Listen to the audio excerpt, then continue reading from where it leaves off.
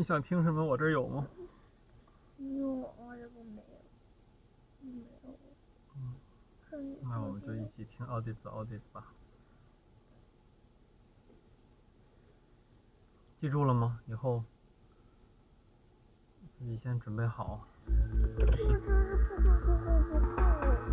我跟你说了，千万别觉得别人该干什么。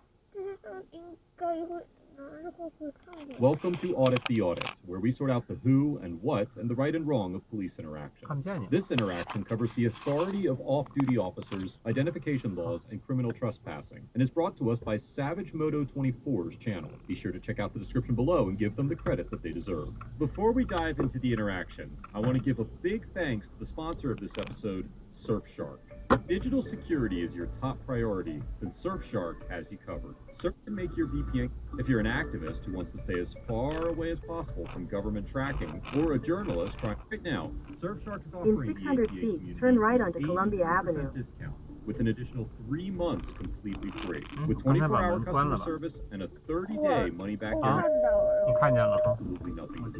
So click the link in the description to claim your exclusive offer now. Thanks again to Surfshark for sponsoring this episode. This is yet another interaction where the details are scarce, and I was unable to locate any news articles or public cases regarding this encounter. The original video was posted on May 16, 2020, but judging by the scenery, turn right onto Columbia Avenue, then turn left onto Glen Road. It is clear from the video that this encounter took place somewhere near the town of Brookville, Pennsylvania, but the exact location is unknown. The video shows 21-year-old Kyle Hamilton and his 23-year-old friend Jason Turn left onto Glen Road, then turn left onto New Jersey 5 West. Before deciding to follow a trail off of the main roadway. Shortly after entering the trail, Mr. Hamilton notices a vehicle down the pathway and stops, but Mr. Idom continues riding down the path and speeds past the stopped vehicle. Mr. Hamilton hesitantly follows turn his left friend, onto but New Jersey stops 5 when he is West. flagged down by the citizens near the car.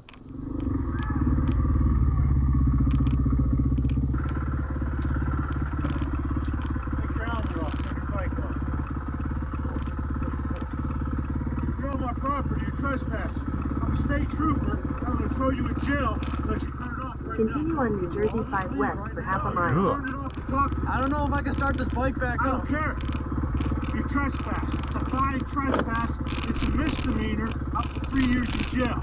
Turn your bike off now. Can I just set it down, like... No. Show me your ID. I don't have any on me. Where you live?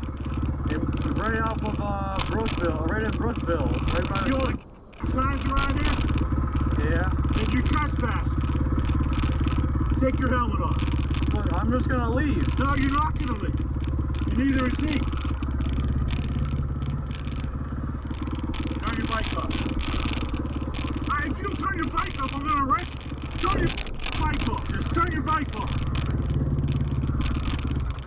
At this point, the trooper has effectuated in 1,000 feet, slight right. Mr. Hamilton and Mr. Idom, and Pennsylvania courts have generally permitted off-duty officers to act within their official capacity in those circumstances.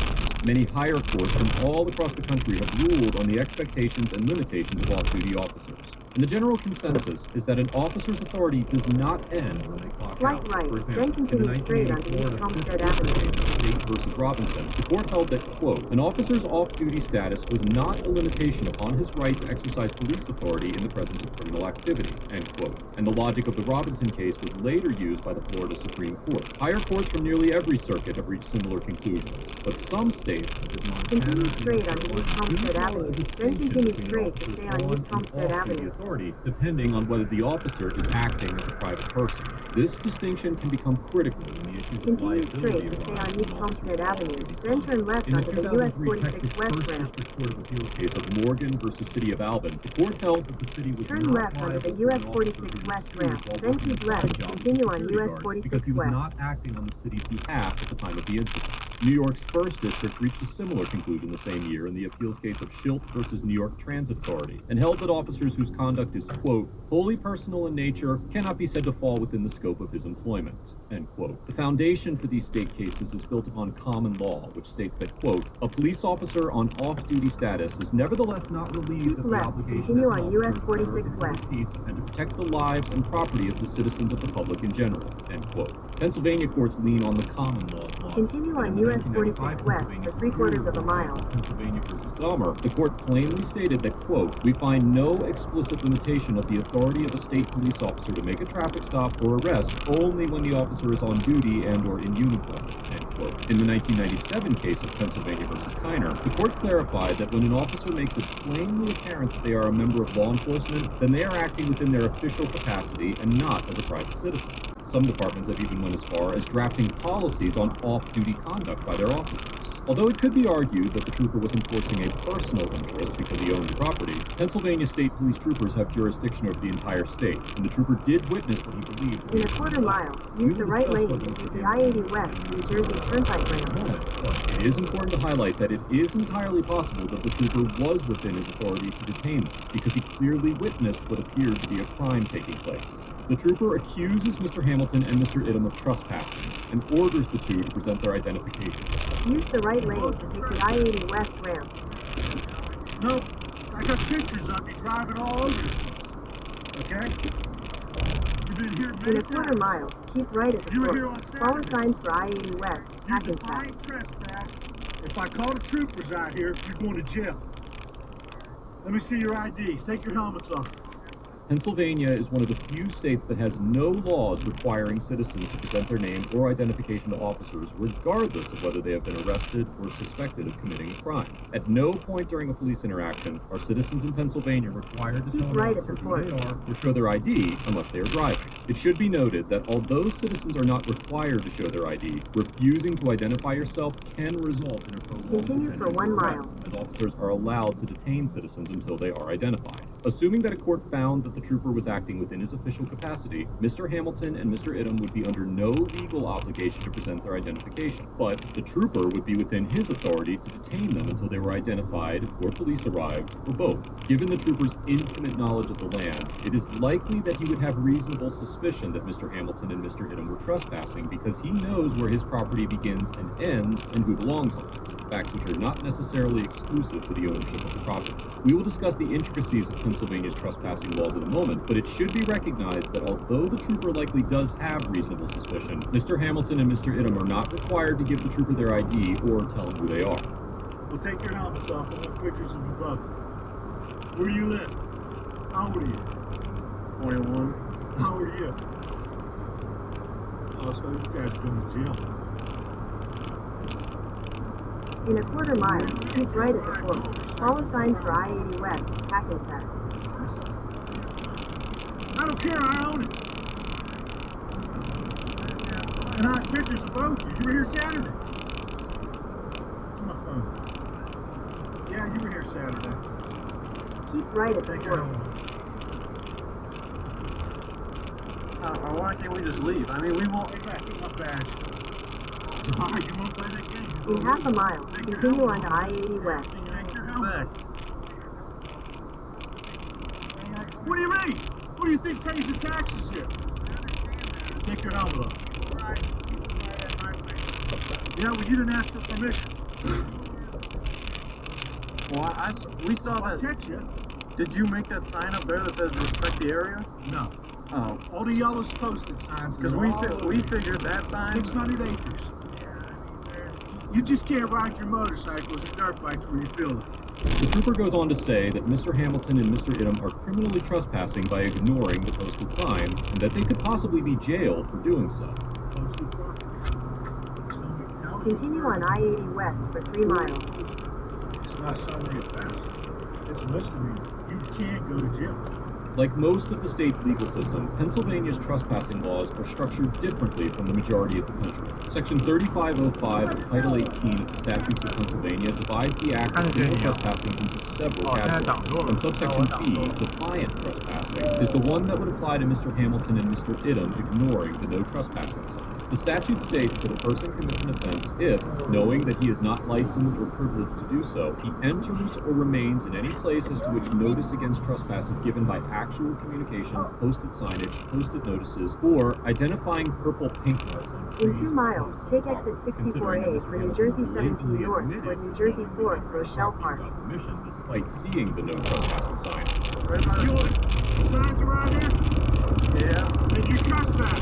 It is likely that he would be found guilty of trespassing if he were officially charged. All that said, the trooper is exaggerating the consequences of violating the criminal trespass statute. Subsection 2 of the statute states that unless a trespasser defies an order to leave personally communicated to him by the owner of the premises, then the violation is a summary offense, which is the most minor type of criminal offense in Pennsylvania. It is clear that Mr. Hamilton and Mr. Idom were compliant with the trooper and willing to leave the property after having been verbally warned, and it is doubtful that they would face any jail time if they were arrested and convicted. We saw that sign. I thought You know what? Did you see the no trespass sign? Well, Okay. A state trooper here. And they're so go to jail. we talked to other homeowners, and I don't care. I know, I'm just saying, maybe. I'll throw their. No, I'm saying on their property. Yeah, We've got permission from other people to ride. You get to do that. You just don't trespass. Like give your phone instead. The trooper proceeded to take a photo of each of the riders and demand that they state their name. The riders complied, and the trooper reminded them of the consequences of being dishonest.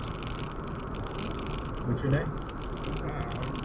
If I find that different, guess what? The troopers are going to be knocking on your door. After questioning the legality of their bikes, the trooper continued to scold the riders for a few minutes before eventually calming down. Once the trooper regained his composure, he and the riders In were a quarter mile, take exit 64A for New Jersey 4 for Shell Park.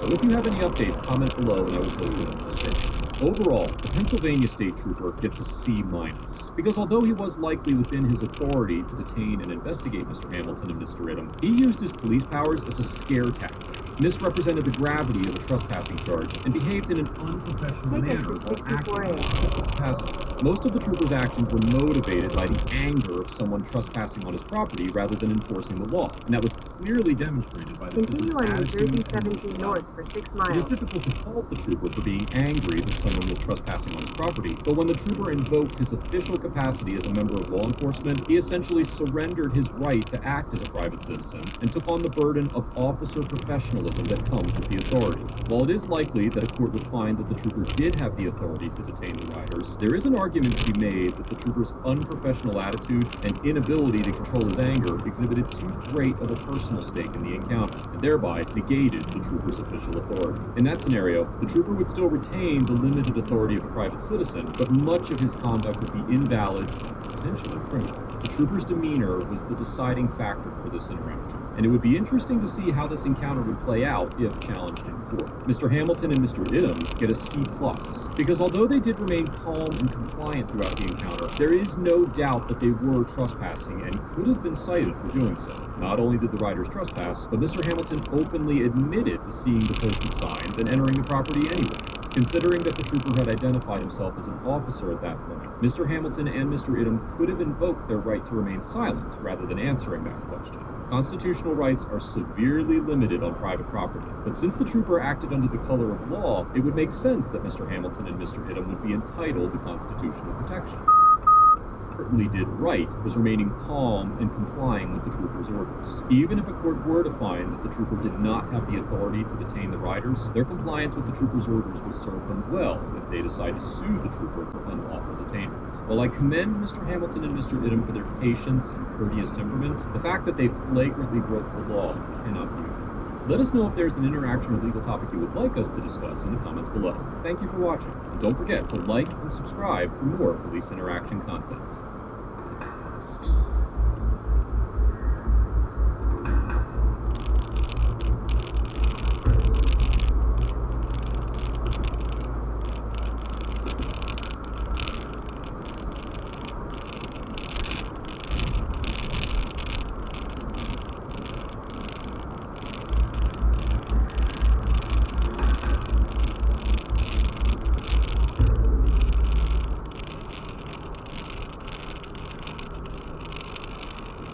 Welcome to Audit the Audit, where we sort out the who and what and the right and wrong of police interactions. This episode covers the lawful orders by police officers, the vagueness doctrine, and probable cause, and is brought to us by Rolando Bass's channel. Be sure to check out the description below and give them the credit that they deserve. Before we dive into the interaction, I would like to invite you all to check out the APA Patreon page, where you can find uncensored, ad-free, and exclusive content that you can't get anywhere else. On the morning of December 10th, 2019, in Frederick, Maryland, Deputy Sufyan Labeh of the Frederick County Sheriff's Department and his partner pulled over YouTuber Rolando Bass for allegedly failing to stop at a red traffic signal before making a right turn. After being pulled over, Mr. Bass partially rolled down his car window and prepared to hand over his license and registration. The officers approached the rear of Mr. Bass's vehicle and ordered him to roll down his window. No, I'd rather not put my window down.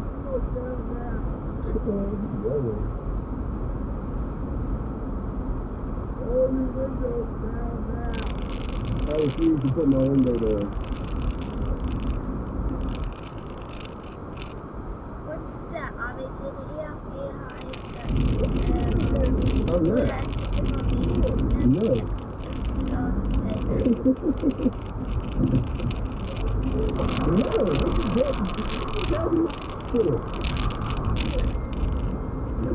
Why are you grabbing my door like that? What are you doing? Open the door. No. Roll down that window so he can talk to you. My window is down so he can talk to me. It's not my fault he's scared to approach. You got guns. You got your hands on guns. You expect me to just... Nah, that's crazy. Nah, man. Y'all sitting here looking like y'all ready to shoot me. You mad because I won't roll the window down some more? Come up here. You just walked up here. Why is he scared to walk up here? Man, get out of here. Now you ain't got no problem walking up here. What are you doing, man? What are you doing, bro? Bro, I was about to roll my window down. I sit there. You put your window down with your gun on your head. I asked you before I even went for my gun. Oh, well. What is the problem? Is it a lawful order? Yes, it is. No, it's not. Yes, it is. Deputy Labeh insists that his demands that Mr. Bass roll down his car window constituted a lawful order. As we have discussed many times on ATA, there is no specific legal requirement that citizens roll down the windows of their vehicles more than necessary to facilitate communication. However, Section 21-103 of the Transportation Article of the Maryland Code states that an individual may not willfully disobey any lawful order or direction of any police officer. The statute does not define what constitutes a lawful order or direction, and courts have been silent on the issue, so it is unclear whether Deputy Labeh's order to roll down the window was actually lawful. The law is clear that police officers have the authority to order drivers and passengers out of a vehicle during a traffic stop. In the 1977 case of Pennsylvania versus Mims, the U.S. Supreme Court determined that police officers may lawfully order drivers to step out of the vehicle during a legal traffic stop. Although I have routinely noted that there is no legal precedent or law that compels citizens to roll their window down, there is still a serious possibility that a court might determine that Deputy Labeh's order to roll down the window was lawful. In most situations, there is not a strong argument that rolling down a car window all the way serves officer safety. However, in this situation, the officers claimed they could not see inside the vehicle due to the window tints, which could be perceived as a threat to officer safety by a court. Because the intrusion of rolling down a window further is even more minimal than getting out of the vehicle, it is possible a court could decide that the order to roll down the window was lawful when weighed against the officer's safety concerns. No cases have challenged the legitimacy of such an order, and although there are no laws against such an act, that does not mean that a court would rule in favor of the citizen. The odds of the case making it to the Supreme Court based on whether the order to roll down a window is lawful are very low, and a decision like this would likely be left to lower courts to determine. Each court may reach vastly different conclusions based on a variety of factors, such as the historical rulings of the court, the local cultural differences, and the circumstances of the situation being challenged. Although it is highly unlikely that a court would uphold an arrest of a citizen for simply failing to roll their window down, these situations call into question the validity of the lawfulness of such an order. What lawful order is it? I'm giving you an order to roll your windows down. And how is that lawful? You cannot see in here. Oh, well, I didn't know that. You're trying to protect yourself. In a quarter mile, left, stay on New Jersey 17 North. How are you doing that by not rolling your windows down? I ain't even see y'all behind me. Registration. Here you go. You want to answer that question you just asked, or you want to cut yourself off and me off while I'm answering your question? Registration. Oh, all right. Here you go. It's been ready for you the whole time. Left, stay on New Jersey 17 North. It's a simple command. Roll your windows down just so I can make sure that I don't have any threats coming up to the vehicle. Continue on New Jersey 17 North for 11 miles. How are you protecting yourself by not doing a simple order? Bruh, I feel like I should have pulled off. That's a bad idea. Hey, I don't give a if that keep me alive, bro. You putting your hands on your doing, bro. I had two men with guns at the back of my car telling me to roll my window down. Yeah. That makes perfect sense for me to just do it. I should have pulled inside of the car. That's not my problem. It's not illegal for me to have my window up. You a cop, you should know that.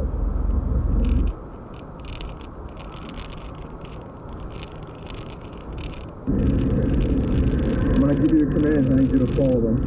Turn the vehicle off. You asked me to step out of the car? Not yet. I'm telling you to turn the vehicle 你 off. 知道警察，你知道警察为什么总喜欢把手放在这儿？你知道这手？玻璃他们在这儿，他们总把那个，他们比如说要个马甲的话，白色的，他们就把那手插在那里。 Are you pulling me out the car? Yes, sir. Alright, cool. You should have said that before. You talking to me like I'm... Keep that rolling, but it's not going to be in your hand. In the process of commanding Mr. Bass to step out of the vehicle, Deputy Labe orders Mr. Bass to put out his cigarette and to not keep his GoPro camera in his hand. As with the order to roll down the window, it is unclear whether these orders are lawful. The uncertainty regarding what constitutes an unlawful order is not unique to Maryland. In fact, even though most states have a statute that requires citizens to obey the lawful orders of police officers, state laws, federal regulations, and court decisions generally fail to provide definitions of what constitutes a lawful order during a traffic stop. The need to clarify the meaning of a lawful order received national attention in 2015 when a 28-year-old African-American woman named Sandra Bland was arrested after refusing to put out her cigarette at a Texas state trooper's request, which the trooper insisted was a lawful order. Ms. Bland died by apparent suicide in a jail cell 3 days later. Section 542.501 of the Texas Transportation Code states that an individual may not willfully fail or refuse to comply with a lawful order or direction of a police officer. As with the Maryland statute, the Texas law does not define what constitutes a lawful order. Because of the lack of certainty about the meaning of a lawful order, some criminal defendants have argued that similar statutes are unconstitutionally vague. As explained by the U.S. Supreme Court in the 2015 case of Johnson versus United States, the vagueness doctrine is based in the right to due process. The government violates due process when it takes away someone's life, liberty, or property under a criminal law so vague that it fails to give ordinary people fair notice of the conduct it punishes, or so standardless that it invites arbitrary enforcement. It would seem, given the confusion over what constitutes a lawful order, that these statutes would be unconstitutional under the vagueness doctrine. However, courts that have reviewed this issue have generally disagreed. For example, in the 2006 case of State versus Illigren, the Oregon Supreme Court rejected an argument that Section 162.247 of the Oregon Revised Statutes, which criminalizes refusing to obey a lawful order by a peace officer, was unconstitutionally vague. The defendant argued that the statute failed to give fair warning because determining the lawfulness of the peace officer's order requires sophisticated legal analysis and depends on the factual circumstances and conduct giving rise to the order. The court disagreed, concluding that the ordinary citizen must be presumed to know and understand the general parameters of the term lawful order. The lack of clarity regarding lawful order statutes often requires citizens to guess which police orders they must comply with and which orders they do not have to follow. This encourages blind obedience to police commands and creates a highly volatile environment where a small disagreement or misunderstanding can quickly escalate into a deadly situation like Sandra Bland's. Until the government takes action to clarify the extent of police officers' authority to lawfully command citizens, unnecessary escalations in police encounters will continue to occur. The roller is not going to be in my hand. Alright, I'm glad Unlock the door now, please.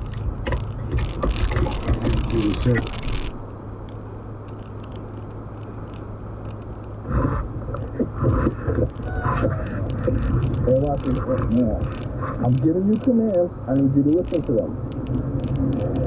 Are you clear? No, what's the command, man? I got shit to do. What's up? Cool. Interlock the things behind your head. After extracting Mr. Bass from his vehicle, the deputies conduct a Terry frisk and order Mr. Bass to stand near their patrol car while they conduct a search of his vehicle. While waiting for the officers to finish their search, Mr. Bass engages in dialogue with a backup deputy who arrived late to the scene. Nah, well, when they went, you weren't there with the way they approached my car. So that's what set the tone for me. This is my first interaction with you. That's cool, but it's your first interaction after a reaction with your man. So it is what it is. I'm pissed off. It is what it is. I understand you're being real respectful. Oh man, you're being real respectful and stuff like that. Yeah. But I haven't done nothing illegal since the whole stop. So I don't care if he feels a certain way when he's stepping it up. I haven't done nothing illegal. I don't answer questions. That's my right. I didn't roll my window down. It's my right. Marijuana is not marijuana is not illegal. It's decriminalized in Maryland. I know you got Virginia tags. That's why I was asking you, where are you from, man? It ain't nothing illegal in my car. I told you that. I don't want to answer questions. I'm going to explain to you what's going on, okay? So in Maryland, marijuana is decriminalized. Anything under 10 grams is considered a civil citation. Anything over 10 is criminal. I'm very aware of that. You have odor of marijuana in your vehicle, so he's going to sign off. And that's why I asked, is there anything else in the car that we need to know about? But you told me you didn't want to answer questions. The officers claim to smell an odor of marijuana in Mr. Bass's car and used the odor to justify a search of his vehicle. Although Maryland decriminalized the personal possession of fewer than 10 grams of marijuana in 2014, it is still a civil offense to possess an amount under that threshold. It also remains a crime to possess an amount over this threshold, possess any amount with the intent to distribute it, or drive while under the influence of marijuana. This partial decriminalization of marijuana has led to a series of decisions by the Court of Appeals of Maryland, which is the highest court in the state, that flesh out when police officers can use the odor of marijuana as a justification for a search, seizure, or arrest post-decriminalization. For example, in the 2017 case of Robinson versus State, the court determined that a law enforcement officer has probable cause to search a vehicle based on an odor of marijuana emanating from the vehicle, reasoning that marijuana in any amount was still an illegal substance, and therefore the odor of marijuana gives rise to probable cause to believe that the vehicle contains contraband or evidence of crime. However, in the 2020 case of Lewis versus State, the same court concluded that the mere odor of marijuana emanating from a person rather than a vehicle, without more, does not provide the police with probable cause to support an arrest and a full-scale search of the arrestee. While this evidence would give the police probable cause to search a vehicle, the court reasoned that because individuals have a heightened expectation of privacy in their person as compared to their automobile, the arrest and search in the Lewis case were not justified. As marijuana is legalized and decriminalized across the country, state courts will have to work out how this change in status will impact the rights of citizens. In the meantime, it will remain unclear to both officers and citizens what level of authority officers have to police marijuana possession, and at what point they have overstepped their boundaries. If I was, based on the order, he's going to search the car, he's going to pat you down. let me ask you a question. If I was to answer your question, it makes it a lot easier. No, you would have still searched my car. Okay, so what do I? You saying so if I didn't answer the question, so you search the car? You guys gonna do this anyway. I'm gonna make you do your job. It's just that simple. I'm not answering any questions, and that's fine. I appreciate you being very professional while you're dealing with me. But other than that, the way he acting, I'm set off. So he stepped it up, I'm gonna step it up. After searching the vehicle, the officers do not find any illegal substances or weapons, and Deputy Labbe returns to his patrol car to begin writing Mr. Bass a citation. After a brief debate about whether Mr. Bass can film Deputy Labbe while he writes the citation, the deputy exits his patrol car to hand over the ticket. What you got for me? And what's your name? LeBay? That's cute. All right. What you got? There you go. That's your copy. Do you want to take it or not? Do you want to stop? Do you want to take this? Can you hold this down so I can read it? Because you ain't explained to me, which is the professional way to do it. That's protocol. Oh, it's ready to stop it. Oh, let's do this. All right. Good luck to you. You have a good day. Thank you very much. After searching the vehicle and finding no marijuana, Officer Labbe issued Mr. Bass a traffic citation for failure to stop at a red traffic signal and failure to stop at a red traffic signal before a right turn. The citation was filed in the Frederick County District Court the next day. Mr. Bass challenged the citation but was ultimately found guilty on February 18, 2020 and was assessed a $115.50 fine. Overall, Deputy Labbe and the other Frederick County deputies get a B+, because although they remained within their authority throughout the encounter, Deputy Labbe maintained a hostile and condescending attitude and failed to employ any measure of de-escalation even when Mr. Bass offered him the opportunity to do so. When the deputies explained to Mr. Bass that they could not see inside his vehicle because of his tint, Mr. Bass shifted his attitude and understood why the deputies were concerned. But instead of capitalizing on the opportunity to de-escalate, Deputy Labbe continued to be rude and confrontational. The deputy's attitude only made this interaction more difficult by influencing Mr. Bass to be less cooperative. And as we have seen on many episodes of ATA, this type of behavior has the potential to escalate any interaction into an unnecessary physical altercation. The deputies carried out a legitimate search and never placed Mr. Bass into handcuffs, and nothing they did was outside the bounds of their authority. As mentioned before, it is debatable whether Deputy Labbe's order to roll down the window was lawful, and given that there are no laws or court cases to draw any conclusions from, it is difficult to fault the deputies for issuing such an order. In situations where the citizen refuses to roll down their window, officers are well within their authority to extract the citizen from the vehicle, and Deputy Lave could have employed the MIMS ruling more effectively, instead of using Mr. Bass's refusal to comply as a catalyst to escalation. Ultimately, Mr. Bass was allowed to go free with a relatively minor citation, but there is no doubt that Deputy Lave would benefit from additional de-escalation and sensitivity training. Mr. Bass gets an A-, because although he could have exercised his right to remain silent more effectively, he remained calm and collected throughout the encounter, maintained a respectable balance between exercising his rights and complying with the deputy's orders, and refused to allow the deputy to intimidate or insult him. Mr. Bass carried himself well, and did not allow the deputy's attitude to escalate the encounter. Based purely on this interaction alone, it appears that Mr. Bass has a thorough understanding of both his civil rights and the laws of his state, and he demonstrated that knowledge by knowing which orders to comply with and which orders to challenge. As mentioned before, Mr. Bass offered the deputies an opportunity to de-escalate the interaction, and his lack of compliance stemmed largely from Deputy Lave's attitude. Much like the deputies, I cannot fault Mr. Bass for refusing to roll down his window because there's no legal standard which compels him to do so. And without a court ruling on this interaction in particular, the legality of Deputy Lave's orders will remain inconclusive. I commend Mr. Bass for not allowing his emotions to In a dictate quarter the mile, outcome of this slight encounter, right onto or have Leisure the Lane, awareness to signs begin for to Mountainside move. Avenue, Crossroads Let Boulevard. us know if there is an interaction or legal topic you would like us to discuss in the comments below. Thank you for watching, and don't forget to check out the ATA Patreon page for more police interaction content.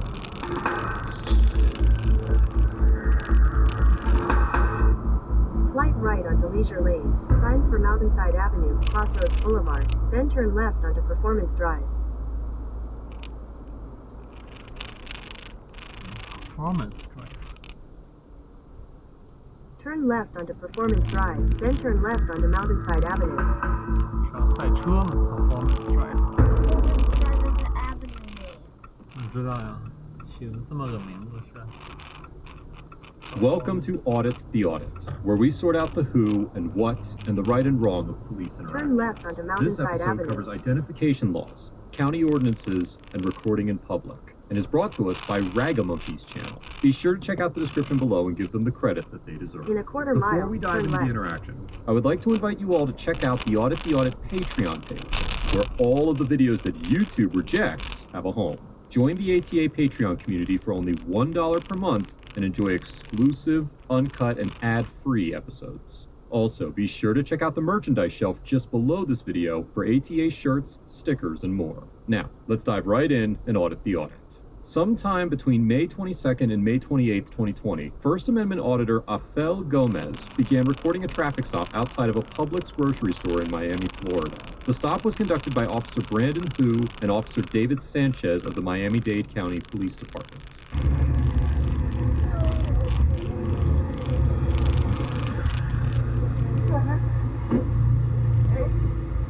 David, hey. Hey, come here. Take a seat, take a seat, take a seat. What am I doing wrong? Take a seat. What statute am I violating? Take a seat. Call your sergeant, bro. I will. I want to talk to you. Name and badge number. I'm talking to you. Take a seat. I'm talking to you. You take a seat. No. I'm speaking with you. I'm making my sergeant here right now, bro. Thank you, man. Turn left. Name Then and the badge number? destination will be on the left. What's up? Yeah, sorry, I'll this one.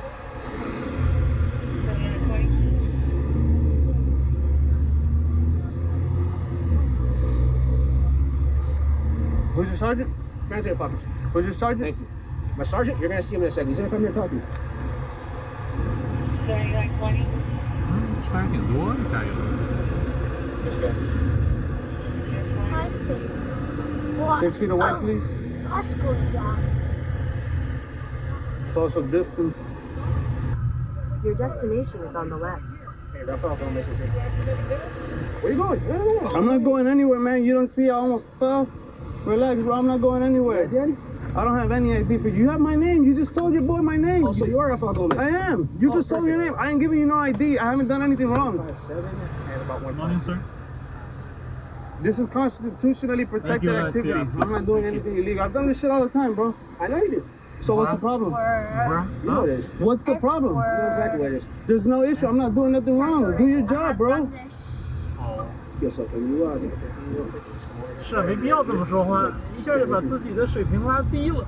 这是个什么玩意儿？说这种话。Call whoever you got to. Call the major. Call the captain. Call the director. Call whoever you need to call, man. I haven't done anything wrong, anything illegal. Hey, David, let that guy go. Come here.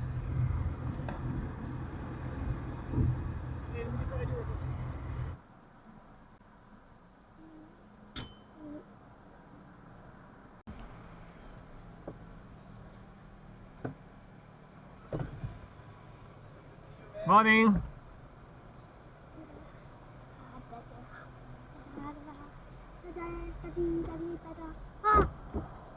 别这样。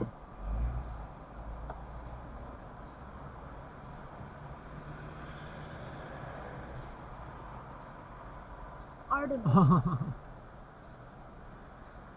Skeleton.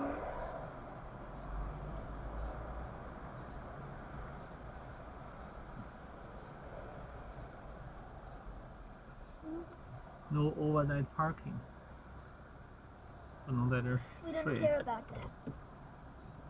还是要 care 的。以前我们在这儿住，我们在车里睡，忘了，人家不允许的话，我们就要注意了。帮我把我的那个薄手套给我。Camouflage. Tigress given up on the old thing and braved the black market in some last-ditch effort to find him proper clothing? And what on earth would she possess worth trading for it? Only one thing. Herself. And the house of snow had not yet fallen that far. Or was it falling now as he salted the cabbage? He thought of people putting a price on her. With her long, pointed nose and skinny body, Tigress was no great beauty, but she had a sweetness, a vulnerability that invited abuse. She would find takers if she had a mind to. The idea made him feel sick and helpless, and consequently disgusted with himself. From deep in the apartment, he heard the recording of the capital anthem, Gem of Pan Am, kick on. His grandmother's tremulous soprano voice joined in, bouncing off the walls. Gem of Pan Am, mighty city, through the ages you shine anew. As always, she was painfully off-key and slightly behind tempo. The first year of the war, she played the recording on national holidays for 5-year-old Coriolanus and 8-year-old Tigress in order to build their sense of patriotism. The daily recital hadn't begun until that black day when the district rebels had surrounded the capital, cutting it off from supplies for the remaining 2 years of the war. Remember, children, she'd say, we are but besieged. We have not surrendered. Then she would warble the anthem out of the penthouse window as the bombs rained down. Her small act of defiance. We humbly kneel to your ideal. And the note she could never quite hit. And pledge our love to you.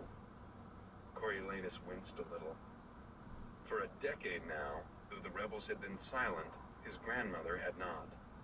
There were still 2 verses to go. Gem of Pan Am, heart of justice, wisdom crowns your marble brow. He wondered if more furniture might absorb some of the sound, but the question was academic. At present, their penthouse apartment was a microcosm of the capital itself, bearing the scars of the relentless rebel attacks. The 20-foot-high walls were veined with cracks. The molded ceiling was dotted with holes from missing chunks of plaster, and ugly black strips of electrical tape held in place the broken glass of the arched windows that looked out over the city. Throughout the war and the decade that followed, the family had been forced to sell or trade many of its possessions, so that some rooms were entirely empty and closed off. And Hello. 垃圾桶在哪呀？你就装到那个吃面包的袋子里就好了，没什么脏东西。 As for so many of his generation, a poor diet had likely compromised his growth. But he was athletically trim, with excellent posture, and the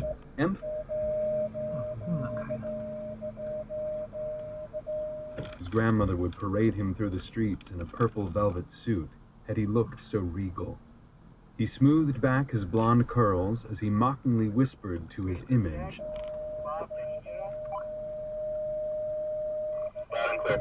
"I salute you." For Tigress's sake, he made a grand entrance into the living room, extending his arms and turning in a full circle to show off the shirt. She squealed in delight and applauded. "You look amazing, so handsome and fashionable. Come see, Grandmam." It was another nickname coined by little Tigress, who'd found Grandma, and certainly Nana, insufficient for someone so imperial. Their grandmother appeared, a fresh-cut red rose cupped lovingly in her tremorous hands. She wore a long black flowing tunic, the kind so popular before the war, and so outdated as to be laughable now, and a pair of embroidered slippers with curled toes that had once been part of a costume. Strands of her thin, white hair poked from the bottom of a rusty velvet turban. This was the tail end of a once lavish wardrobe. Her few decent items were saved for company or the rare foray into the city. "Here, here, boy, put this on. Fresh from my roof garden," she ordered. He reached for the rose, but a thorn pierced his palm in the shaky exchange. Blood welled from the wound, and he held his hand out to keep it from staining his precious shirt. His grandmother seemed perplexed. "I only wanted you to look elegant," she told him. "Of course you did, Grandmam," said Tigress, "and so he shall." As she led Coriolanus into the kitchen, he reminded himself that self-control was an essential skill, and he should be grateful his grandmother provided daily opportunities to practice it. "Puncture wounds never bleed long," Tigress promised him as she quickly cleaned and bandaged his hand. She sniffed away at the rose, preserving a bit of greenery, and pinned it to his shirt. "It does look elegant. You know what her roses mean to her. Thank her." So he did. He thanked them both and sped out the door. Down the 12 ornate flights of stairs, through the lobby, and out into the Capitol. His front door opened onto the Corso, an avenue so wide that 8 chariots had comfortably ridden side by side on it in the old days when the Capitol had put on displays of military pomp for the crowds. Coriolanus could remember hanging out the apartment windows as a young child, party guests bragging that they had front row seats to the parades. Then the bombers arrived, and for a long time his block was impassable. Now, though the streets were finally cleared, rubble still lay in piles on the sidewalks, and whole buildings were as gutted as the day they'd been struck. 10 years after the victory, and he was dodging between chunks of marble and granite as he wove his way to the academy. Sometimes Coriolanus wondered if the debris had been left there to remind the citizens of what they had endured. People had short memories. They needed to navigate the rubble, People peel had off short the memories. grubby rations, and witness the Hunger Games to keep the war fresh in their minds. Forgetting could lead to complacency, and then they'd all be back at square one. As he turned onto Scholars Road, he tried to measure his pace. He wanted to arrive on time, but cool and composed, not a sweaty mess. This reaping day, like most, was shaping up to be a scorcher.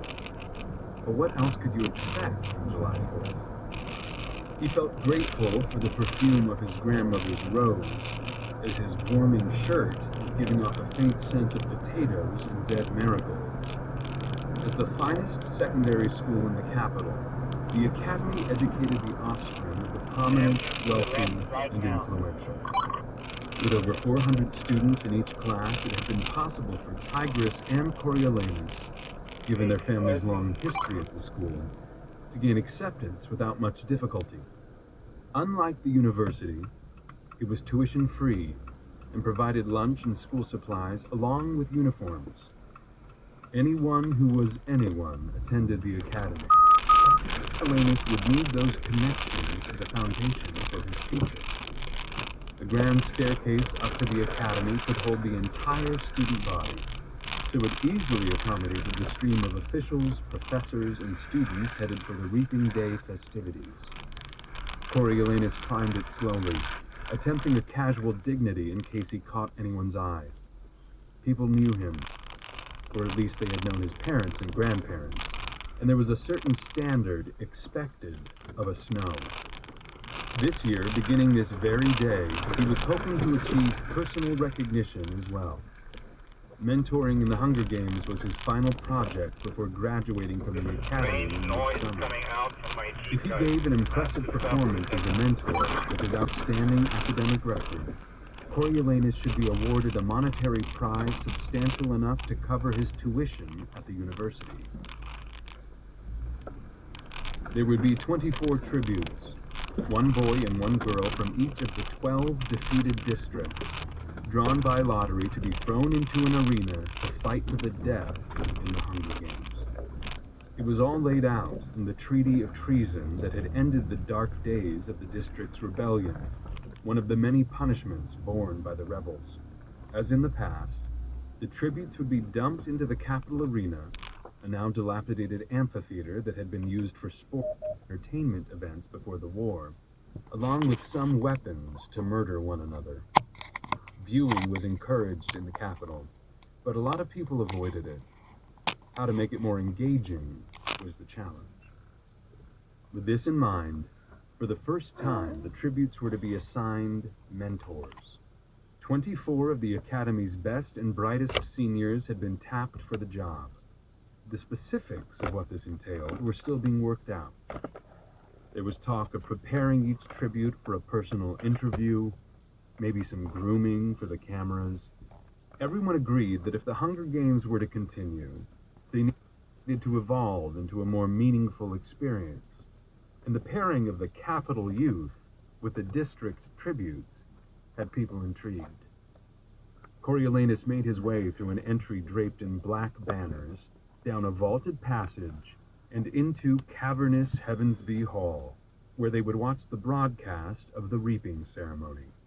He was by no means late, but the hall was already humming with faculty and students and a number of games officials who were not required for the opening day's broadcast.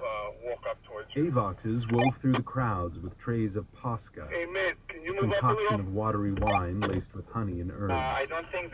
It was an intoxicating version of the sour stuff that had sustained the capital through the war, supposedly fending off illness. Coriolanus took a goblet and swished a little of the Posca around his mouth, hopefully rinsing away any trace of cabbage breath. But he only allowed himself one swallow. It was stronger than most people thought, and in previous years he had seen upperclassmen make complete fools of themselves by imbibing too deeply. The world still thought Coriolanus rich, but his only real currency was charm, which he spread liberally as he made his way through the crowd. Faces lit up as he gave friendly hellos to students and teachers alike, asking about family members, dropping compliments here and there. Your lecture on district retaliation haunts me. Love the bangs. How did your mother's back surgery go? Well, tell her she's my hero. He traveled past the hundreds of cushioned chairs set up for the occasion and onto the dais, where Soteria was regaling a mix of academy professors and games officials with some wild story. Although he only caught the last line, "Well, I said, I'm sorry about your wig, but you were the one who insisted on bringing a monkey." He dutifully joined in the laughter that followed. "Oh, Coriolanus," Soteria drawled as she waved him over. "Here's my star pupil." He gave her the expected kiss on the cheek and registered that she was several glasses of Posca ahead of him. Really, she needed to get her drinking under control, although the same thing could be said for half the adults he knew. Self-medication was a citywide epidemic. Still, she was amusing and not overly uptight, one of the few professors who allowed students to call them by their first names. She drew back a bit and surveyed him. "Beautiful shirt. Where did you get such a thing?" He looked at the shirt as if surprised by its existence and gave the shrug of a young man of limitless options. "The Snows have deep closets," he said airily. "I was trying for respectful yet celebratory." "And so it is. What are these cunning buttons?" Soteria asked, fingering one of the cubes on his cuff. Tesserae? Are they? Well, that explains why they remind me of the maid's bathroom, Coriolanus responded, drawing a chuckle from her friends. This was the impression he fought to sustain, a reminder that he was the rare person who had a maid's bathroom, let alone one tiled with tesserae, tempered with a self-deprecating joke about his shirt. He nodded at Soteria. Lovely gown. It's new, isn't it? He could tell at a glance that it was the same dress she always wore. Let's move forward so that the cop doesn't see it. Refurbished with tufts of Yeah. feathers. I will tell But Frank. she validated his shirt, and he needed to return the favor. I had it done especially for today, she said, embracing the question. 10th anniversary. Elegant, he said. All in all, they were not a bad team. His pleasure drained as he spotted the gymnasium mistress, Professor Agrippina Sickle, using her muscular shoulders to maneuver her way through the crowd. Behind her was her aide, Sejanus Plinth, who was carrying the ornamental shield Professor Sickle insisted on holding for the group photo each year. It had been awarded to her at the end of the war for successfully overseeing Academy safety drills during the bombings. It was not the shield that caught Coriolanus' attention, but Sejanus' outfit. A soft charcoal gray suit with a blinding white shirt offset by a paisley tie, cut to add flow to his tall, angular frame. The ensemble was stylish, brand new, and smelling of mud.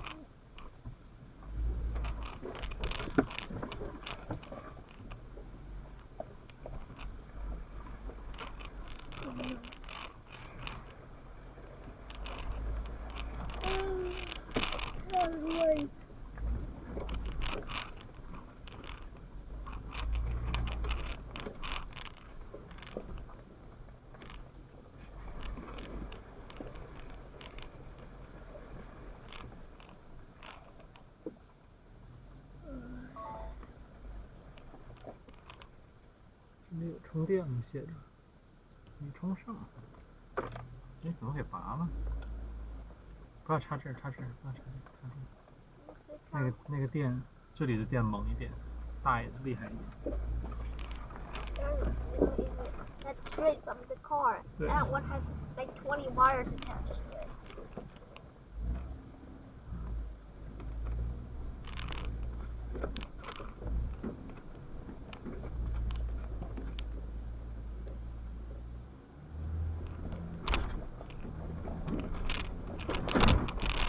You're entering the transmitter.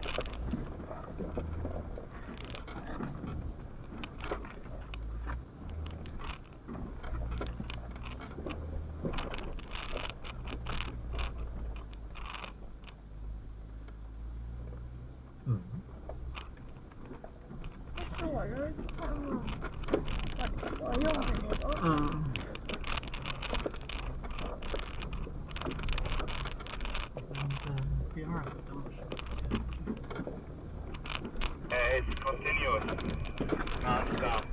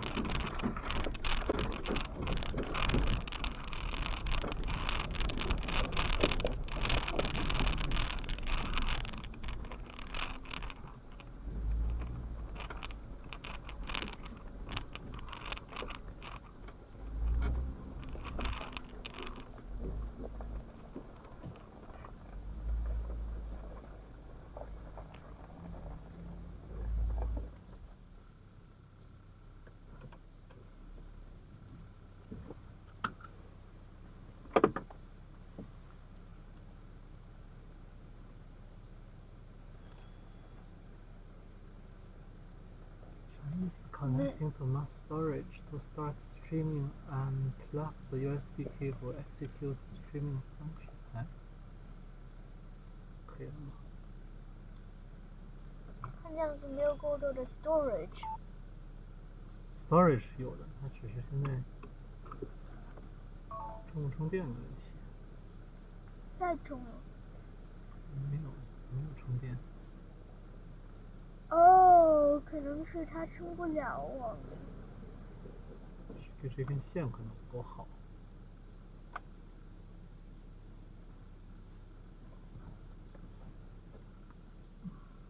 I'm looking from high and I don't see anything.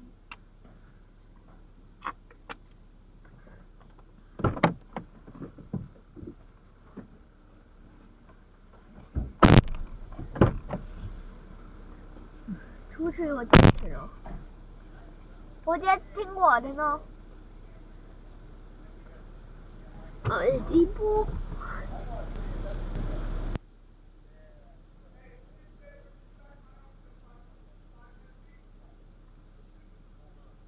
Naughty boy.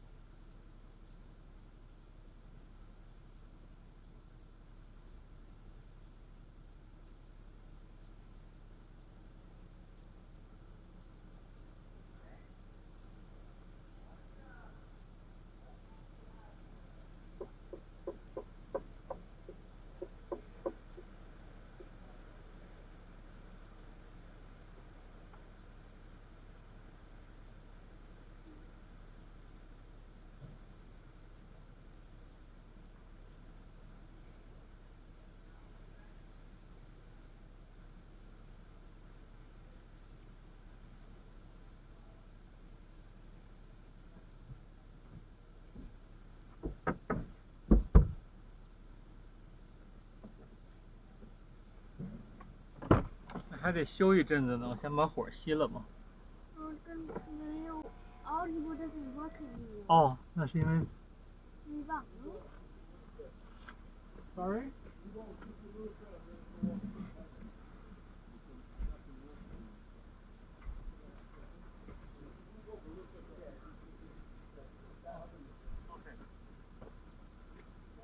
哦，我知道为什么，是因为刚才我把那个视频给开了，所以它。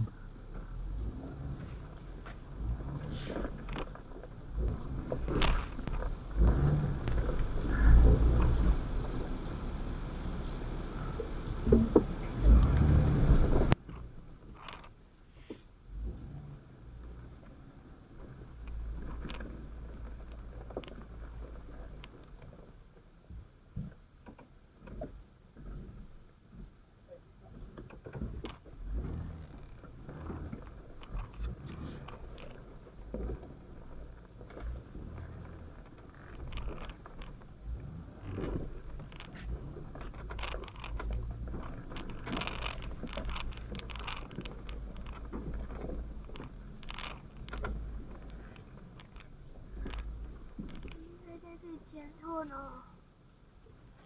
不知道他们，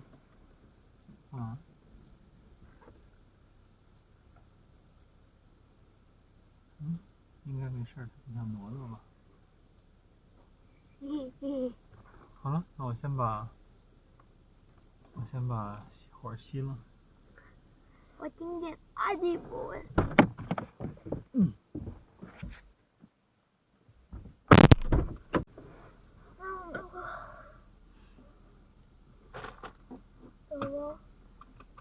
等一下，还得一下。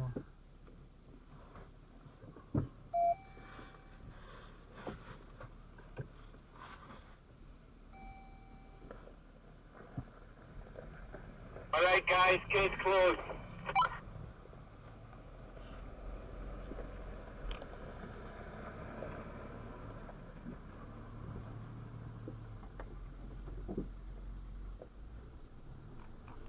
I still fit there after a few months. Fit there， 你 fit 什么？我的脚。哦，那你得说清楚了呗 ，fit。My feet still fit there after a few months, but I can't do this anymore. 长大了哈。你鞋合适吗？我是穿 Crocs 呢，鞋两个鞋都合适。不合适了，赶紧说啊，去买。你的脚现在变得快。你爱吃 chips 吗？不用，谢谢。带你吧。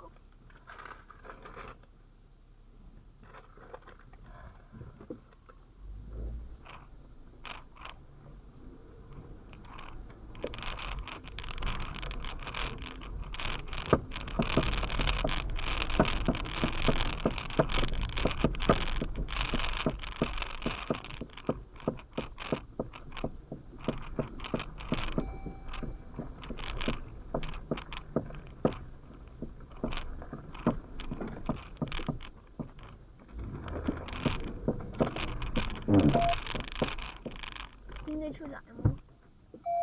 爸爸。等一下，我得调东西。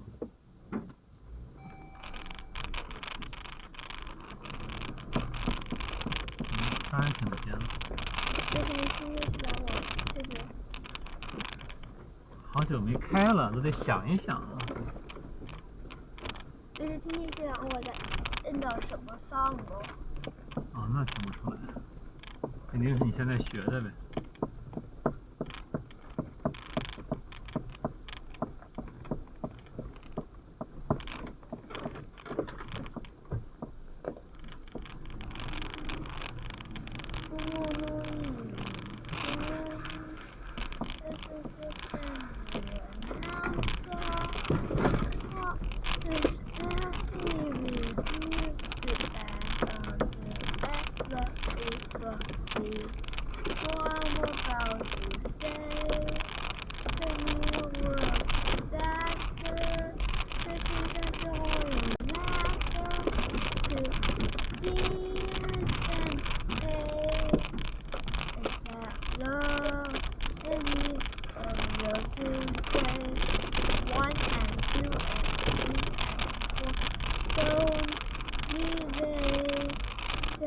in right away. One thing, please go round. Everyone make sure you can see the person behind you. 1 and 2 and 3 and 4. I can't see the person behind me. Where's Gary? Oh, I forgot he's not with us. That's the problem, huh? One kind of A little weird. I see it. The guy behind us. 你在拐弯的时候确认一下他在你后头就行了。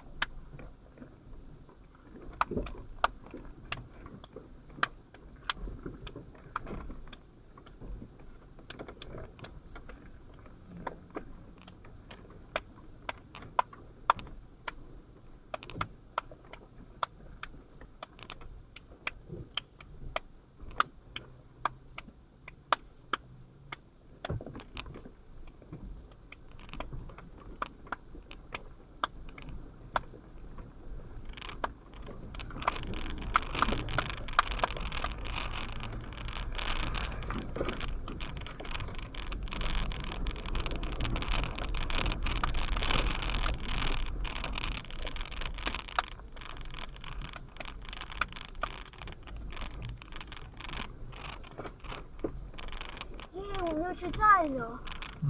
又进山了，好美啊！秋天。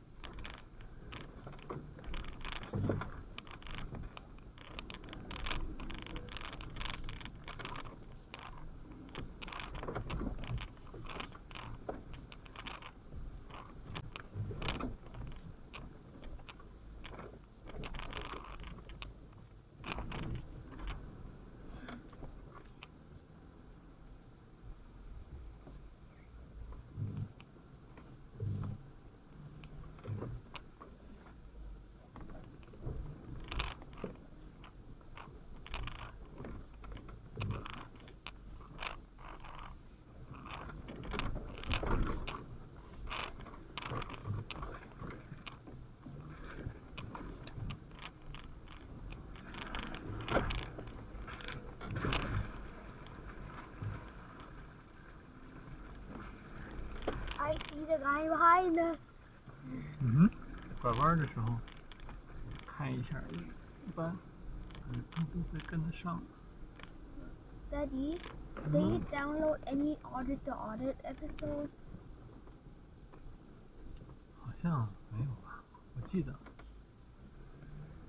它那都很短。Audit the Audit。当然这个长一点就。它没有特别长的呀。它肯定有。它那个都15分钟左右。Guys, watch out between those 2 trees, okay? 就是它肯定有一个长一点的。Which 2 trees? There's a lot of them. You'll see it. Take their eyes as much as possible directing those 2 trees. I think he's talking about that one piece right now. He's waiting for right now. 我是一个这样的吗？好，Tell me when the fun starts again. 现在就开始了，我觉得，现在就很好玩了。这个不是 black. This is light green. That's how it feels like.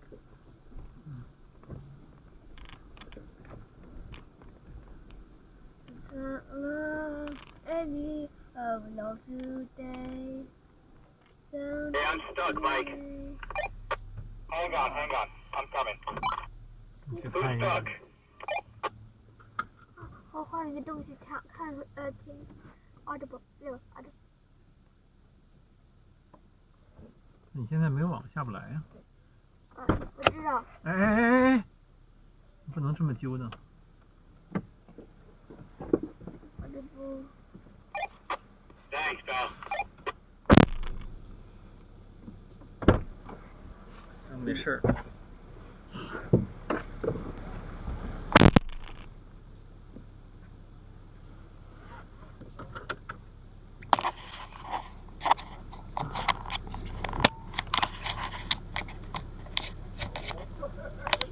Do you have Percy Jackson the Sun in the store?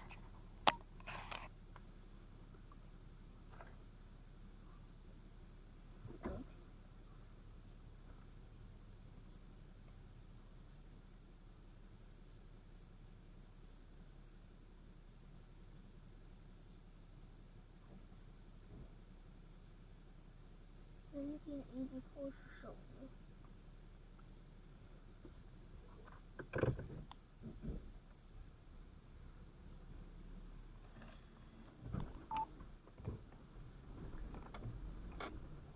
搁在下头吧。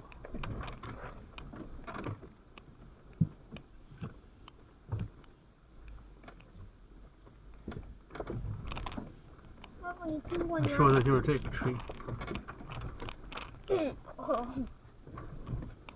你听过1984吗？等一下好吗？我们不问这些问题，我现在得集中精神开车好吗 I'm fine by my side. It's fine. You got it, man. You got it. Thank you, Frank. No problem. Now I gotta see if I can make it. Sure you can make it. You want no phone connected? Do you want to get a phone? 不用。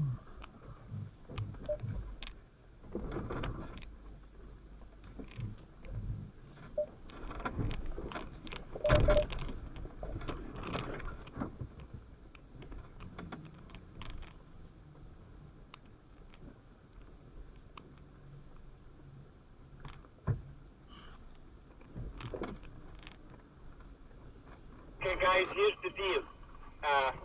This obstacle, if you want to do it, you take the left side. Where I am now, I'm going to clear it first, hopefully. If you don't want to do the obstacle, you take the right. The right is a go-around. We're going to go up, turn around, and come back the same path down and continue the trail, okay? Okay. Give me a minute to clear it first. Mike, hold on a second. Left if you want to take the trail, right if you don't. Correct. Where I'm standing now, it forks left and right. Left is the rocks, and right is the go-around, okay? Okay. All right. 要，对吗？对呀、我来玩就是玩这个。那是什么？那个你就随便指一下，我哪知道啥东西？那个 Hudson。看不到，你看得见的东西我在这儿看不见。在那个 Hudson Sheep 201。就是汽车公司告诉我下一次，你能不能说那个贴纸或者那个你不能说指着那个，我还以为在看树上，你看只鸟啊，看什么？你能不能说那个 label？ 你总这么说话的话，很累的。啊，我们已经开了多几个 miles 了。没开，怎么开多少？一天也开不了多少。Okay, I'm trying to find something new to listen to. Probably Percy Jackson. Never mind. Don't have a Facebook. Sorry. You only got 4 inches behind you. Yeah, I see it. The rock is a bit slippery. I'm gonna give it one more go. Yeah, passenger side rear. You got like 4 inches.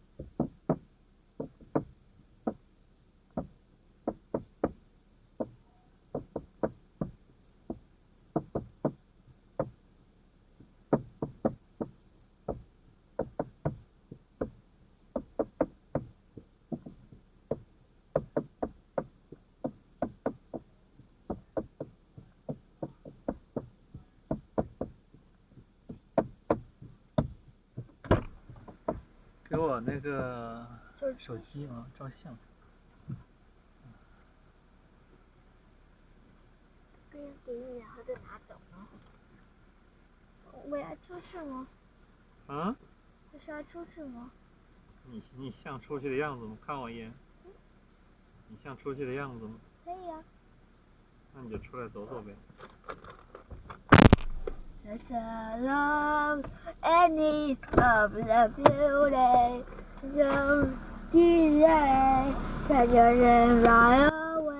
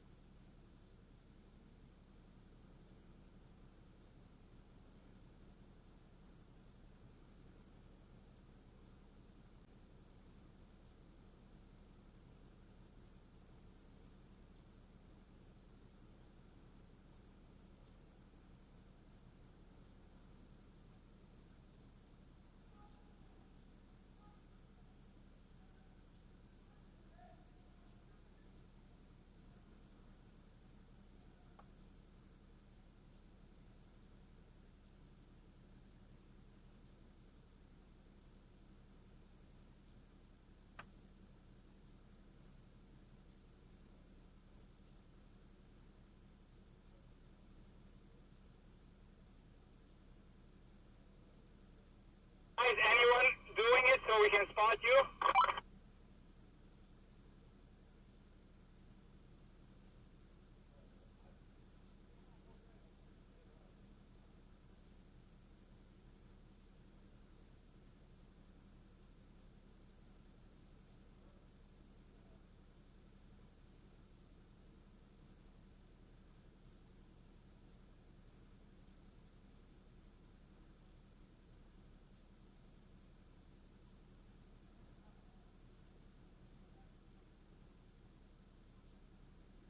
Anybody wants to attempt that?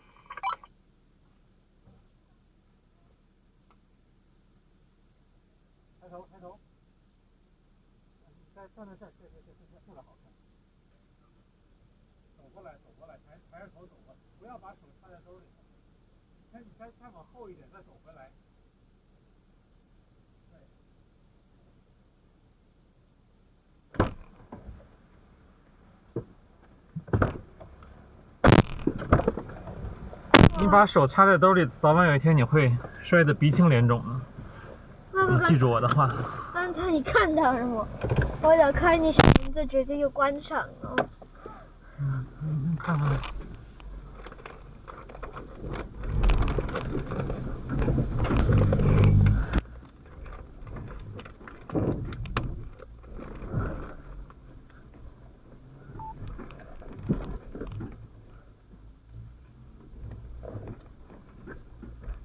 Ben, are you coming out? Yes, I'm taking the left side. The left side. Okay, hang on then.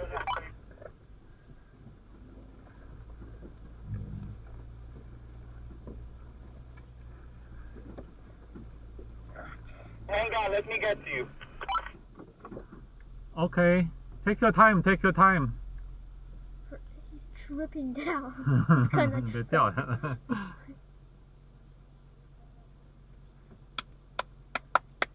It's very slippery. Your tire, your passenger tire has to go up exactly this way, huh? Gotcha. Passenger tire. One tire on this side, the other on this side.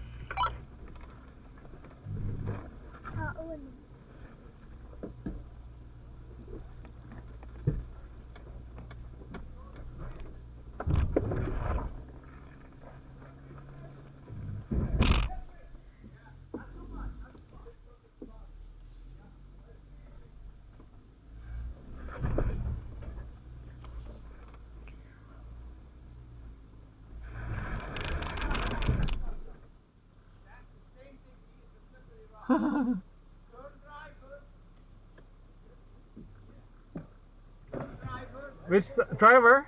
Okay. Turn driver and back up a bit. So you don't do my mistake. Turn driver more. Driver, man, driver. A little more. That's it. Stop now. You know what? Back up more until you hit that tire. Yeah, back up, back up, back up. One more inch. Okay, stop now. Turn straighten your tire. Yeah. More. Man, don't move. Yeah, more. That's it. Now bump it a bit, otherwise you're gonna get stuck. Bump it. Easy. Stop. You have to get wind. Really? That's it. Your differential is gone now in that rock. Oh, okay. You have the skid plate, right? Yeah. You wanna give it one more shot, but I don't think you're gonna make it. Same thing. Could you look underneath? Yeah. That's your skid plate is caught. You're not gonna make it. Okay. So do we use the winch? Give me the line. The line. The gloves as well, please. Yeah, sure. Glove, 1, 2. Where's the other one? Can you take the other pair? Here. Thank you. One. Thank you. And please put the blanket on the winch. Thank you. Sure.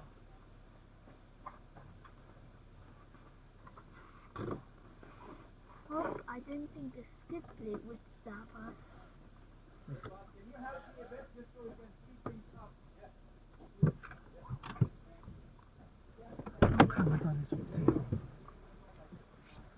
Oh.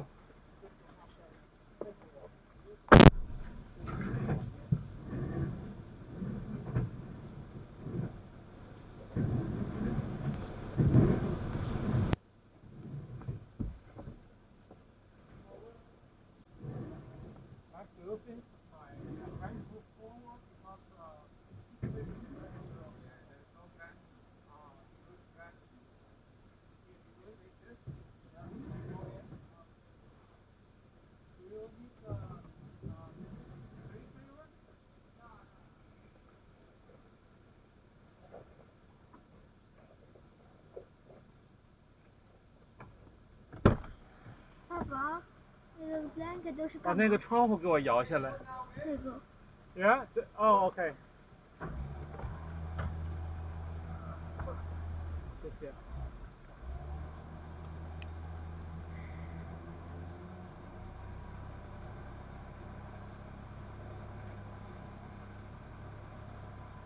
Stop. Okay. Yeah. Yeah. Yeah. I see. Thank you.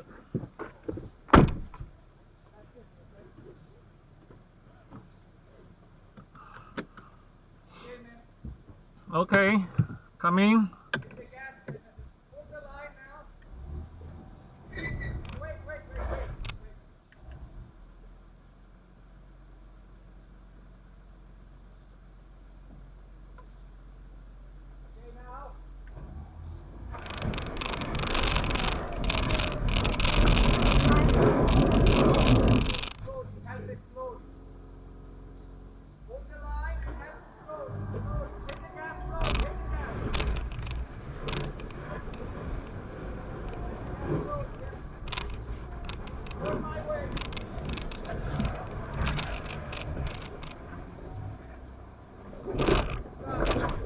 Ting ting.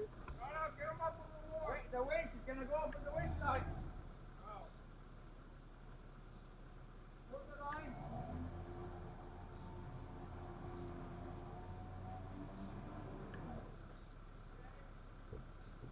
Oh, he's got wire.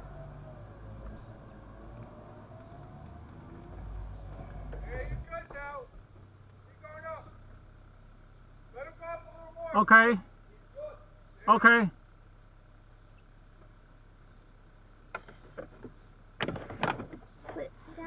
那个 blanket 是干嘛用的？那个如果要是这个飞了的话，一会儿我告诉你啊，那个非常重要，那 blanket， 那是必须要装上的。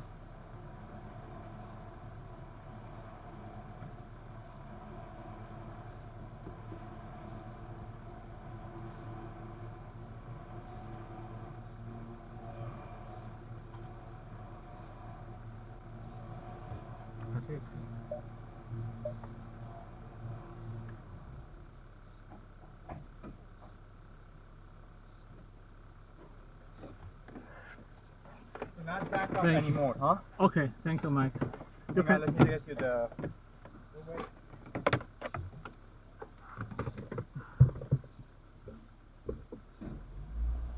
Okay, keep going. Ha ha ha ha.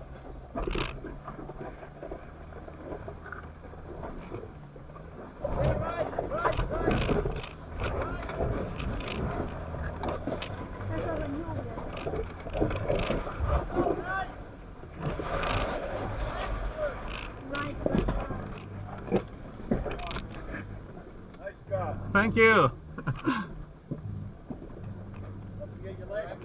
Yeah. That's fun.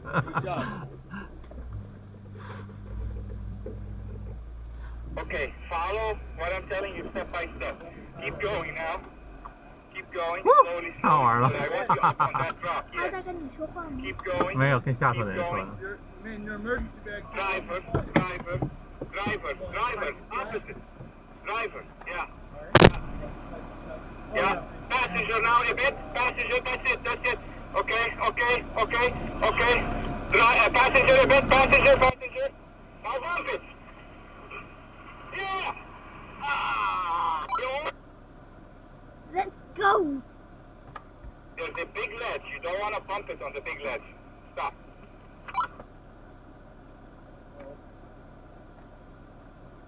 You can't back up. There's a big rock. Okay, try a bit more. Yeah, that's it. Okay, now the rock is helping you. Wait.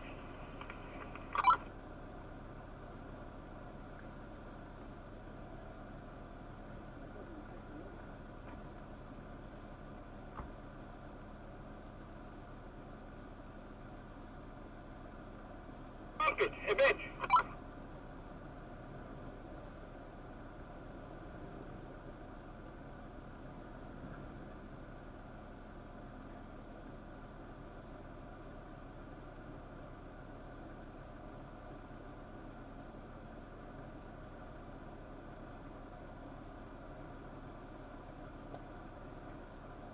请把手套给我一下。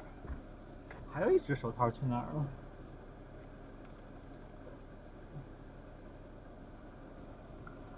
不知道。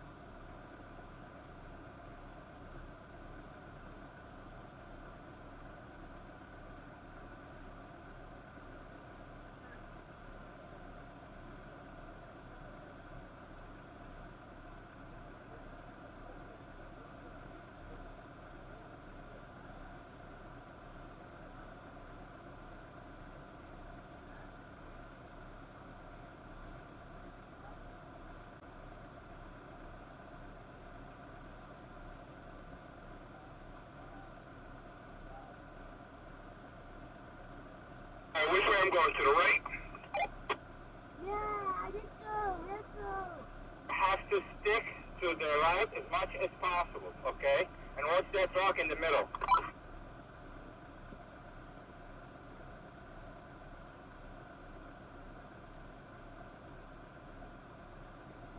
Yeah, passenger.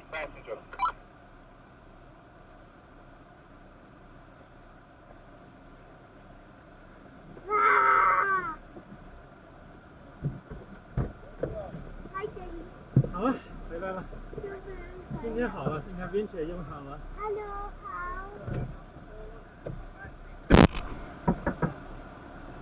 走了。We're not gonna show the video to anyone. Give me your card, man. Give me your G card.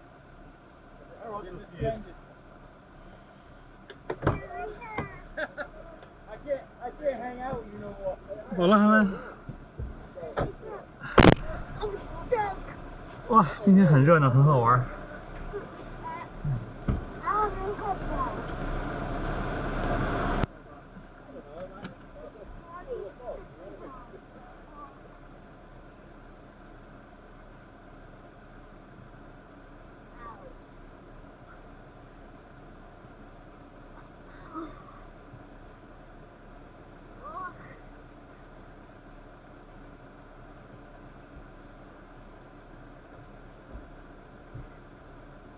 It's so fun being small. I can climb around everything.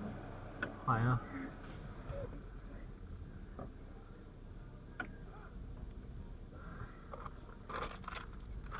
没了。先开车吧，一会儿了。垃圾。还饿呢吗？先不饿了，先开车。看。 Good night, sleep. Ouch.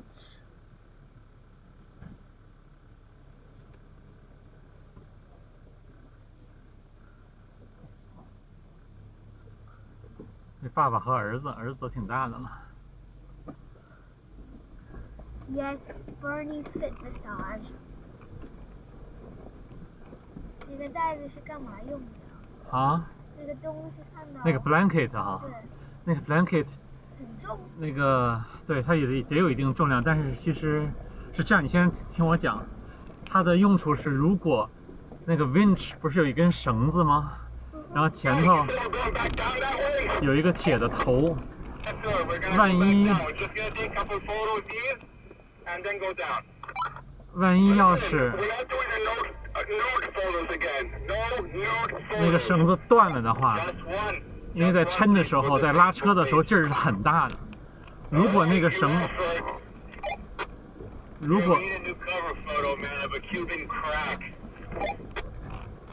果那个绳子断的话，那个铁头会飞进来，可能会飞回来打到咱们能把人打死的。但是如果加了那个 blanket， 它就有重量了，一旦它飞起来，它就飞不起来了，那个重量它就把它压下来了，它就会掉到地上。所以那个东西是非常非常重要的，是救命的。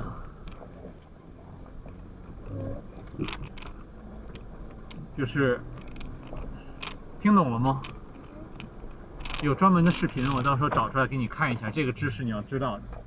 看过。你看过？拍照呢？嗯。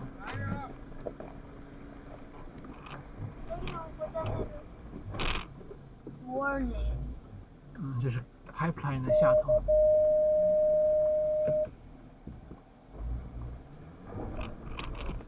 为什么到这么高？哦 ，pipeline。他估计要放那个无人机。无人机是什么 ？Drone， 是叫 drone 吗 ？Drone。太难了。那有一个 R 的 Drone。 Just say it with you. Drone。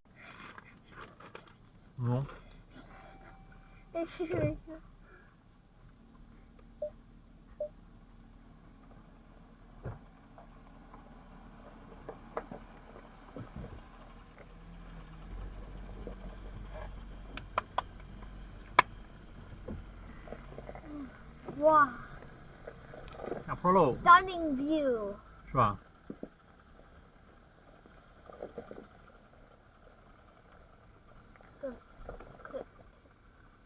Cinematic? 嗯， What is that? 有点像 movie 似的。Cinematic 就是 movie 嘛。 Movie? 嗯，电影像拍电影似的那种效果。为什么喜欢 cinematic? 那效果更好 We're 啊。 gonna minimize the stopping now, just so we can make it to the mountain, the vista view, which is the best view for the foliage. Okay, but what's the difference between cinematic and normal? Cinematic 更像拍电影似的那种效果。 But how? 那我跟你说我也说不清楚，你自己去看一下 YouTube， 肯定有人比较的。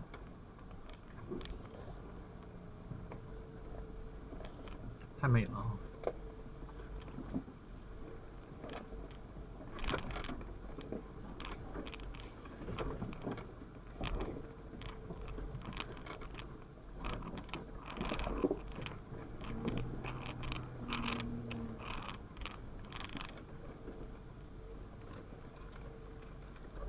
后面车，你把那个面包搁在里头吧， Guys, are 暖 you 和一 all 点 caught up? 啊。已经搁那你得了，把这垃圾搁到垃圾袋里头。还有一个在那里。没关系啊，你看那个都是干净的，垃圾袋也是有袋子的。那里头有纸巾。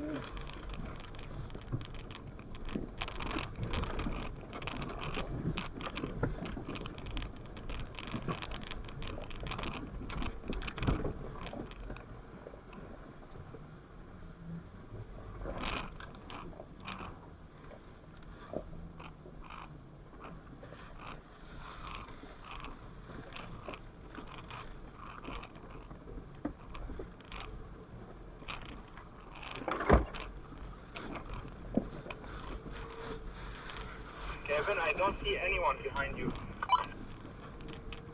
再往后看后看。 We're moving. We're just going a little slow. We're alright, though.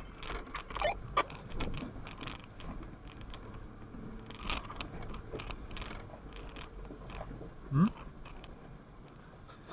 在那里呢。面包啊？一会儿再说吧，现在下坡不好弄。下坡不能穿坡。这就是刚才咱们上来的地方，没上来，晕迟了一下。那这样下去简单的。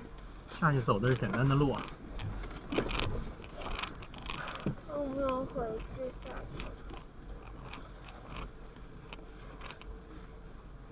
去。啊，这个主意挺好。你就挂一边就行了，不用两边都挂。 Frank, let us know when you clear that rock. Where?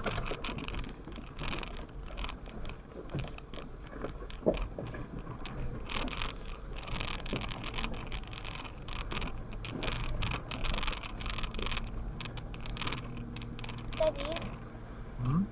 I can show you.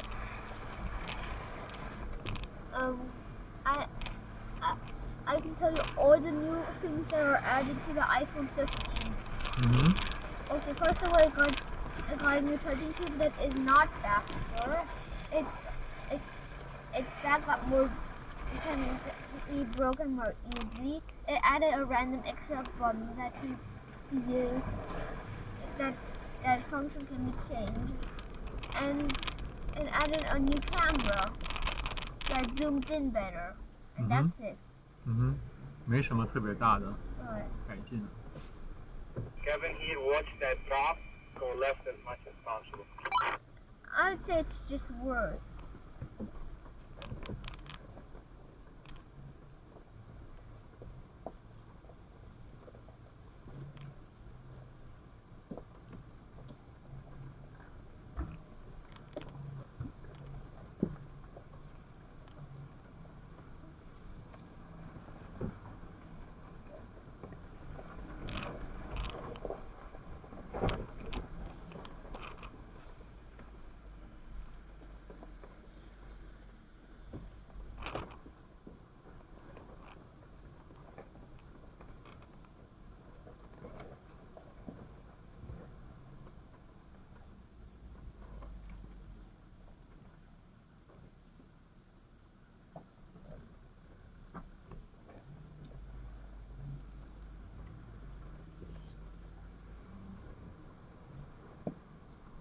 看这老爷爷都开了50年的 Jeep 了，他都今年都有70岁了。70。嗯。我已经开了1年的 Jeep 了。嗯。我50岁的时候才有 Jeep， 他已经开了50年的 Jeep 了。这美国人和中国人的日子过得差得太远了。你能开20，你还能开20。至少吧。Doing a left at the intersection.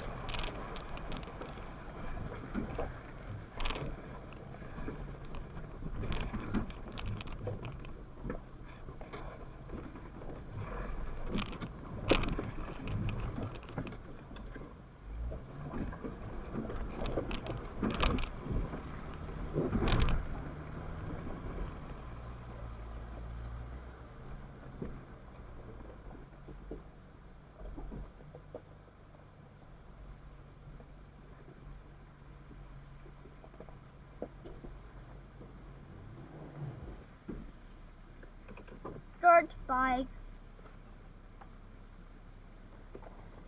What?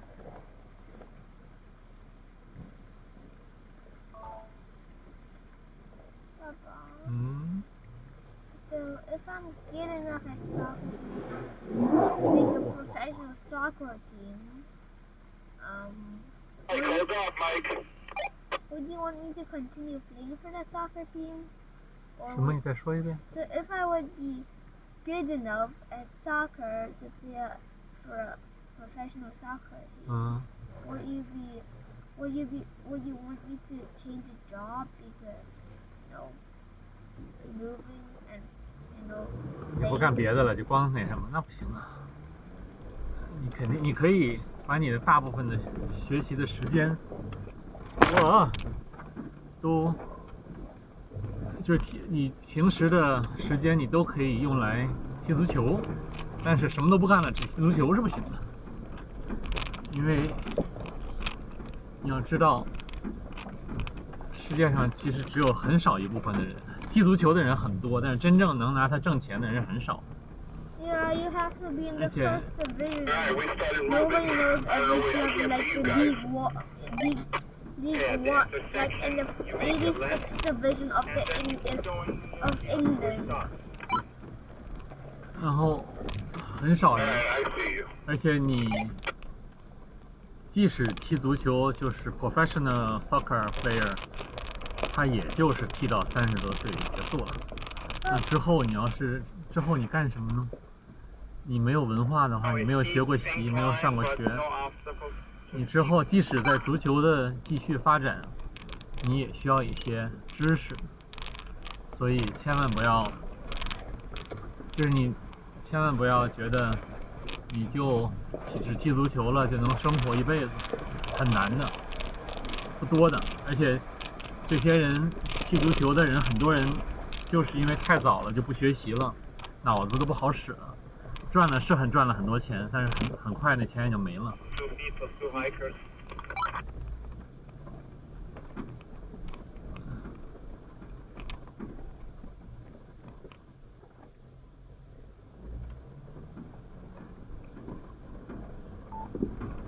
Trail forks, left and right. Left is hard, right is easier. Take the right. Take the right， 大家都不去冒险了。Left is easy, right is hard. On, right is easy. Take the right side. Get out the middle, that guy. You hang on.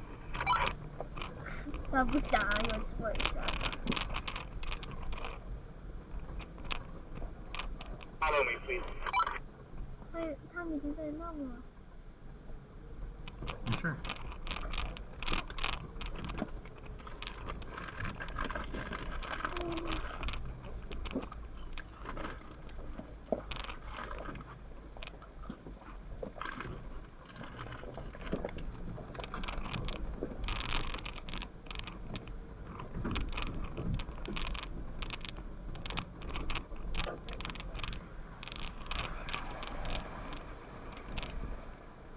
放出了一个 game on Tuesday. Against Team D, the team I scored 4 goals against.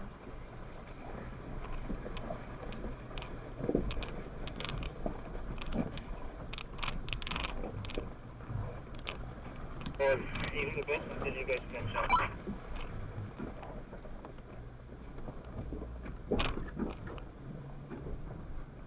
这个好，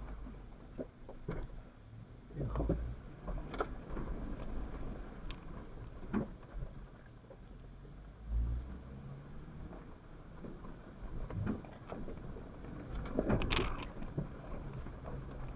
Kevin, just wait until I know which side left or right, okay?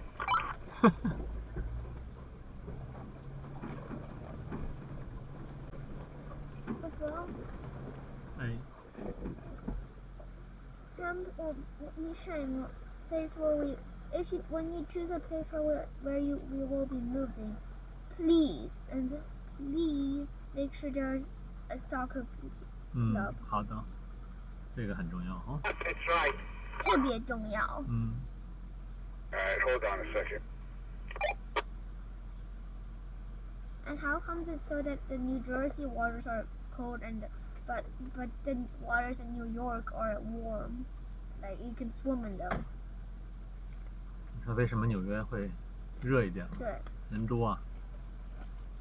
人多，空调多，就。热空调多。But like New York is so far north. 那差不了多远了。你说的是 New York City。Long Island. How comes it so that the beaches there are warm, or you can swim, but the temperatures of the beaches here are really cold?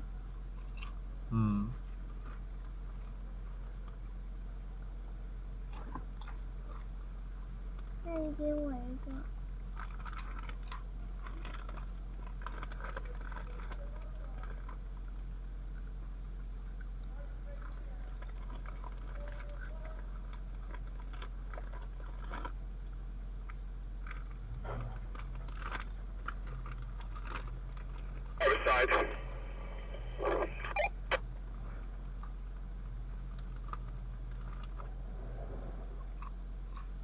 爸爸要吃面包吗？先把这个吃了吧。We're having little difficulties. Hold up. Try passenger. 爸爸，我也对那个肤质 app 有一点过敏。一点哈。对。吃完了就一点点，一会儿几秒钟。You get stuck. Go. Fifth line. Yeah.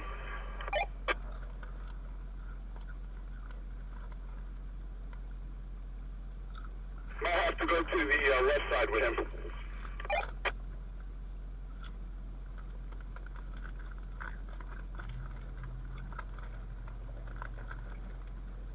应该加了 app 是最 common 的。他反而走了这边了。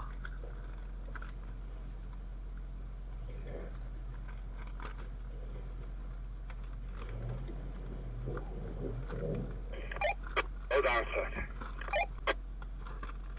我最喜欢 Honey Crisp。Nicely done.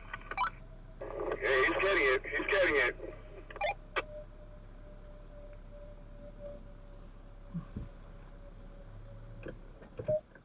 Hold up a second. Got stuck again. Man, make sure you keep distance between you and Bob so the rocks don't fly on your Jeep. Yes, thank you, Mike. Alright, he's going. Perfect. Nice.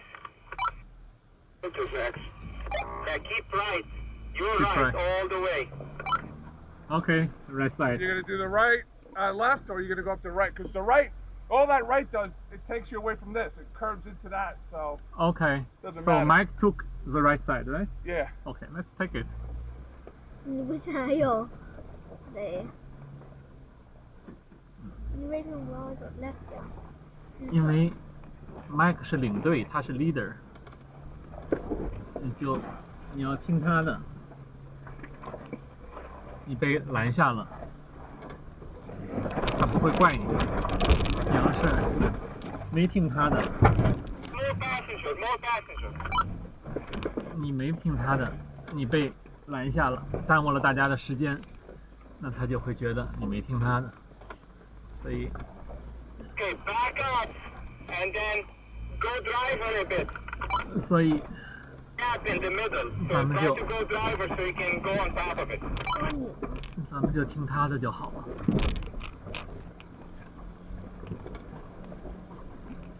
都是来玩的嘛，你这样你听话的话，下次人家还带你来玩，不耽误人家时间。你要是不听话又耽误人家时间，那人家下次就觉得算了，就不带他们家玩了吧，他们家这太麻烦了。Watch out for that big rock here, huh?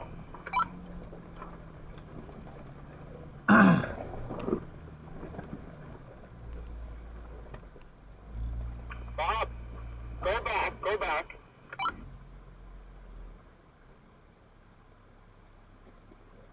This is where your tire is getting stuck. Here. So put one tire here and one tire here. Go on top of it.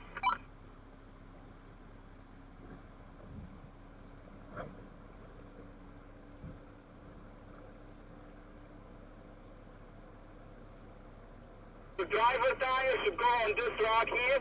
The passenger can go over there.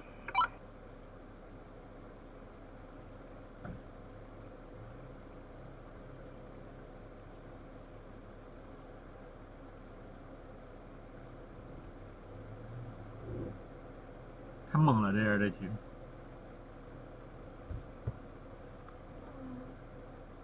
太猛了。爸爸也猛。哇，上去了，太厉害了。来，爸爸也厉害。咱们这车比他那好呢，他那车没咱们这个。Nicely done, Bob. This car looks like a car from the 2010. 他那个毕竟不是牧马人。你也看不了。你看咱们这开这个，它是个平时根本就不费劲。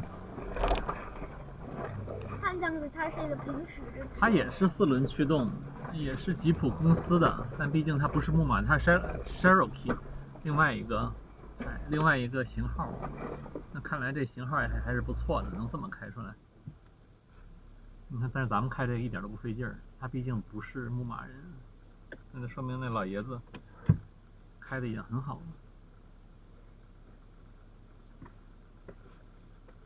你要鼓励人家的，时不时的要说人家好呢。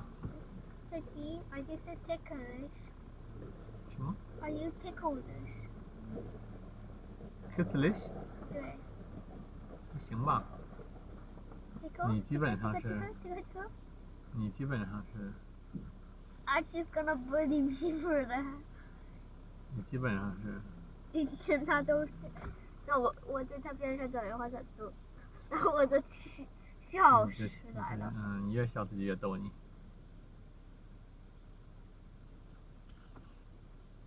我一直还是很 ticklish。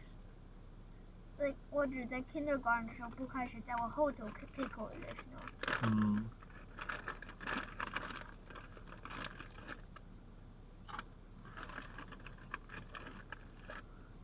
Daddy, did you know that the average person opens on average 24?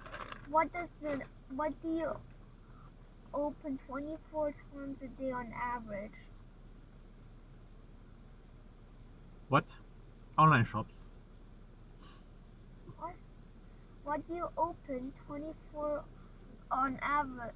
Oh, no, what do you open on 24 times a day on average? 我呀， What I? A normal person. 做生意还是什么意思？ You know, on average, an average person on average will open the fridge 24 times a day. 哦 ，fridge， 哦，没听懂你说啥。哇，他这车真够厉害的，这老头这车。你就老爷子开的呀。你就开不了了，你开的有点难。这么摇。他开。You're good. If you get stuck, please let me know.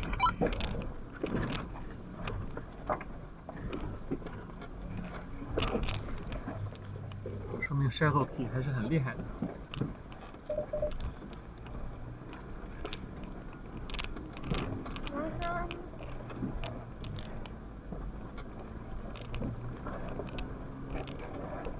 哦，这咱们来过，有一次吃中饭就来这。记得。I'm getting tossed around by the car. 哇，今天没有小虫子，还挺舒服的。I'm getting bullied all the time. This is private property. 你知道啊？ Bob, you're good? Yeah, we're good. You can keep moving.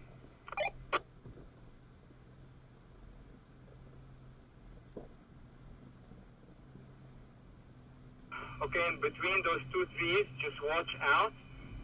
Go right as much as you can. Get like as close as you can to the tree on the right. What which two trees? Okay.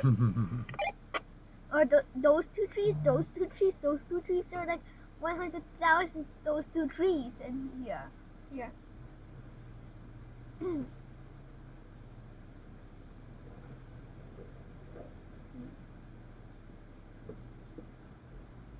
Just try to hold on a second.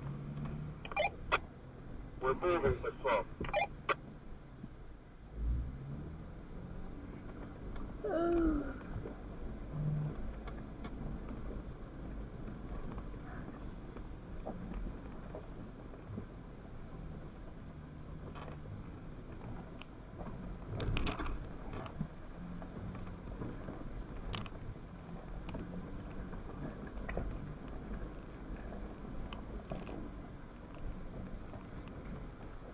No trespassing.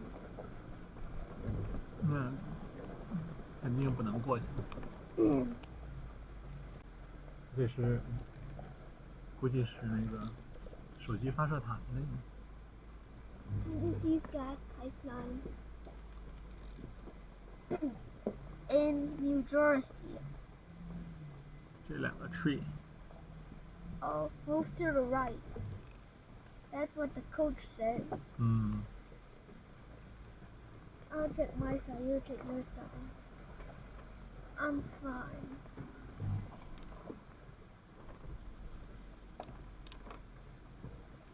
What the? 11月底可能有一次2天的，在 AOAA。 I think that's where I lost my mirror the last time. 没有 black， 只有蓝的和绿的。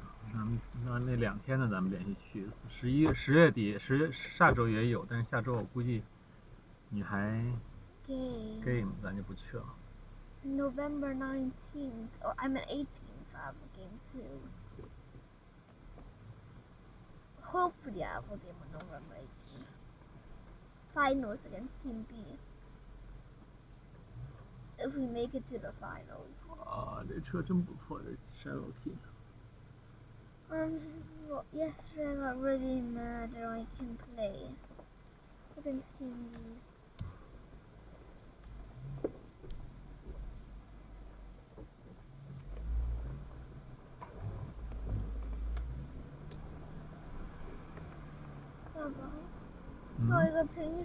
If we played against a team like Team C or Team E or Team D, I would have just said, sure, whatever.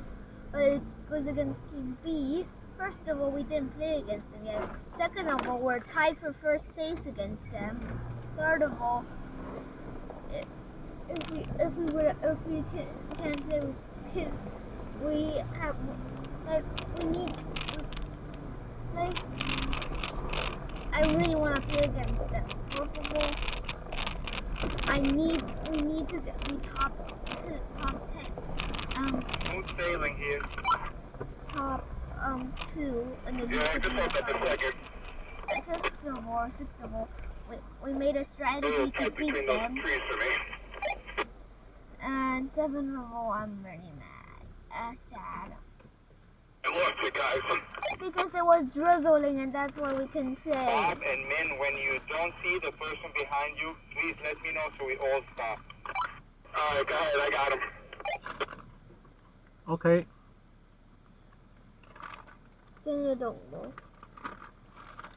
差不多了。That was one of the most important games of the season. Important.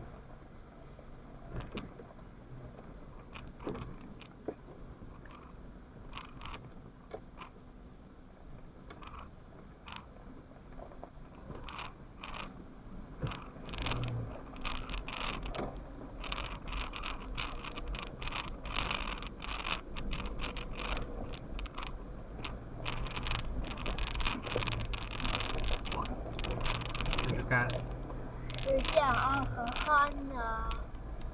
刚10.3啊。什么呀？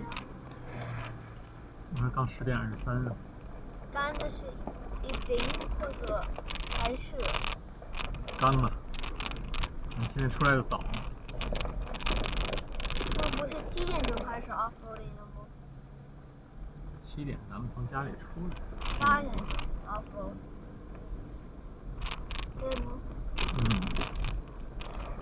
？offload 2个小时呢，这么快就2个小时了，宝宝。Guys, just give me 1 second to check the map. To check the map. Check the map. Yes, boss, Mark. Yes, sir. 你说的话都录下来了啊。一会儿都会他们 Guys rather a long road or like a little water? Yes, boss, Mark. Hey, you like the water, huh? Yeah, my buddy called me. .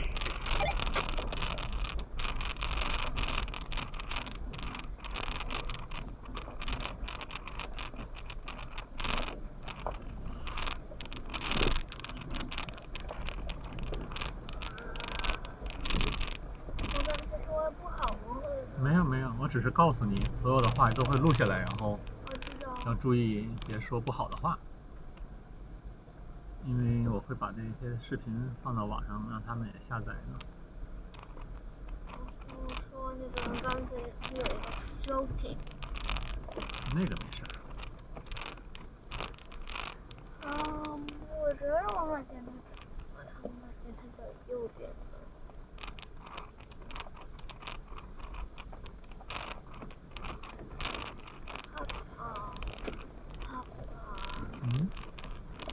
它在右边呢。我们可以去哪呀？爸爸。That skeleton is so scary. Why did he write Artemis there?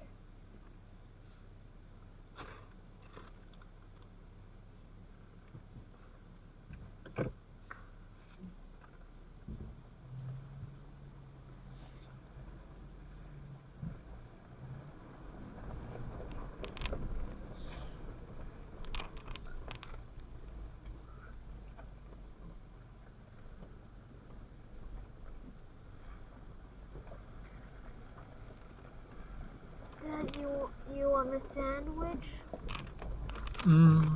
可以啊。You want a big one or a small one? 这也无所谓。你要想吃小的，我就吃大的。我的嘴比你大点。我有很多个。你可以赶紧把那两个现在捡起来，搁在里头，再拿出来两个搁进去。好。拿出来两个。这个你吃。Good momentum, Cap.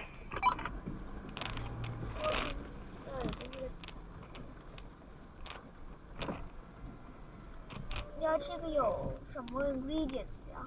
随便，我都能吃。那我想用我觉得你喜欢的，黑面包，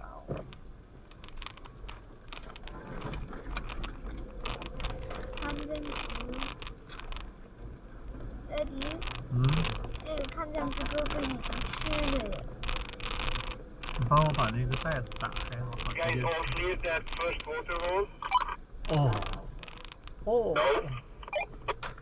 哥哥只是可能吃你不吃那个面包，我说打一口。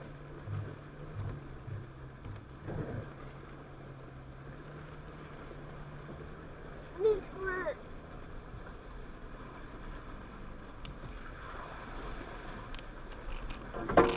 大的面包放进去，大的就是有2片的，不是1片的。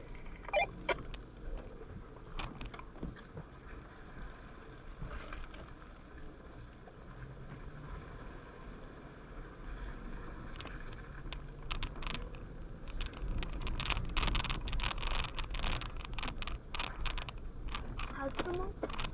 好吃。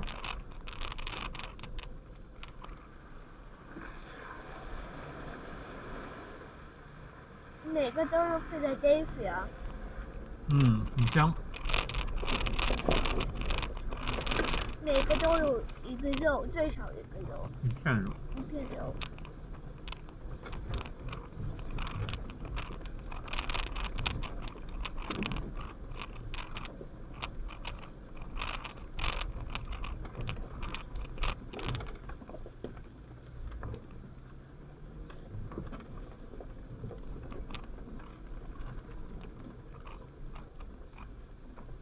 有些有2片肉。我说每个都有最少2片肉，然后有些有2个不一样的肉。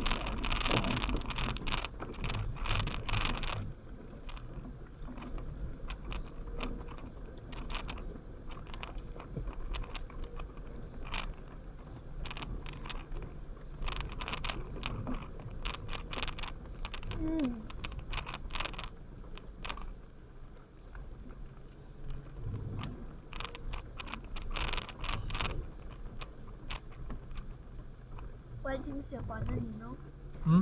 很好吃。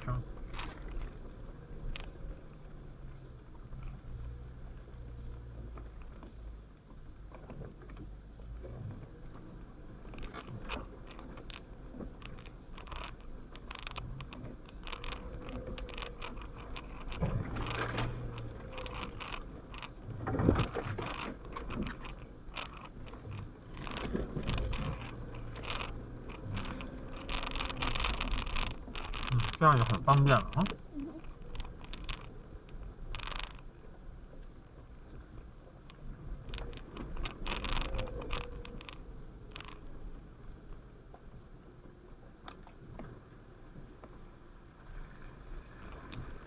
Bob, you can see them in front of you?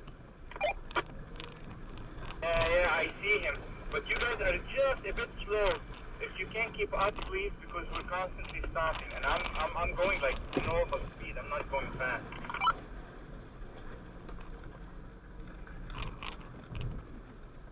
Okay.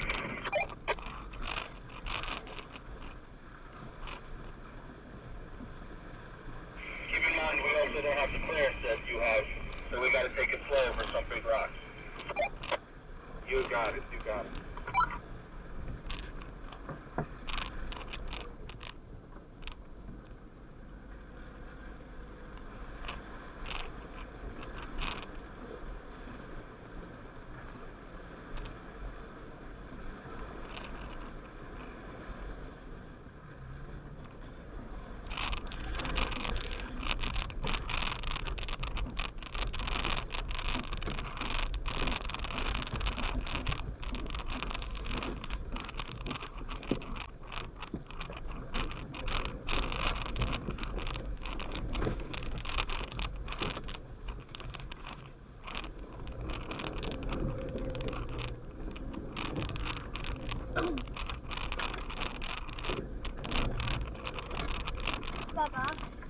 放的是它拉面的外，我只放的那个外头有那个胡椒蓉那个东西。哦，那无所谓，那我可以吃。有点辣。但是是肉，不大的。开过去呢。那个石头咱们没问题。哇，看都没有 skid plate。大部分的车都没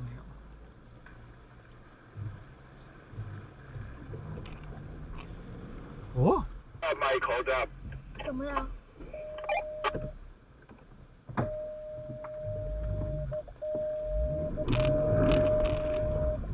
Hold on, Mike. Min is just getting through the water. Okay. Kevin, you have your GoPro running all the time? No, just in certain spots, like those puddles I had it running. Now it's a nice view, if I'm not mistaken. As we're going down the mountain, you can see the trees and colors. It's going to be nice. Yeah, I didn't bring a backup battery because I wasn't even planning on using this thing, but I'm just going to let it go until it runs out. Alright, we got through the puddle. 你为什么把手放在那儿？我想说告诉他们我 OK 了，但是他们在说话，我就没有打扰他们。I am so glad I came up, Mike, man. This is beautiful and so relaxing.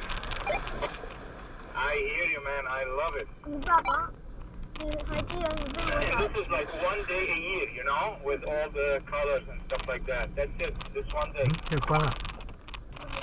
再见了。I don't mean one day, like a week or so. Yeah, I got you. 你那边我叫什么？Why police officer put their hand under their vest? 我觉得是因为 because they might have something under their vest like a weapon. They can grab out immediately. 也有这个可能，但是我觉得那里放把枪，好像很个人。或者说一个 slap cop 或者这样子。有可能是 slap shot 之类的。对，那是我说的。哦。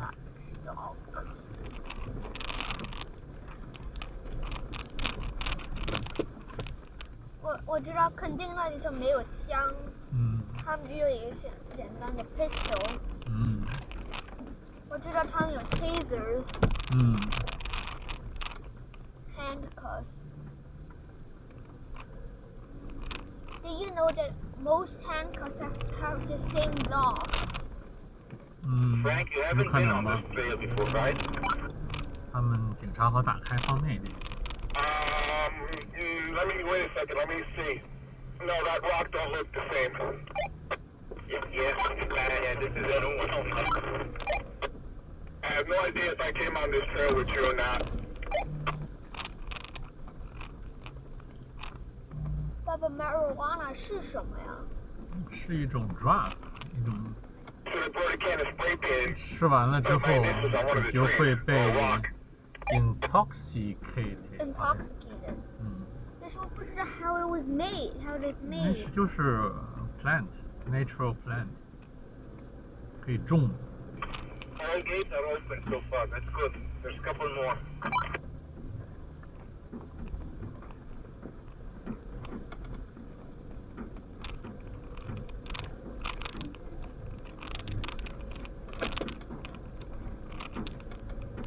So you can grow marijuana. 理论上，但是 but it's illegal. In many states, it's illegal. In what state is it not illegal? I have no idea. I don't think marijuana. But why do people drink marijuana? I have also no idea. I don't take it. I know that some like drugs, like some medicine is made out of marijuana. 那是的。包括它是老鼠也可以是给你中文叫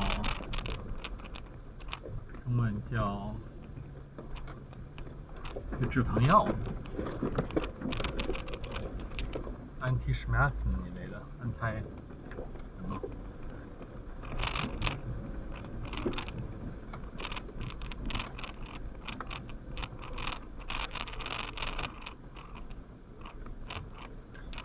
我为什么觉得那个sandwich 就有一点嫩？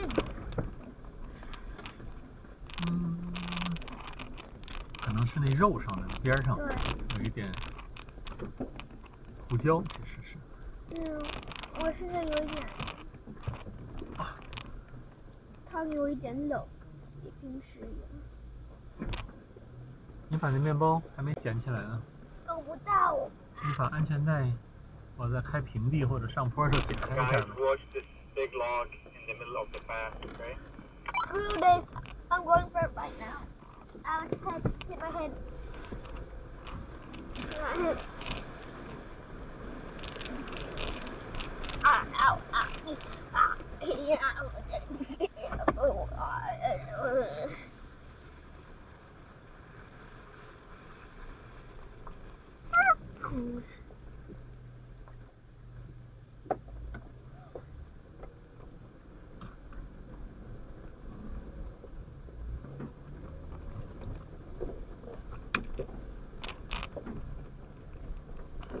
你看那个前面那辆车，每辆车都是它最低的地方有一个黑的，中间有一个黑的，一个大鼓包，看到了吗？车厢那就叫 differential。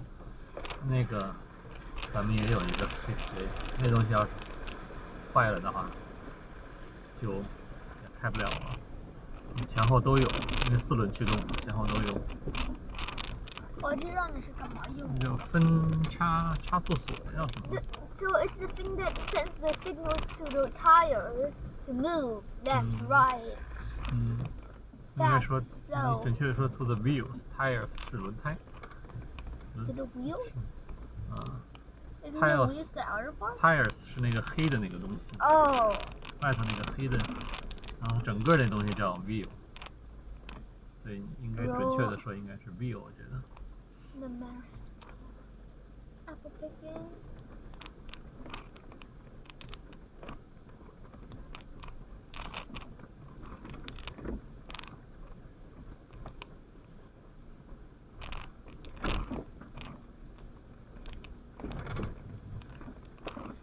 这挺好用。很重要，要不然我都不敢玩这种特别野的。玩着，车坏了，修一下也不得了。Front tires 坏的话就是一个胎还无所谓，咱们还有一个后头挂的。对，后头坏的话有一点 issues no， 因为你走快的话，然后就停的时候你会有一点，就是停的话会慢一点，因为你前头是不动的，但是后头还。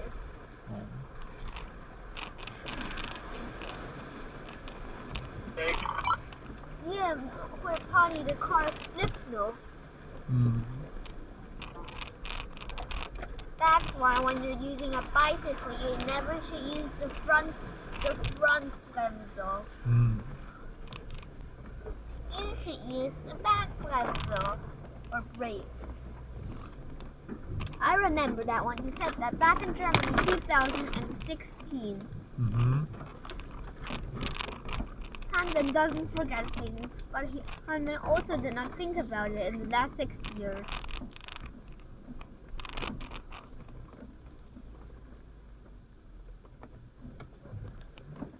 爸爸，你真的是一次给我说我了。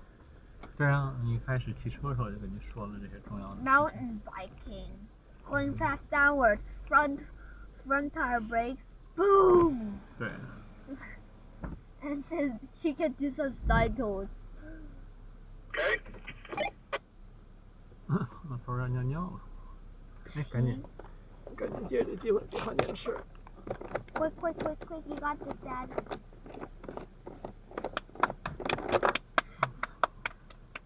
Oh. Daddy's making a new world record. 你为什么上2个 camera 呀？有就装上了。World record for the fastest time to switch the batteries. World record. And put it back on, and done in 24 seconds. 26 seconds. 27 seconds. 28 seconds. 29 seconds. 30 seconds. Are you guys set? 33 seconds. Writing to the memory card was not completed correctly. Remove data. Huh? No. It's crazy. Oh, finishing it up in 46 seconds. 哈。啊。哟，什么东西掉了？电池吧。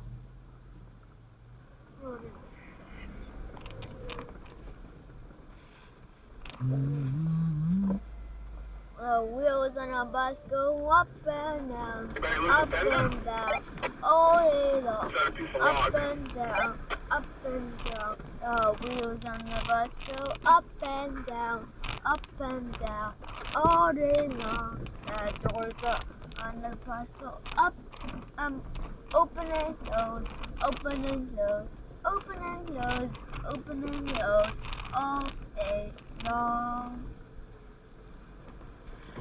We sang those kid songs on the bus to the farm, the marriage farm. It got like really loud. The farming, apple picking. The wheels on the bus go up and down, up and down, up and down. The wheels on the bus go up and down, up and down. Up and down.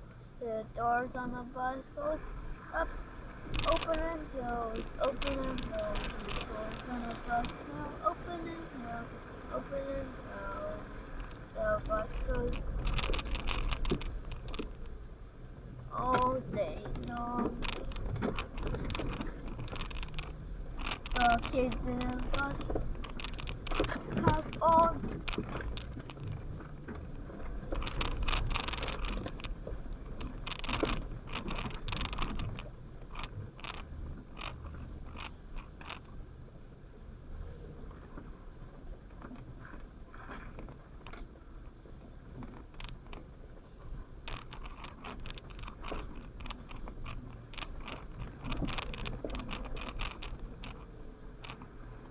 这下头肯定有石头。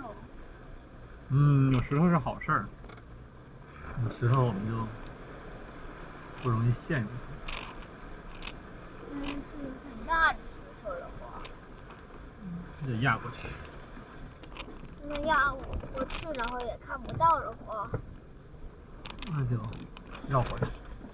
winch。今天 winch 也用了一次。The wheels in the bus go up and down, up and down, up and down. The wheels in the bus go up and down, up and down, up and down, all day long. 这个 antenna 是干嘛用的？收音机。哦，对，用那个说话用的。不是那个长的是收音机 radio 的，然后那个是说话用，那从来没用过。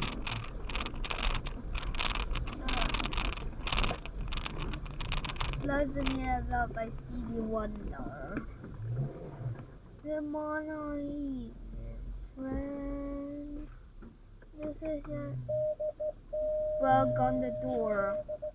Now gone. Good morning, evening, friends. This is your friendly announcer. I have serious news to pass on to everybody.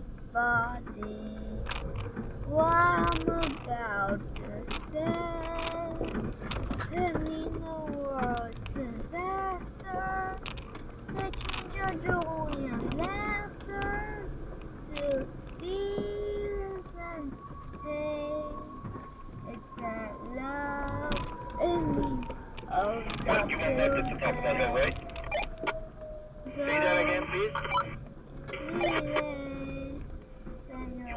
the right at that fork. Right away. No, the first fork you make a left. Let's go around. Breaking Okay. many hearts. Stop it, please. You came out of there and went right though. Too far. The force of No, we made right back on the main trail where we're standing on now. But he's asking about the first fork, that steeper one, right? Bob, there's like a steep right or you continue left, and you should go left. Now you know. Right, we see you, we caught up to you.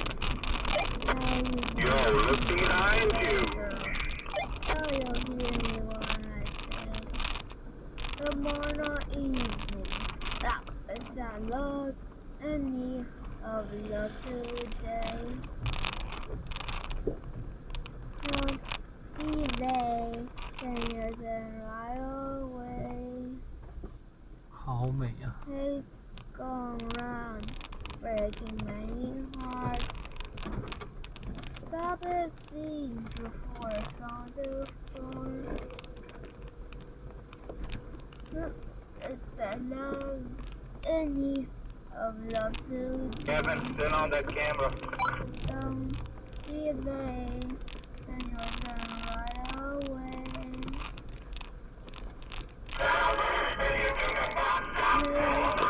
This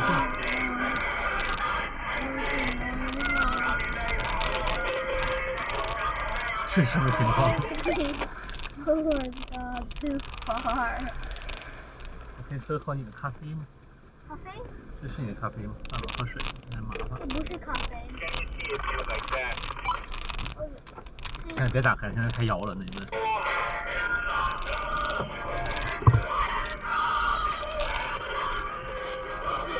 是他们的果汁。哦，那我不要了。这是那他也给我带回家的东西。哦。然后放点奶跟烫水。热水。热水。这早上给我倒了。哦。就是我觉得挺好喝，或者。哇，好美啊！我不觉得放了很多糖。Was that one of us playing the music? What was that? Who was playing the music? Some weird ass Cuban. Who was it? Tell me. I wanna know. I got the tunes on. That was funny. 这么高还有树呢。它的颜色五颜六色的秋天。我觉得这 Sled Park 就是这么高，对吗？我不知道。How? What's our elevation? 不清楚。咱们住那地儿还算挺高的。我知道，说过。We don't have to worry about floods. 对。Or maybe not. 这很重要，在美国的海边，尤其在海边、湖边什么的。And we also don't have to worry about tsunamis. Maybe. 它那个安全带紧的时候，你不能把它松开的。你把它松开之后，它就没法帮你了。那就跟没系一样了。它紧的时候是有道理的，因为你现在它要把你拉回来，你前面下坡。那你要是把它打开的话，那你不就摔在外头了？我不知道怎么弄紧啊。它自动会弄紧的，拉紧的。但是我很快这样子的话，它不会紧。那我不知道，反正刚才我们下坡的时候它。对，我也紧。它拉紧，但你不要把它放开，你放开的话，你不是安全带就没用了。啊，没事的，放。那就好。哇！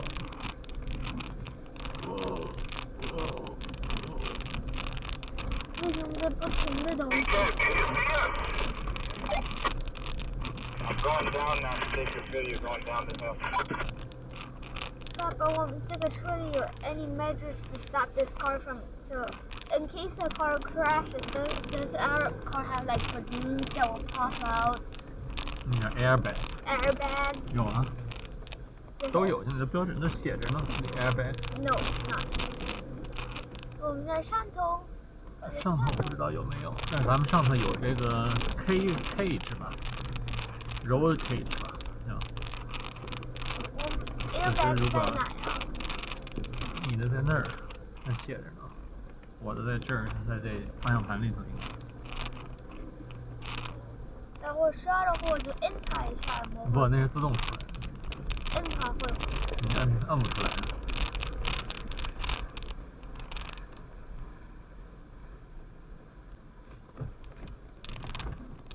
后头有 airbag。有的车有，咱们这车我也不知道有没有。应该没有。咱们那辆小的应该有。We see you. We're coming down the hill now.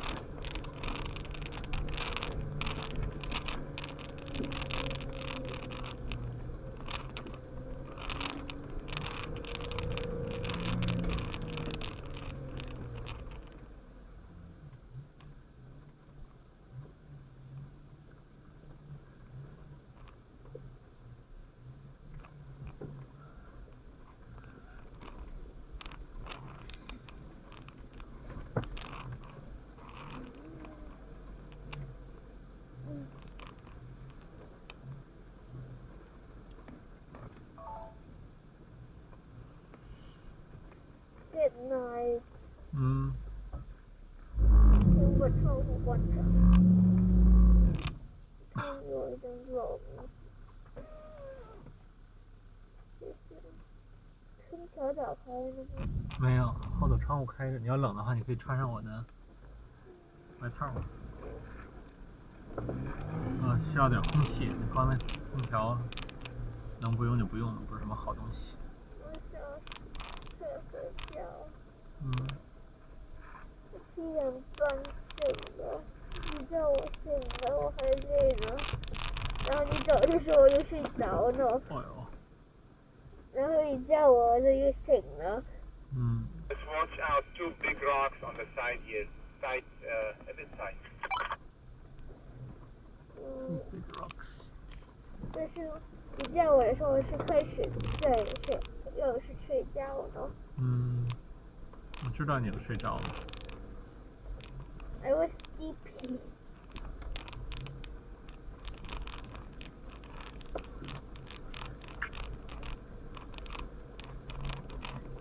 I feel like sleeping an extra 5 minutes is better than the sleep you got from the entire night. Just keep your eyes open. This is some sort of hiking / biking trail and whatnot. 差不多吧。So when you get woken up by your time or whatever, and you feel really sleepy, 5 more minutes and get up, and those 5 more minutes feel like more than the entire night you slept. 特别舒服哈。对。哇，摇啊摇。你啥都看不到。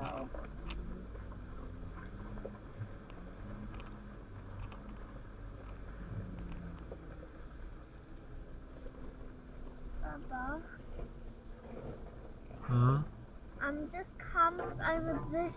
I might be a little overconfident, but I think if you put me anywhere in Cliffside Park, I would be able to go home.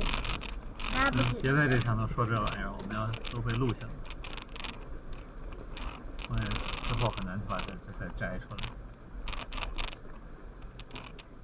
那已经不是跟你说了吗？但是你没有必要，因为这视频会搁到网上的。他们知道现在只是4个人，搁到网上谁都可能看到。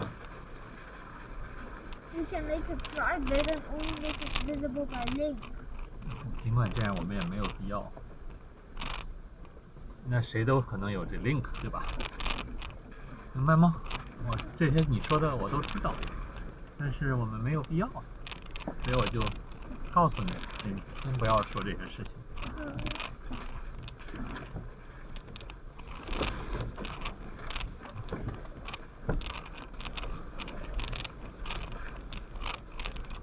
Right at the fork, we're making a right.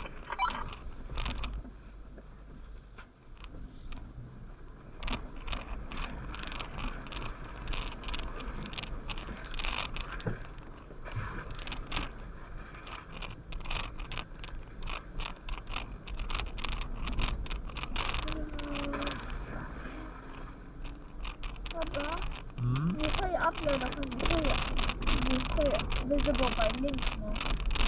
一般这种东西会的。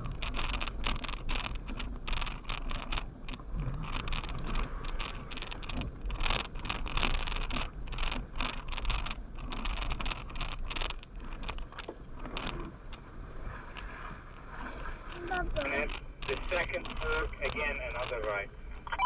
你觉得咖啡苦吗？苦，但是我可以喝。It's always so weird why people think that coffee is not sour or bitter.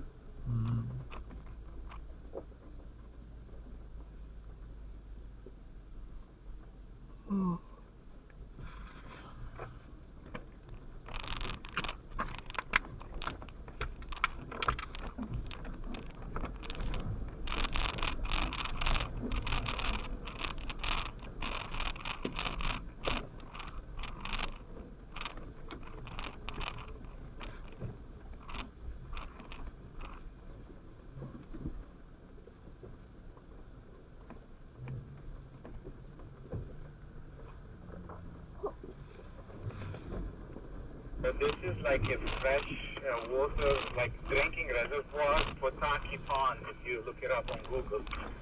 我们又来到这 We're 儿了。 gonna stop just a little bit for a couple photos, and then we keep going. 哦，这里。我怎么记得跟以前不太一样啊？什么呀？我怎么记得跟以前来这条路不太一样？我自己的话现在知道这个 pond。你知道我们这个 hiking 吗 ？hiking 太远了吧，走不进来呀。要走好长时间嘛，到时候咱俩又走丢了。我觉得我会走丢人，我能这么远，我能走这么远的时候，我不觉得我能走回去。是啊，跟着他们开他们认路。就是我们有一个 map。我们有一个 map 的话，我觉得我们还好一点吧。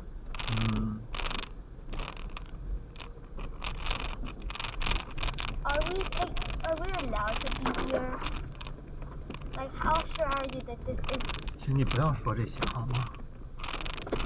可以吗？上次我已经跟你说过了，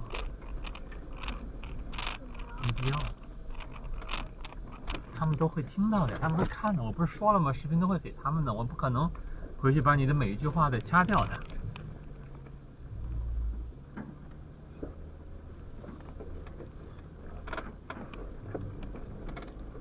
我不知道，对我说的不好，说的不好呀。我上次已经跟你说过了，不要在录着视频的时候说这些东西。这视频一直在录着那边。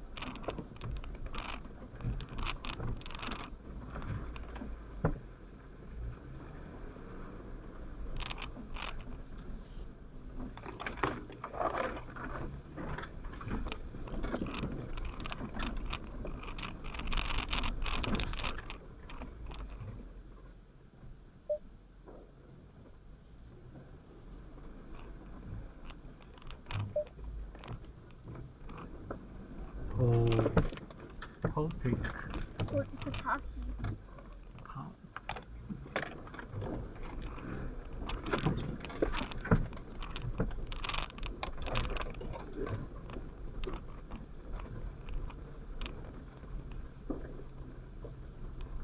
好像有人打枪。真的假的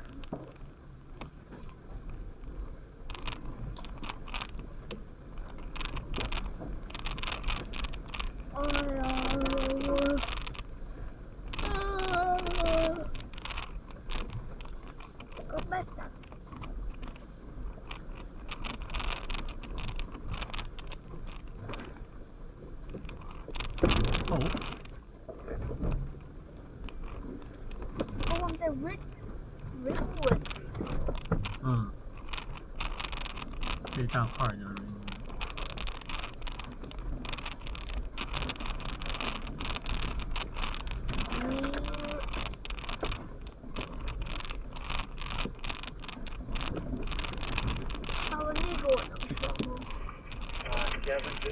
可以。Near unnamed road. I think we're on a road. 他说的是unnamed。你说的是两码事。But it says near unnamed road. It doesn't say we're on an unnamed road, but we are on an unnamed road.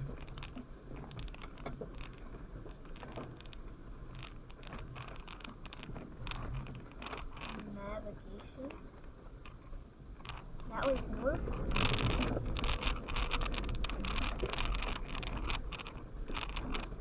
Okay. 这条路我记得咱应该没来过。Maybe. 那个灰色的东西是个 bridge 吗？应该不是吧？可能是两个州之间的。I'm just gonna turn around and come back just to leave through my way. I couldn't see them. 纽约了，这可能那边是纽约了，我估计。哦，那是个 border。对。border。So we're not allowed to cross that border. 没有啊，没说不可以啊。哎呀。可以考虑这个吧。你为什么不往那上？哦，对。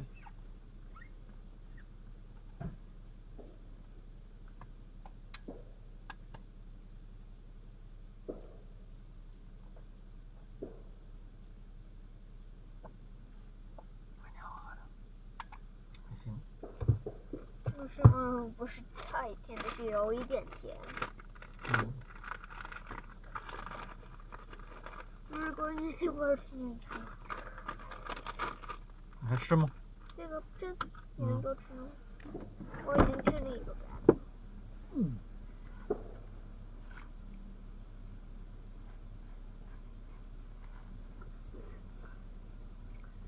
We're going towards Walkway, Goldsboro, New York, 1097 for 950 feet. That's Gascon. 小点，新鲜空气太憋得慌。啊，现在舒服多了，呼吸。只是有点冷。可以穿上我的夹克。才11度。The winds come from the north. That way is north. Papa, take a navigation so we're going towards east. That way is east, that way is north, and that's south and west. So the winds are coming from the north. Route to Walkway. Slotsburg.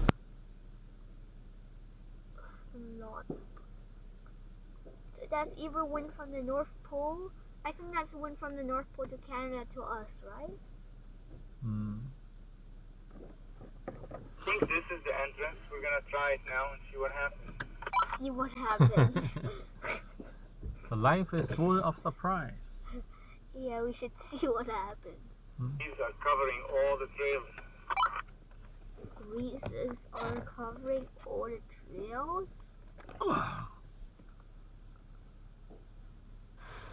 我很想去游泳。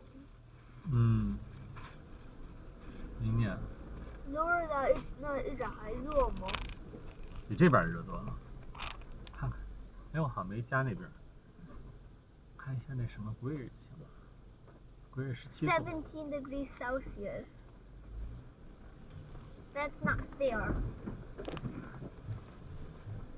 Oh, but it's gonna be colder during the winter here, and we're gonna have more snow.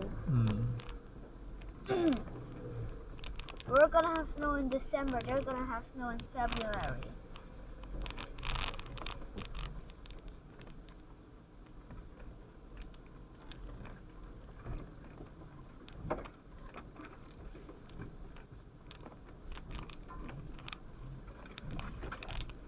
This is not information saved.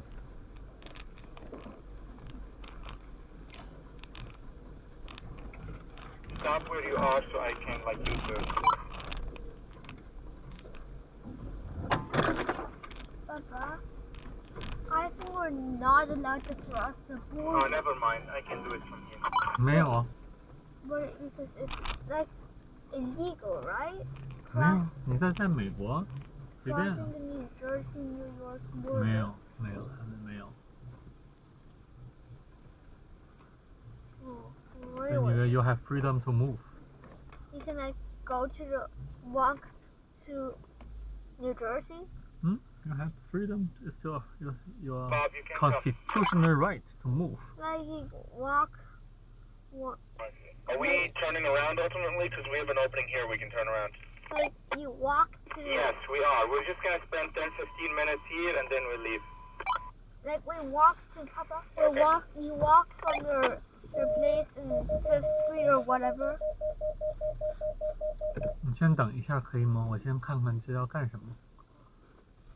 下去照相吗？还是？他们在那待个15分钟，然后就应该。那我们可以去捡东西了，15分钟。不是很想吃有已经过折了。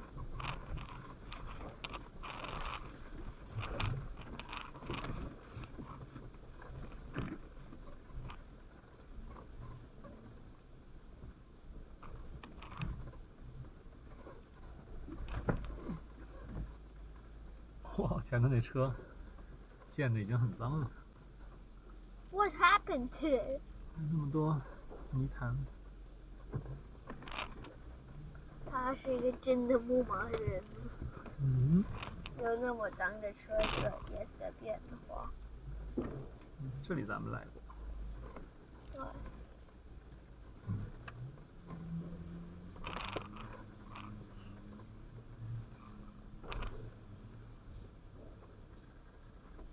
我看一下 Florida 是在多久。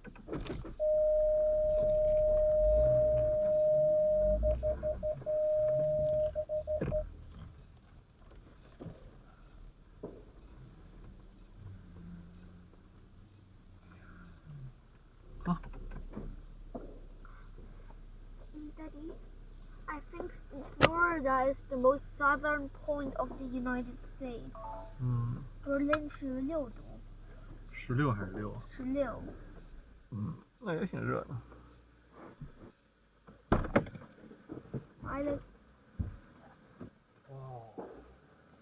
不是 by myself 就是 myself 就行了哈。I did it by myself? I did it myself 就行了哈。I never heard by myself. I never heard it. OK， 我就是问你嘛，英语我又不是母语，你是母语。Mother tongue.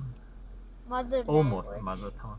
It's basically my mother language.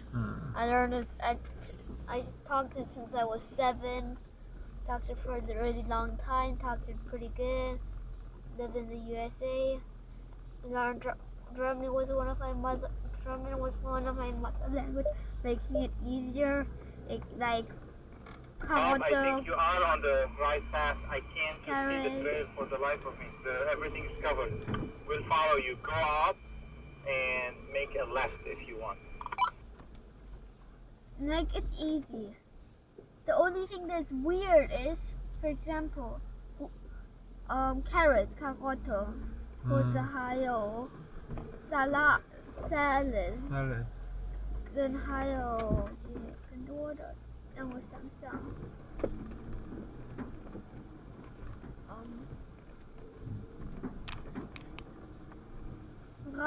rice 那些都一样的，然后 out of nowhere you have to remember carrot or cucumber.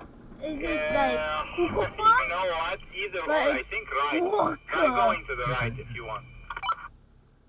等一下 You know what? Go a bit forward so I can pass you from the right side, and then you can follow me. Okay, then go a bit forward.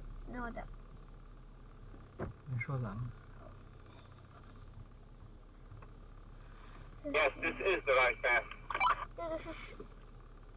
这个有一点冷。那你就把它关上，这样开开就行。谢谢哥哥。谢谢。热多了。你肚子里没东西，没吃什么东西。你要饿了吗？还行，先等会儿吧。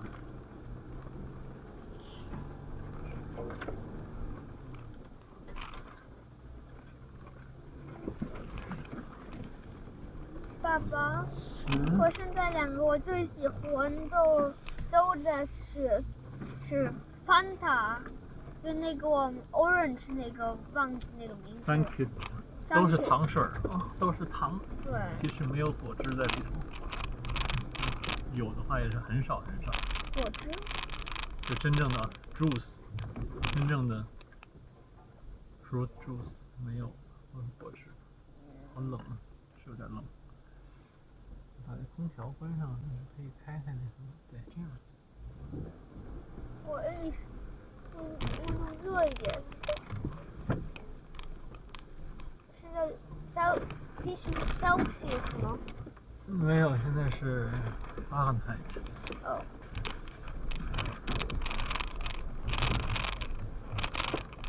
我认为比较热一点。技术。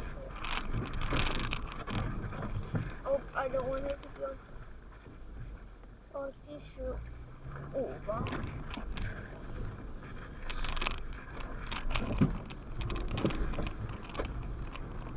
然后我喜欢在 Slime tab 上，因为每次能 in controls， 然后接着 in camera。然后这个比如说自己关上的话，都会去上 last tab 上，然后这么简单就能用回去。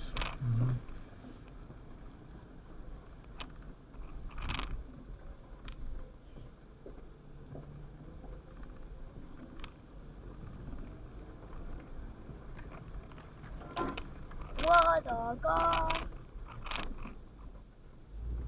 过了会跟我说，我可以给你sandwich。跟要吃黑的话，你就给你拿黑的；你要吃白的话，我给你拿白的。我更喜欢吃黑的，黑的健康一点。健康一点的就没那么好吃。我觉得也挺好吃的，都可以。好美啊！Mod 是改编成 nice maneuvering。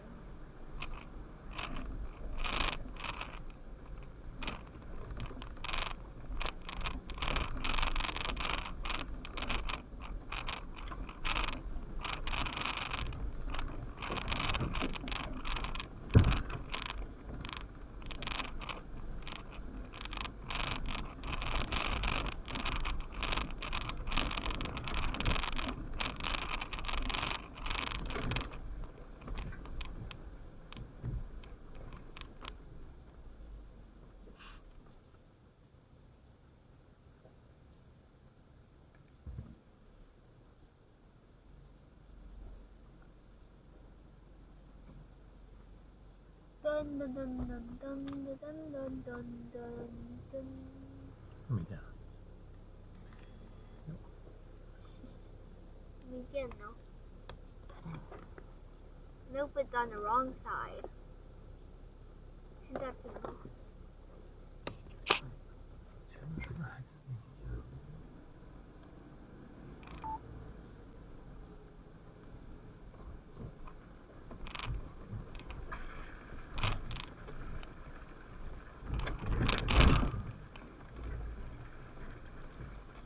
在我后头呢。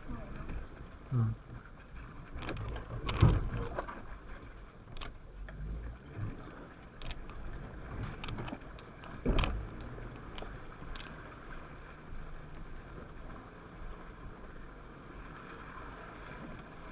哟，你也不说一声。我刚看到了。哦，这里才松了。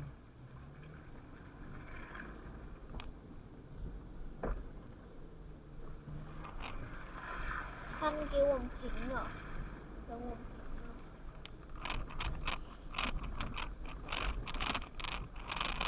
We have a small, very short section, maybe like 100 feet, that's a bit tight. No problem. So 12 inches is 1 feet, and 1 feet, and 3 feet are 1 yard. So it's about 33 yards.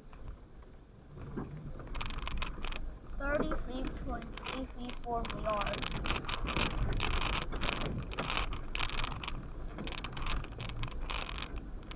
Four, 9, 16.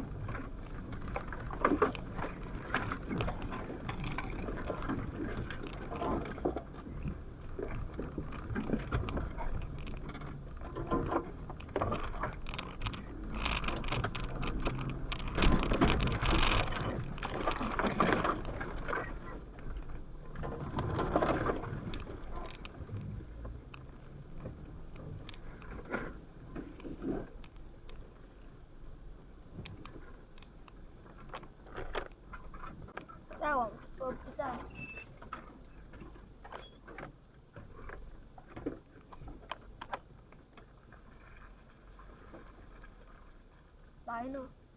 来了吗？来了。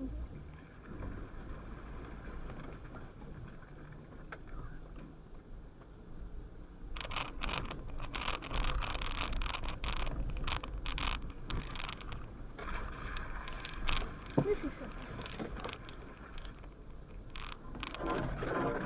Guys, so now we're going down. We made all the turn to go down on the mountain and not go up. It's a steep trail going down, so just take it easy, slowly. Wee. Slowly. Have space between each other. 我喜欢跑下去。 Say that again, Frank. Just keep distance from each other. Exactly, and watch out between the trees.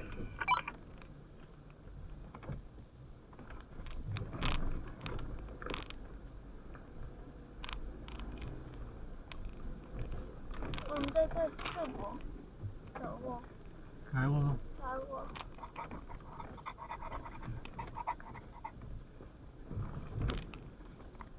再往后走。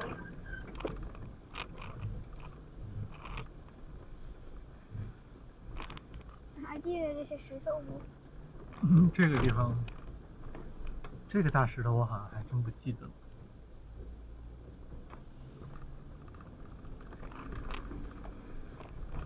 I wonder how those big rocks were formed. That does not look like made by Mother Nature. Actually, that looks like made by Mother Nature.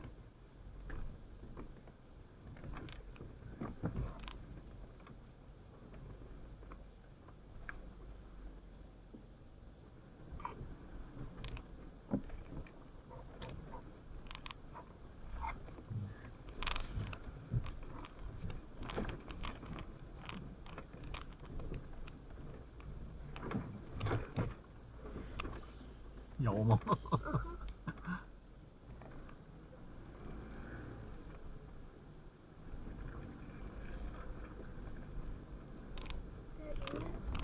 嗯。I think the 20. No, when was it 2024? The 2020. The 2042 Frank, this is the hill where you got stuck last time when we couldn't make it, remember? We're going down this time.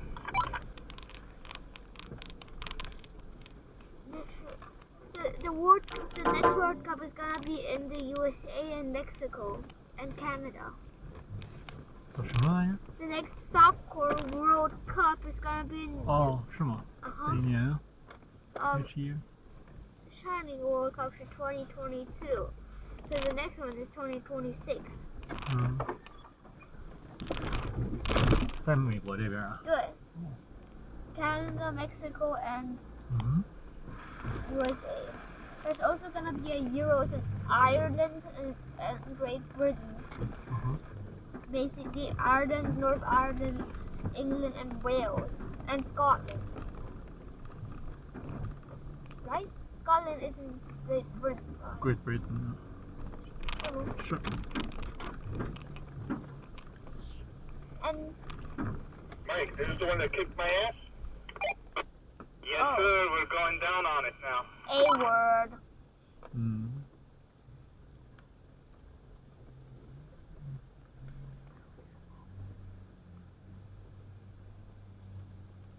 知道就行了。好。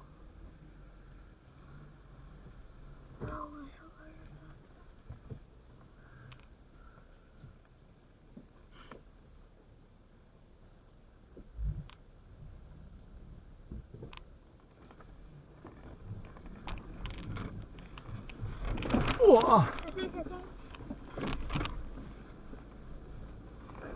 这会儿就把车挂在1档，手动挡的1档就好。1档现在要调。不用，现在就是 M1。你看我现在挂到 manual 档，下坡的时候搁到 manual 档，然后呢1档或者2档你就不用踩闸。你看他们都在踩闸，踩闸是不对的，这是不好的吧？至少。1档就是慢慢的，然后走太快会自动。对，我让发动机 engine 这叫 engine brake。engine brake。走，现在我们差不多5 miles per hour， 然后我们走太快。Guys, try to use the hill descent. Makes things much easier. 就是他们说是用 M1。他们都是老江湖了，没必要，他们自己会懂的。那都开了50年了，我这刚开的，没必要去给人家讲这个。如果有人问我的话，我就说；没有人问我的话，没必要。踩闸也不是什么问题，就是那闸就用着闸就坏了，就那闸你就得提前去换。I got so close to that tree, I ripped all the bark off of it. 撒呀！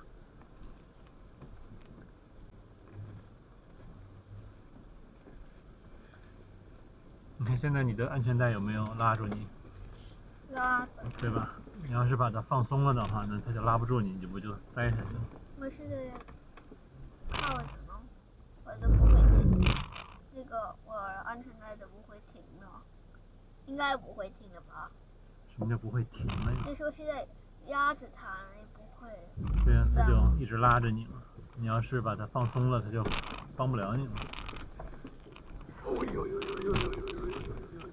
我现在放松现在还得在走的话又紧又绕。因为这车他知道这个咱们现在角度很大，是吧？19度，我得调上这个，调上这个自动下坡，太。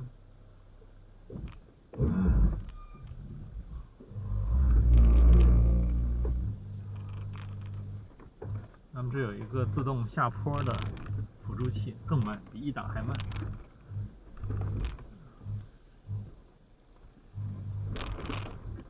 我也想开一下这个。I only have to navigate. 越过大石头，现在20度。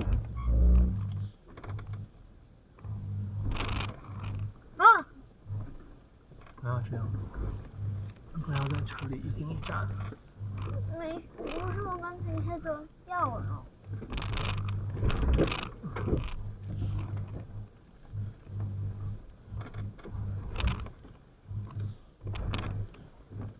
现在多少度？22度。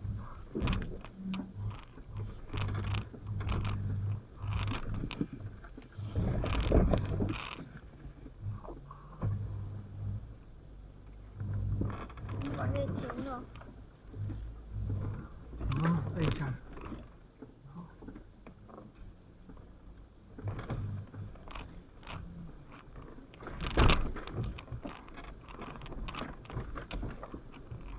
我会帮你停那些东西。Is that all good? Did you clear the rough part? Yes, sir. Yes, sir. We did Nope, it. not yet.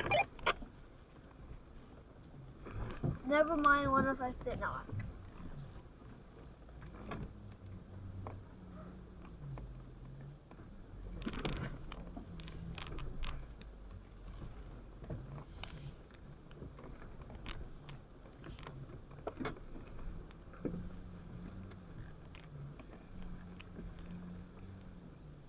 Alright, I cleared the rough.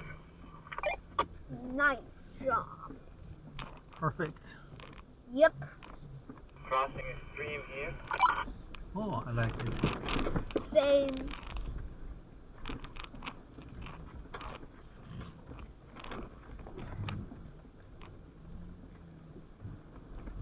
What kind of tree is that? 不懂。 That looks like birch. A huge birch tree.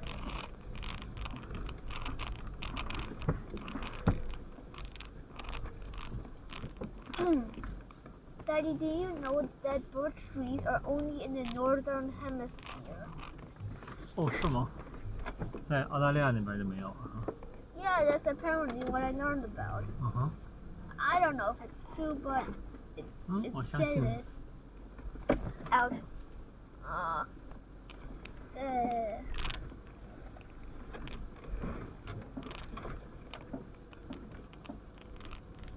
Ouchie hurt.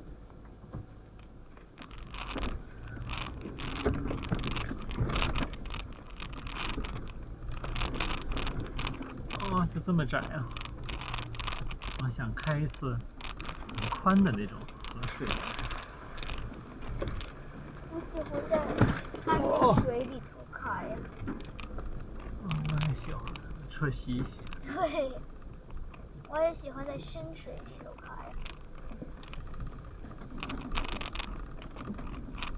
爸爸，我们这车能在深水里头开吗？只要 swim. 也那什么就行。As long as it touches the ground. 嗯。touch the ground 肯定可以，水不要太深，深了就发动机起火了，就开不了了，很危险的。你肯定沉下去也算 touch the ground。I wonder if we get trapped, we gotta swim out.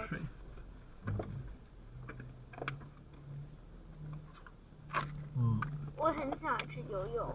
那会儿你就必须得把窗户开开先，万一要是熄火了，全的现在都是电窗，你就逃不掉了。所以门可能门可能也打不开。所以那会儿你要预先把你的窗户先降下来，你好逃。Now, there are three paths, 3 trails. One to the left, the middle, and the right. The right is the easier one, okay? So you pick and choose. The middle might be the hardest. 右边或者中间。Mike 去哪个，我们再去哪个？对。我应该大概去做右边的。middle 简单，hard。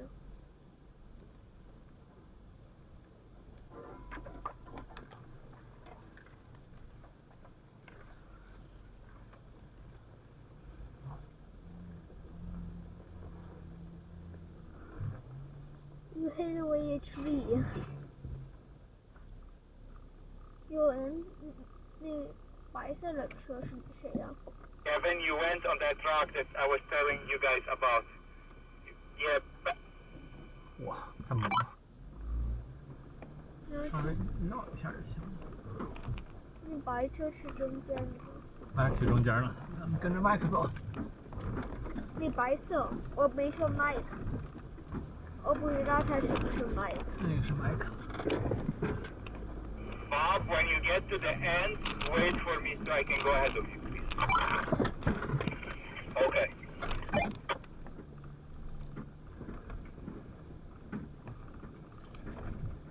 你可以喝点我的水。现在别喝，现在太摇了。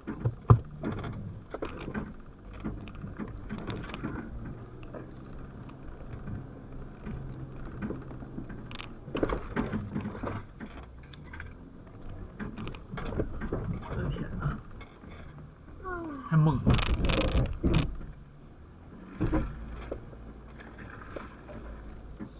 太猛了！ Bob, are you next to that electric pole?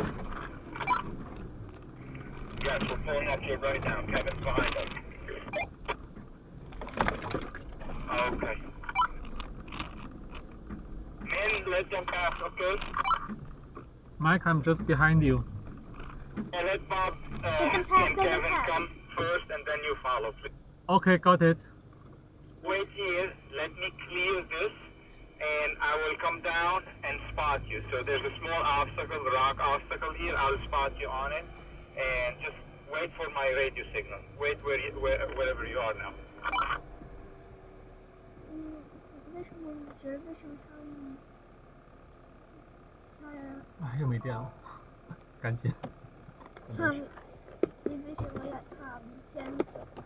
麦克让他们先走。可能他们的车没那么好吧，然后没那么好的车的人要搁在中间，后头的人好有着照顾，或者他没那么多经验都有可能，我也不知道。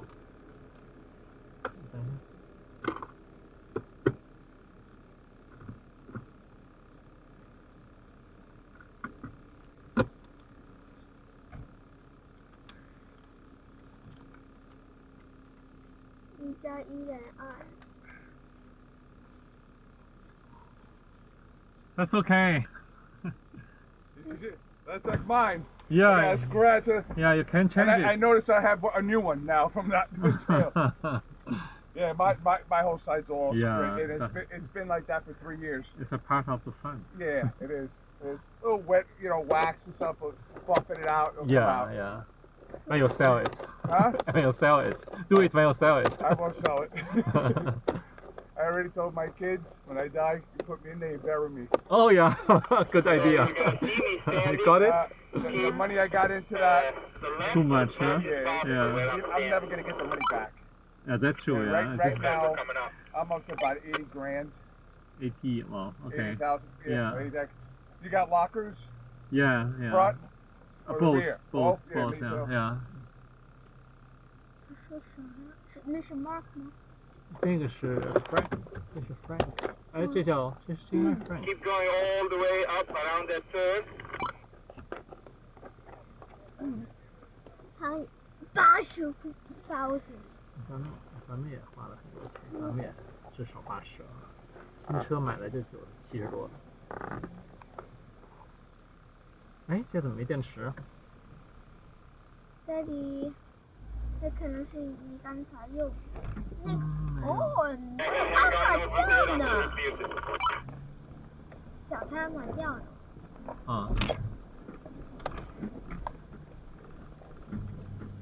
我呢套哈，我没套 Wax 喎。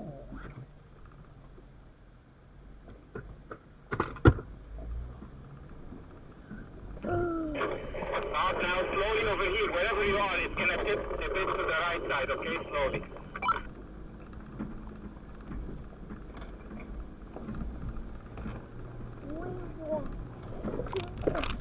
哇！土地土花品清楚。Kevin, slowly, very slowly here, yeah.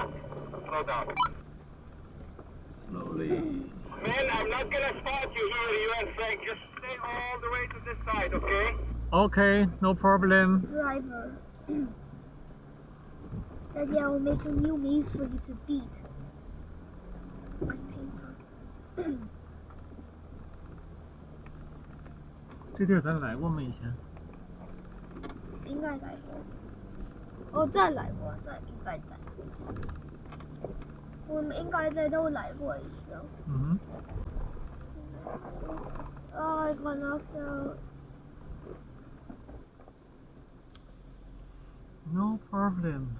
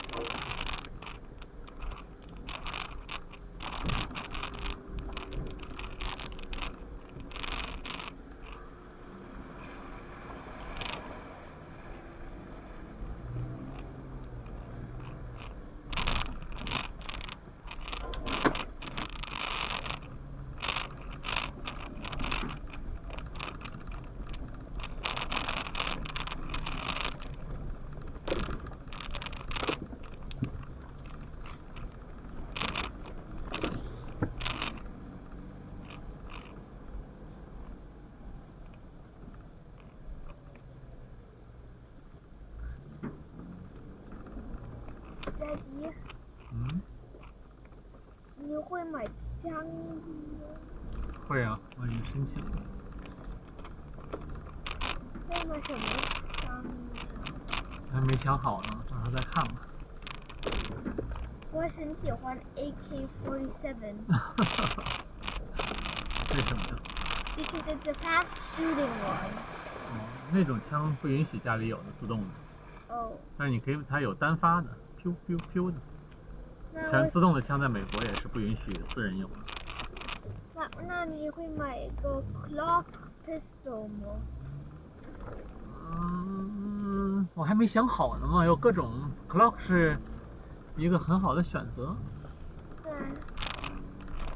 或者你会买个 sniper 吗 ？sniper 没什么用，拿着玩啊。拿着玩你得有地儿。你得在专门的地方，那个东西买来是保护咱们家的安全用的。这是个 joke。我没把它当成 joke。那不是。因为理论上你在这儿是可以买，都可以买的。那买一个 revolver。这个我也在考虑 revolver， 它那比较简单。比较简单的话，你用起来就比较方便。对。那一个 M56 M46 M46是冲那个 AR-15吧 AR-15是民用家里用的。那买个平时的 pistol。买一个就是要买的话，可能就 Glock 一类的就行了。咱们在德国的是 HK。HK 我也喜欢。是德国牌子。HK-47。哎呦，那个 HK 叫什么名字我也不记得。Daddy, I'm not a gun expert. I just remember some gun names of guns. If you don't want to do this fast, you can take the right side. It's a little easier and it avoids the rock. But see me clear it first and then you decide. 我想要爸爸买一个 clock。Clock 19挺好的。Clock 19。I like it because of the name. 哦，那就有点片面了。现在赶紧快。还有什么 gun？就是最普通，还有 shotgun 那个 shotgun 也是比较猛的，加防警在家里。shotgun 不是有3个，然后就是那个有3个地方能为了出去吗？每次也只能出一个，它有的是有2个那个叫枪管。对。但是 shotgun 有点大。对。哇，这吉普还上这儿，太厉害了，太牛了。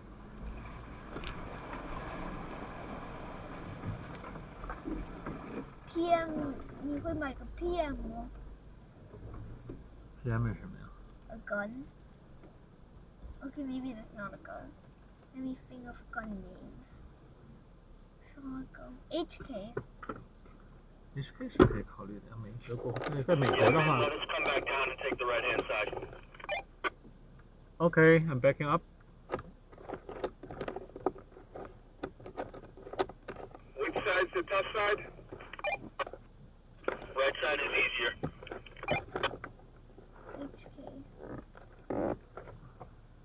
HK for Himalayan tape.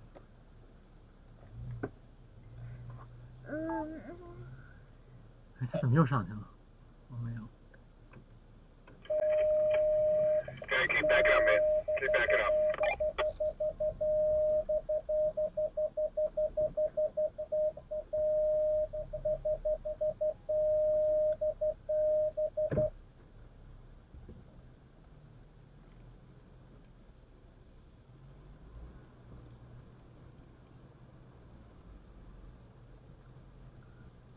这石头咱们上得去吗？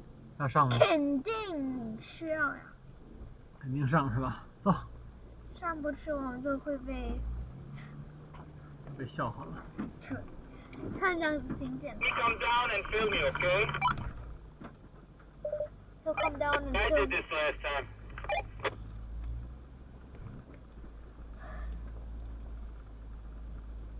Mike, are we circling around and coming back down? You can go to the road right behind you, don't worry. See where Kevin is? There's a path on the right side. Kevin, I'm gonna try to do it with no lockers to match you.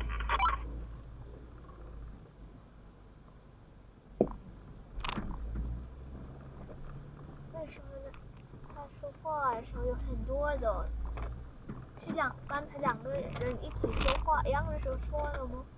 我不知道，我没听。就是他说着说着就变 weird 了，听这样子另外一个人也在试着说呢。这个收音机这个 radio 只能同时一个人说话。看，我觉得是一个人说的时候，另外一个人也开始说呢。一定要叫 discipline talking， 一个人说完了再另外一个人说，否则的话2个人都说的话就谁也听不见了。不需要 locker， 咱们都不用 locker， 很少用。那个好像怎么讲？这会儿你就是中间别停。我觉得会用一点力，多用一点力气。对。喂，哇！中间不要停，停了的话，它那个你要去拿它那个带着它那个 momentum 一起上。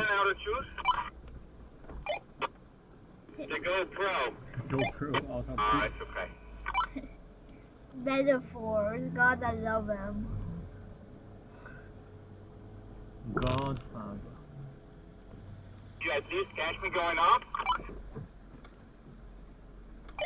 No, that thing died about 10 minutes ago. Daddy, will you can you get a rocket launcher in the United States? 什么 rocket launcher? A rocket launcher. 什么东西啊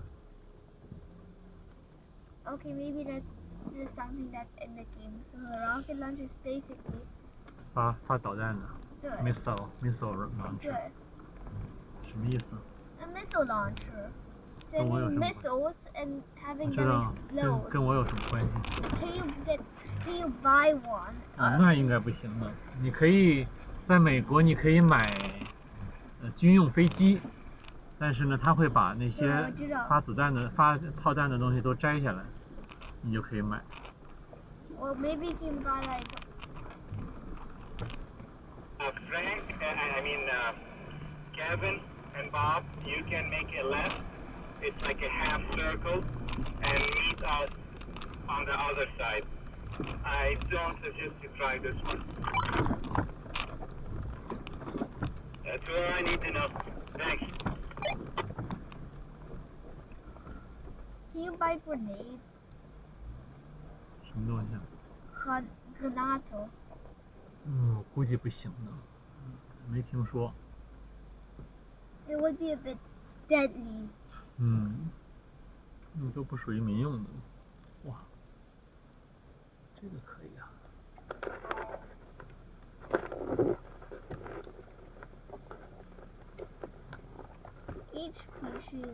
You gotta back up and give it a little bit more juice. Your back tire is in a wedge. Giving it more juice. I always love metaphors.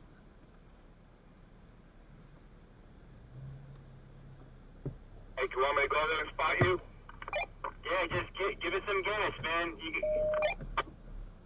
Yeah, give it some gas. But when you can't give it too much gas because my side, the rear tire is behind a big, like small ledge kind of. Ledge? Yeah, your back passenger is in between two rocks, like a wedge, so it's spinning in there. Maybe get a little bit more to your right so your back tire goes up the rock that your passenger tire's on now, see? Kev, you're right on a boulder. I think you just scratched your rim. 就买个，其实你要防身的话，就买个 shotgun 是最好的，最吓人。你是有点大，跟 reloading 有一点。那就发一发子弹就吓死人了。这只是吵。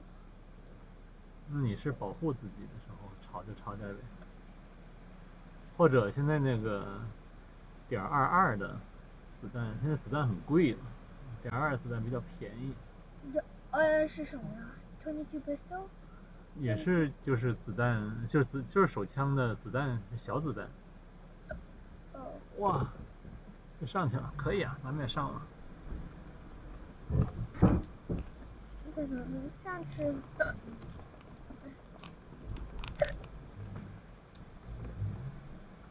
？That I don't think that's an intended path.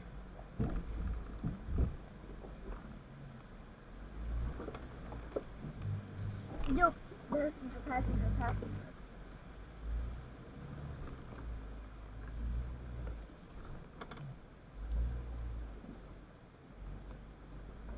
Oh.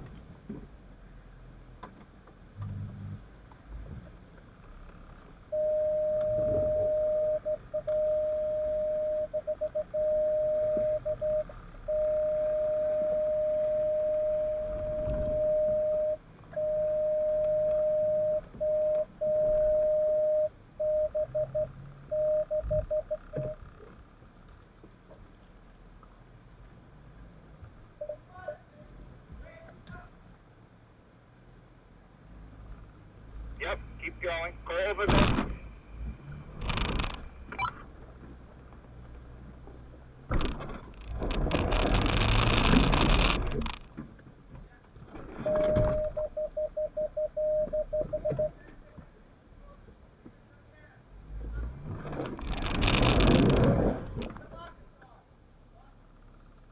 Do I need my lockers?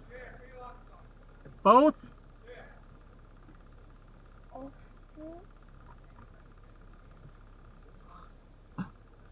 Front rear lock. 这是无后腿。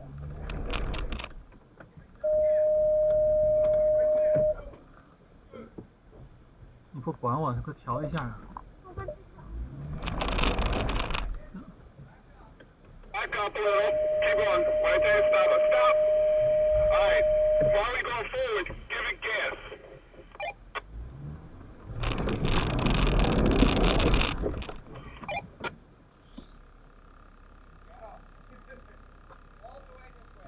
And should I go with the driver's tire on this rock? Okay.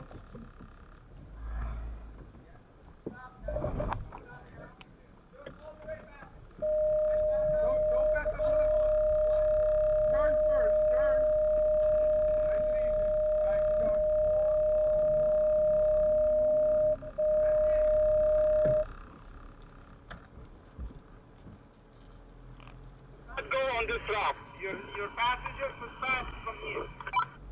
Like this?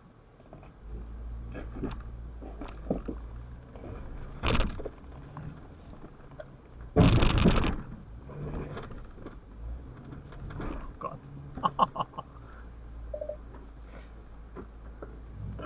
Thank you. Oh, I see. Thank you. Perfect. Not easy. You got it. Yeah, I got it. Good. Thank you. There's just one little rock over there. You're good. Okay. Wow. Oh.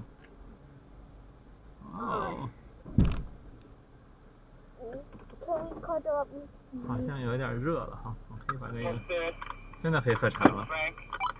locker 现在可以关了，我从来都没用过 locker。Off-road? 怎么关这儿？ Okay, we're going after this. Kevin, 你不要乱按。 on the mountain. 这个是 We'll off。 spend 10-15 minutes, and then the exit is like another 20 minutes from the mountain, and you'll even be out before time. 我们什么时候停呀？啊？什么结束啊？3点半、4点。今天说2点钟结束。我已经早。我去看看他们。今天开始的也早啊。不是平时那个时候开始吗？没有，平时以前是9点钟开始。哎呀，给我喝一口。还有点烫。你给我盒面包吧。吃一个大的吧。Passenger tired on that rock. 好。 Big boy. Little bit more. That's it. Oh, That's no. it. That's it. Yeah. As is, Frank. Climb on it slowly, slowly.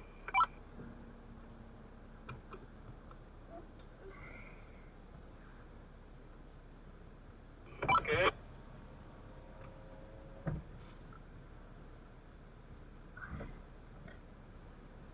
Okay, hang on.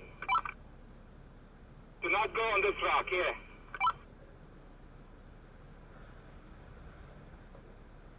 Look, back up 1 foot and give it gas.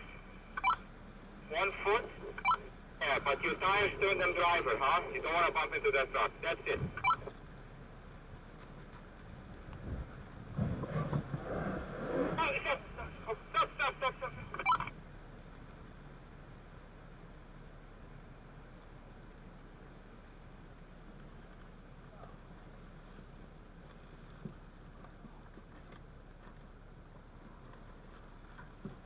Stop.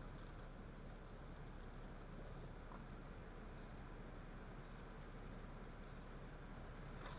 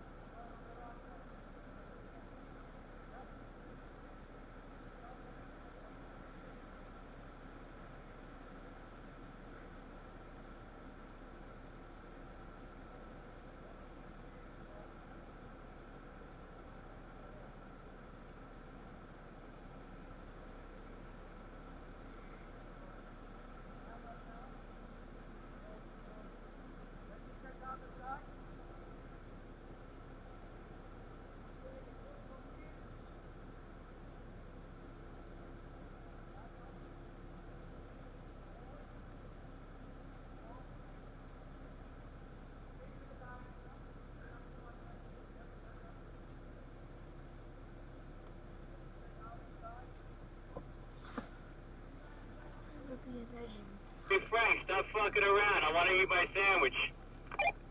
You better start eating. I got stuff for the guys who are What was that? I'm just eating my sandwich. I see the front of his truck. I don't see the front of his truck. I see the front of his truck. But where the heck are you?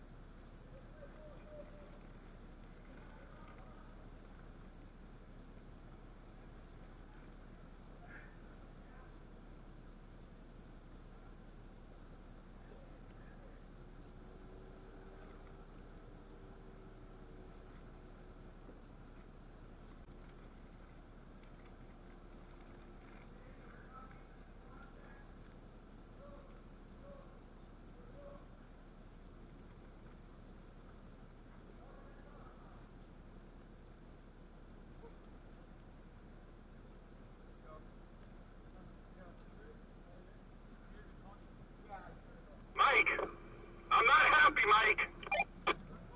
Try it. As is, climb on the rock.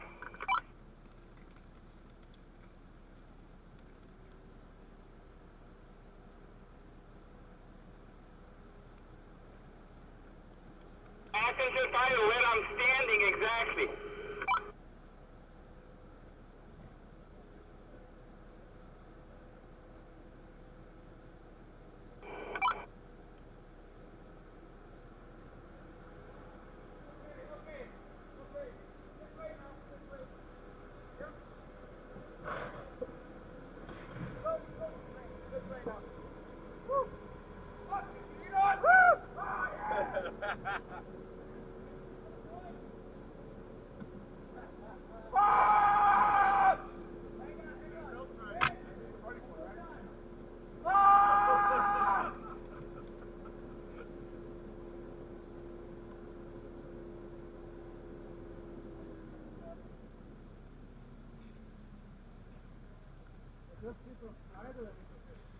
Was that the Cuban mating call? I don't know. I made it like 3 times already. This will be the 3rd time I made it up. Oh, okay.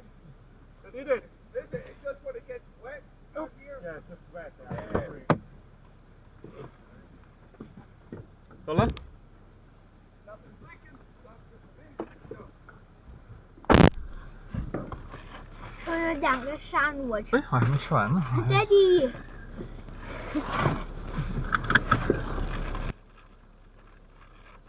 我还以为我吃完了。你先把门关上，我可以走啊。啊，知道做事情啊，知道什么事情先做，什么事情后做。好。哒哒哒哒哒滴哒。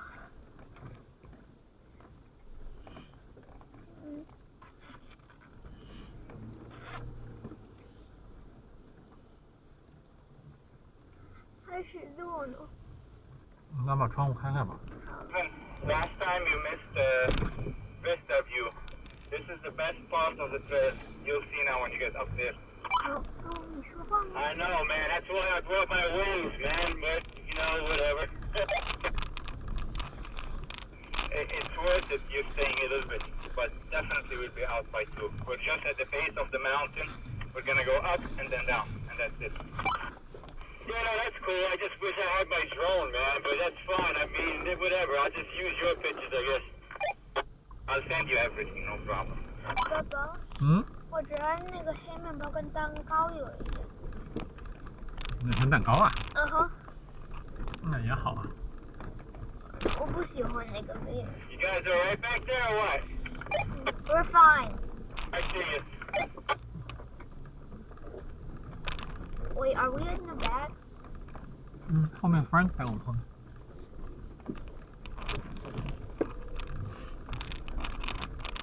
Frank's behind us. Oh, let me see, check. Yeah, he's behind us. Yeah, 窗户打开。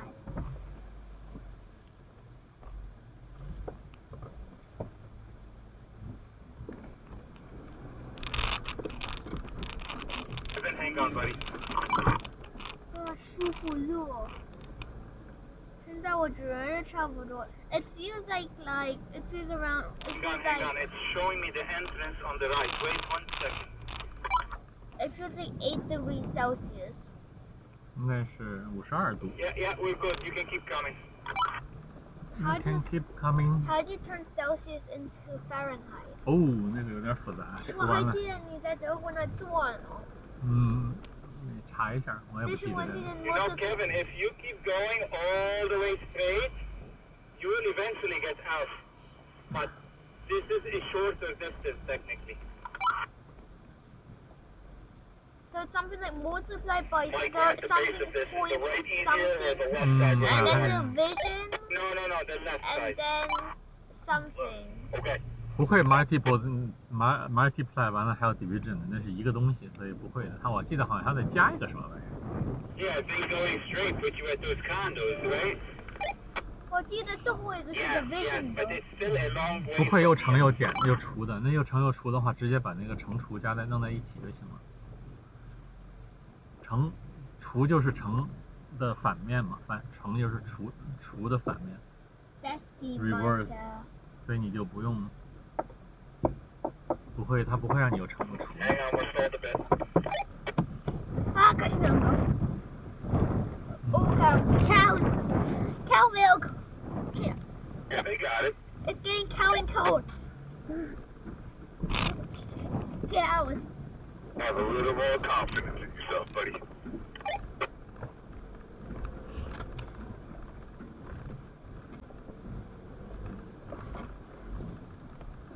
Cool, cows cool. Daddy, what's your favorite animal? 没什么 favorite。现在咱们就有第七的话。Dog? Your favorite animal is a dog? Favorite. My favorite animal is a dolphin. Because they protect humans from sharks. They're cute. They're swimming. I love swimming. And dolphins mothers do a lot for your kids. I know, it's just like by me, the Cheese Creek State Park down the road from my house. It's same thing with the walking trails, man. You can't even tell which one the trail is. Nasty. Yeah, do you know that a dolphin mom does not see when it's raising its child? Dude, who needs a chiropractor? Just come here. 我在开车呢，我不知道，你说吧。We.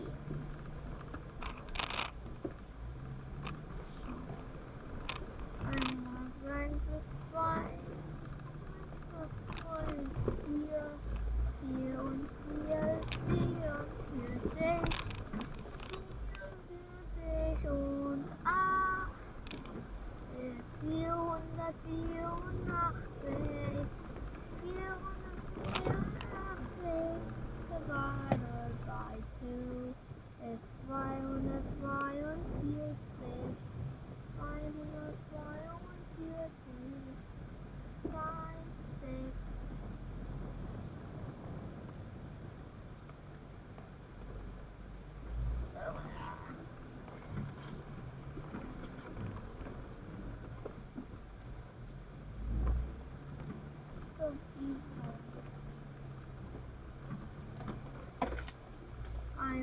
I'm to fly on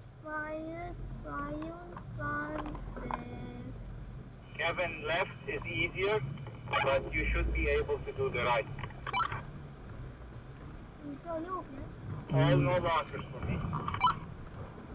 你为什么让我这个 pitch 打开啊？刚才我是想确认一下，空调是不是关了？你再把那个摄像头打开。关了。你把摄像头现在可以打开。我知道，这是 navigation. The answer is T navigation.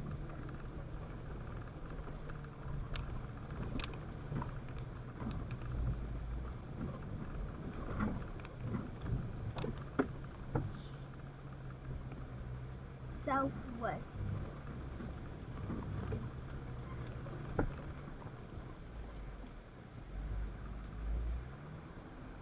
他们睡会觉。很累吗？你下回踢球去吗 ？No.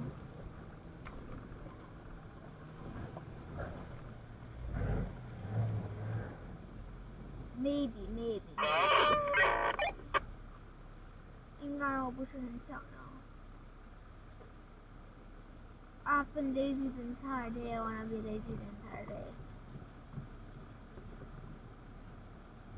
That's okay, Bob. Just turn passenger a little bit, just like now, and you can go forward right now. Okay, should we line up?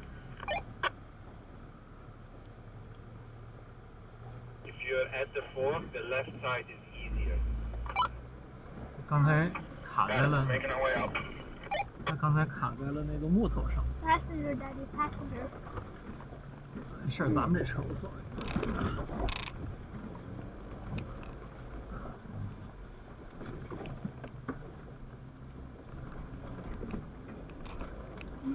这是不是就是 Rock Garden 呢？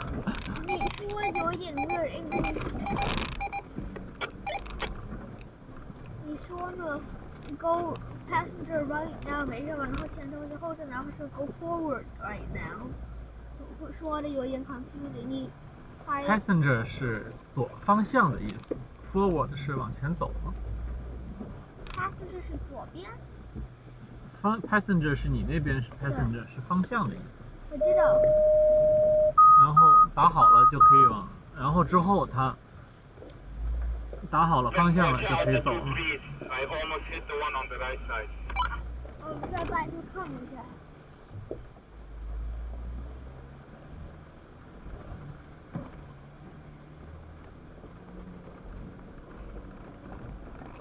Can you make it a little tighter for me?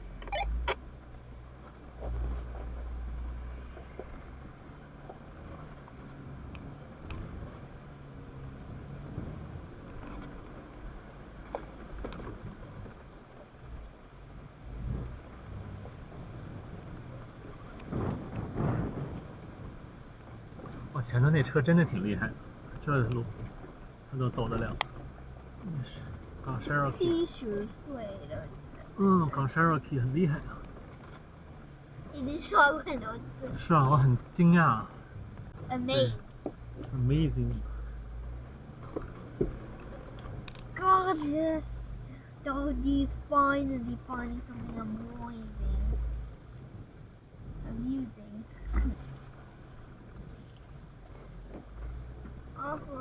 我们什么时候会又去 Awful？ 你不是说了吗？11月份有一个。我想吃黑色的。他没有安排黑色的，最多就是蓝的。为什么没有黑色呀？那人家没安排黑色的人，他好像跟我说过，黑色的人玩的少。他毕竟是要人越多越好，他好赚钱啊，要不然不值得呀。去玩黑的少，一般就是。1、2个。就是几个我不知道，但是蓝的时候有时候就走着走着就走到黑色去了，你还记得吗？以前咱们走着走着就走到黑色去了。觉得那个好玩的。啊，老师也觉得，哇，这真的是 Rock Garden 啊 ！Rock Garden。Rock Garden。爸爸，你在用 Cardio 吗？我是用在什么来着？3个相机都开着呢，反正。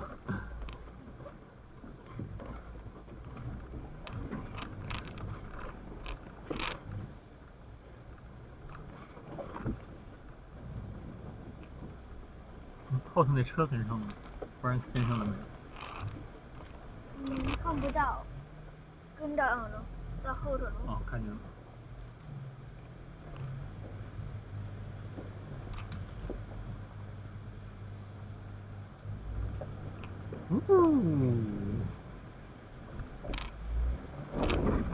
Ouch!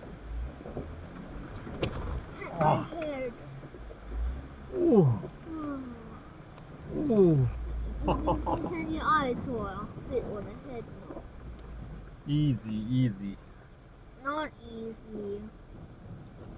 Easy to hit my head. 你把窗户关一点，有点冷啊。No. 开着后头的就行。现在我不能把我的头放到外头呢。你绝对不可以的，不知道什么时候一根树枝，啪就打过来了。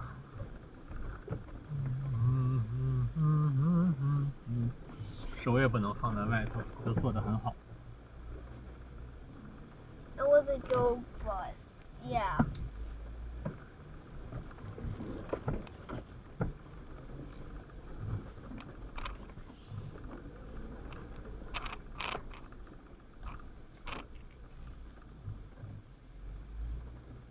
哦，上到山顶上来了，这里可漂亮了。I don't feel that we have. I did not feel that we have less. 这里咱来过。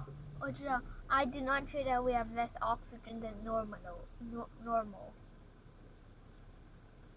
说我们太高了，可能是。所以说 oxygen 大部分都是往下走了。然后再挺高 ，and I did not feel that we have less oxygen. Passenger, Kevin. Drop slowly towards the end.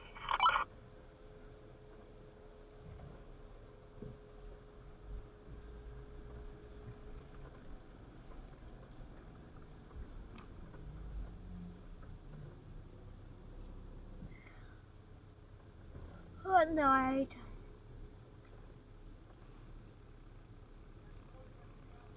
醒了几点钟呀？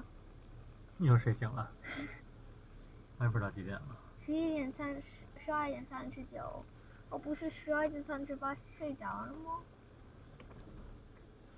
我哪不知道呀。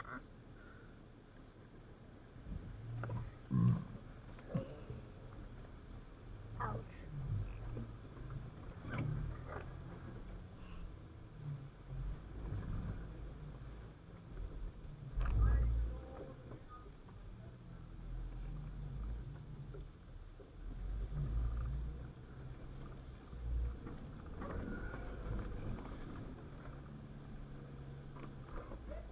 哦 ，OK。Oh, crabby hammers.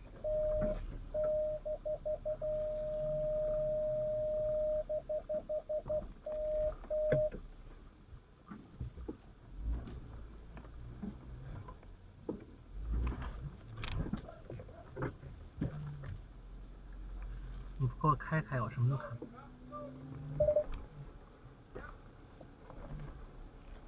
我刚才什么都看不见了。小心。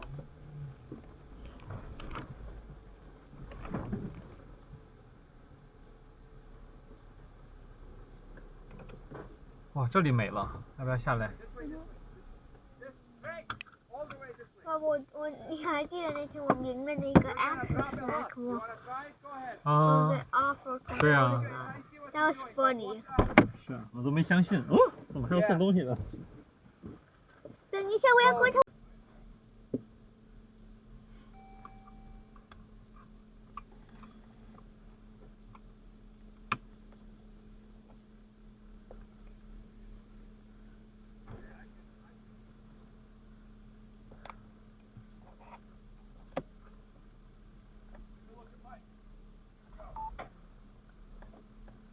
爸爸。你会给他们这个分，不会给他们这个，对吗？不一定，都会给他们。至少我都会编辑好了给爷爷奶奶发过去。是他们可能你看他们看得到我把我的脚放到。那可能看不见。人呢，我是最好的。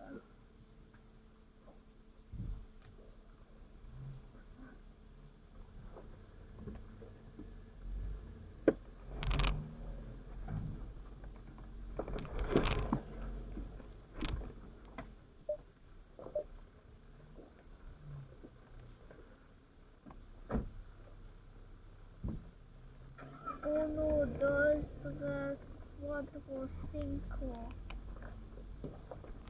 There, 8. No, I think 8 was 8. No, it says 7 or 6. Okay, thank you. Got it. Yes. Perfect. Thank you. Keep it straight there.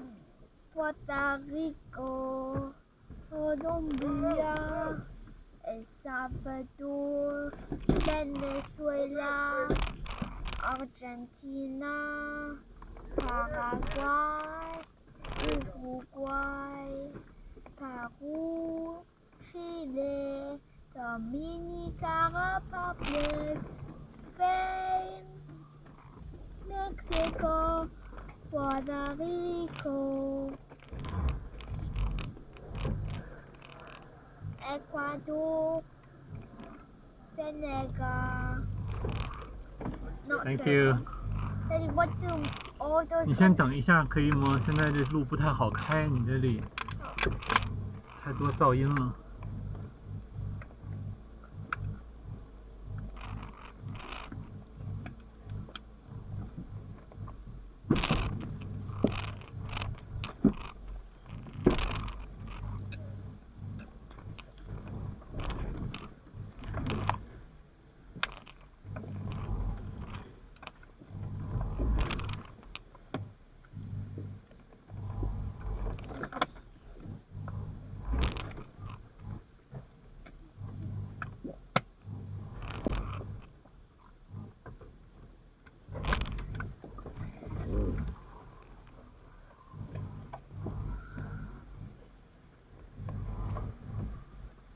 Yeah, that's crazy how the cars got there. Yeah, I wonder how the car got there. 那还能翻个跟头，这什么 I？ feel like this is a dumping place for cars. 是啊，那太不好了。Daddy, what do those pink markings mean? 可能是他们做的记号呗 ，marking。你 Right? 那边给我看着，别蹭着，别蹭着咱们的车。看到了吗？你要看着点，别蹭着咱们车。你要告诉我啊，你看得见，知道我在说什么吗？知道，那个不要那个地方。现在还有多远？ Around 2 feet. 没事儿哈。没事。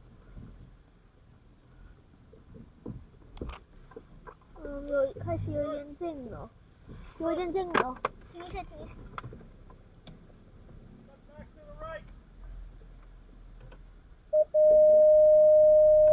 等一下，我去看一眼。It seems like a few inches, like 6 inches.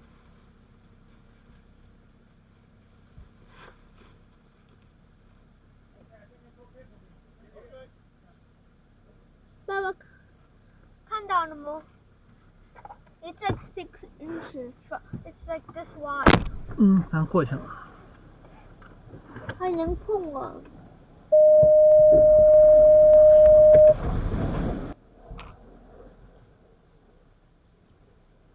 你不是说那个车子东西吗？就是那尖的东西别蹭到咱们车。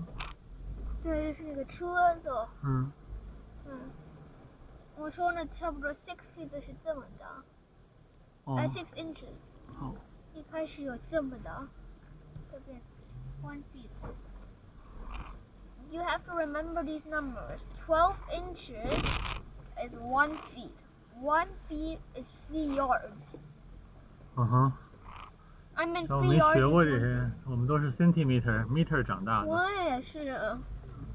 I mean 12. You can convert 12 inches to 1 feet, and you can convert 3 feet to 1 yard.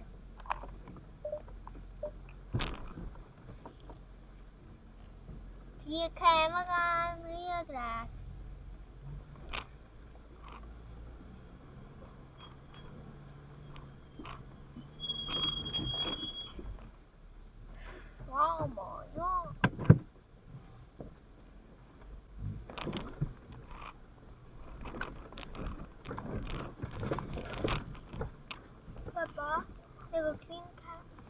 Never mind.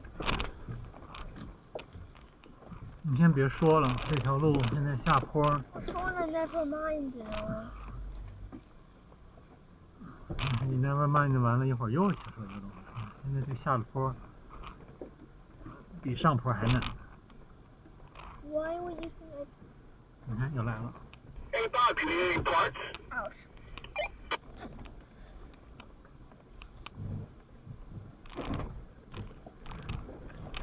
Believe that's a turkey that's burnt? Hey, why would you think that I would say never mind?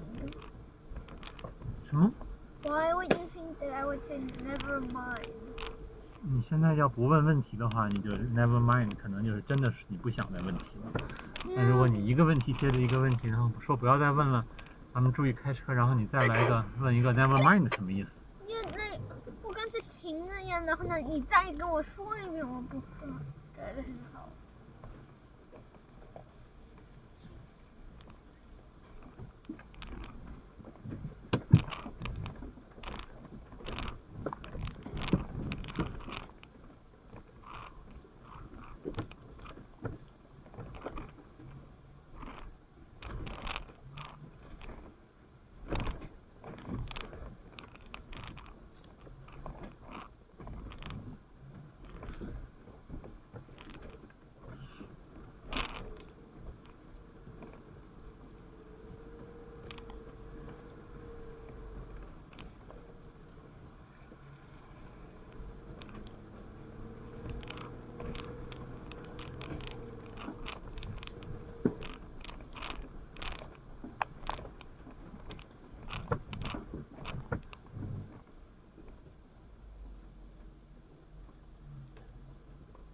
I should have took some of that bourbon and just put in the, with the Coke.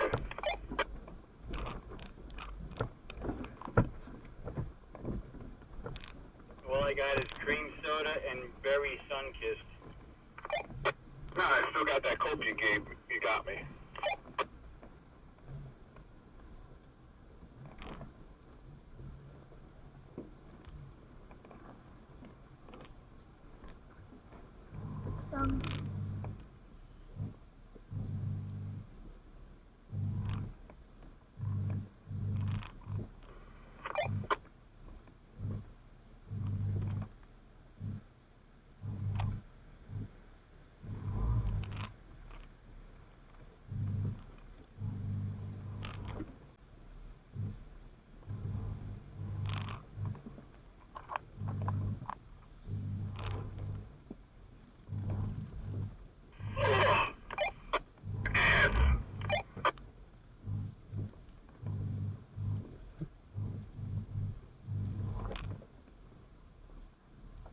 Mike, I don't see you.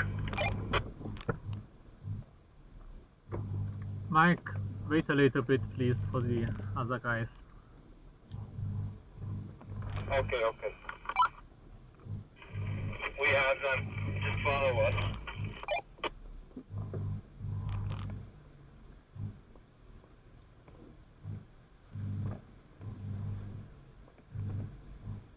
That wasn't too bad.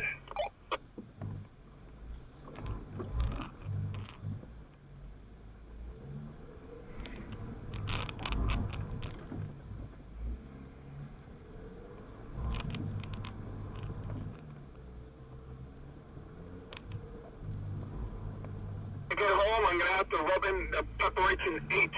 Dude, my hemorrhoids are killing me. Are you joking?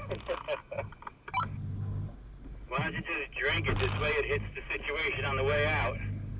True.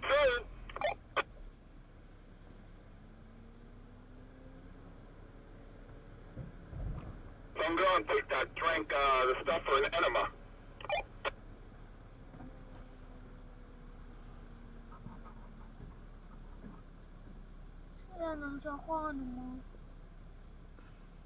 Here.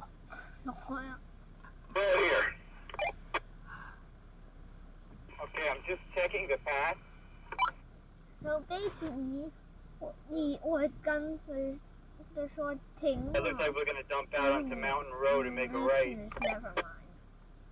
是我不知道你的 never mind 是啥意思，有的时候你的 never mind 是没事儿，然后呢，我担心的不是说你那句话不说了，我怕你说完了之后再继续再接着说，因为我已经是我用我的全部的精力都在找路，下坡其实是比上坡还要难的，我就怕你没完没了的，所以而且我也不知道你的 never mind 什么意思，只是那个一句话 never mind， 然后接着再来，还是什么意思，明白吗？那我没有看到，我的眼睛全在看前头。No, look to your right now. Just now.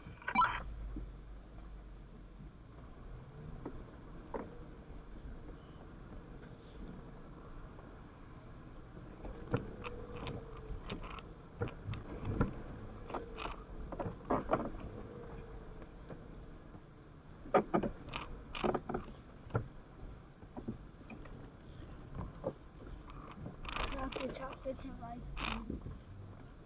Chocolate chip. Oh, Mike, that's the one that you wanted to go up. No, it's the one to the right, all the way to the right, next to it, that I wanted to go up last time. Yeah, that one, yeah.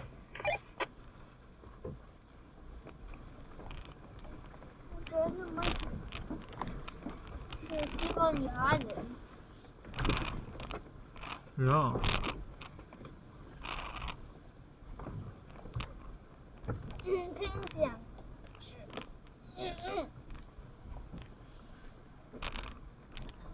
听上去有一个 Spanish accent。Watch behind you.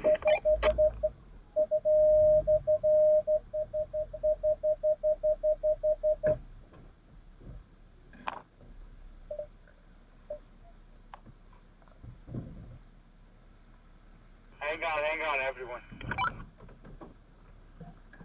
Okay.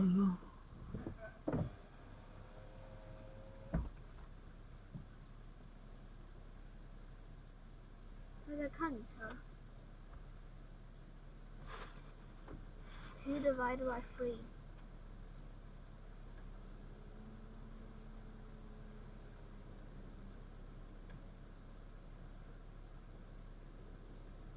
.75. What's .75?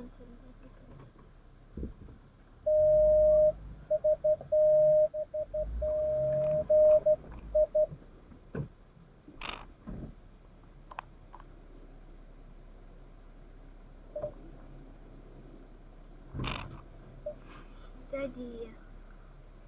你走神儿了，只能自己弄啊。为什么让他不能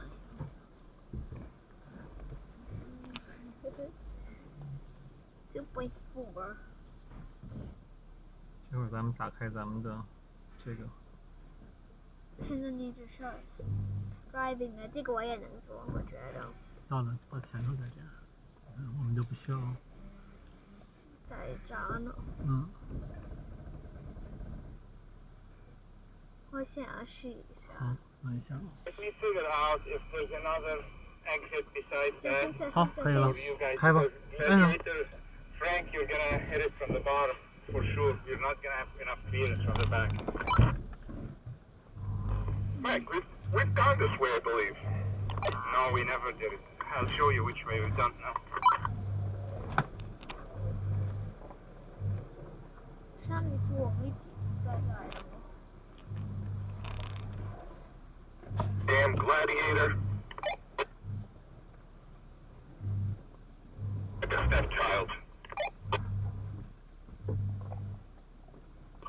of me, man. Yep. In front of you? Yeah, in front. So.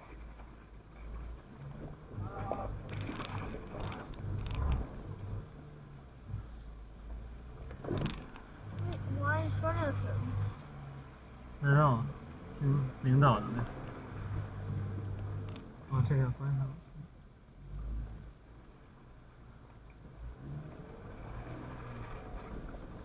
听零头的，然后把路给他让开，行了。I think you're a bit far. 他们在那呢。Sunkist Donuts. 我很喜欢 Sunkist. For some reason. 好呀。巴特。去看看。Close the door.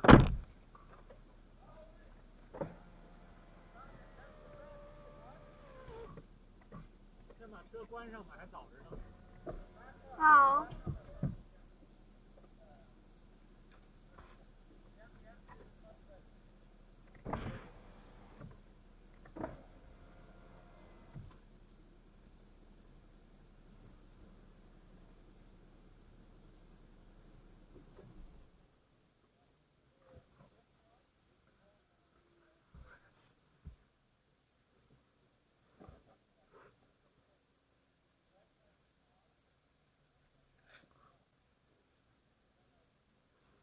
Should have just driven over the tree. It's easier. Honey, yes.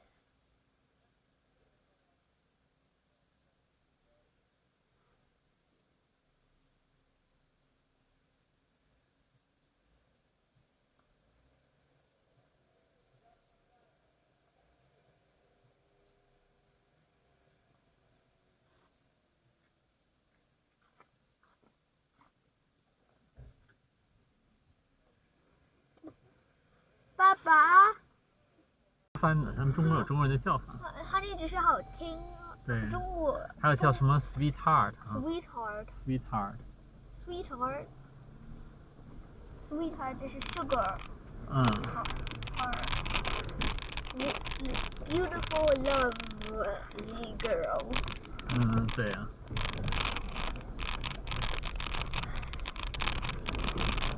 应该是差不多到点了1:40了。他们看这样子2点钟有事情说。嗯，估计。The only thing is, I can't do donuts here. 说什么 Min, I can't do this anymore. I'm a hikers guy. I don't know. 你跟我说吗 Yeah, hikers here.？Hikers here. Oh, hikers here. 这有个 hiker. 你看到了吗？没有。他们为什么？ Alright guys, listen, we got hikers right here in the turn. Standing here. I don't know, they don't look like hikers to me. 那他往右边的时候有 hiker。在这里，在这 hiking 的耶。这上去挺深的，挺高的，挺陡的。我觉得你能走吧？咱上肯定能上。下去呢 ？Full speed 下就。 downwards。那是你，我还想多活几年。I would do that. It's fun. It looks pretty fun.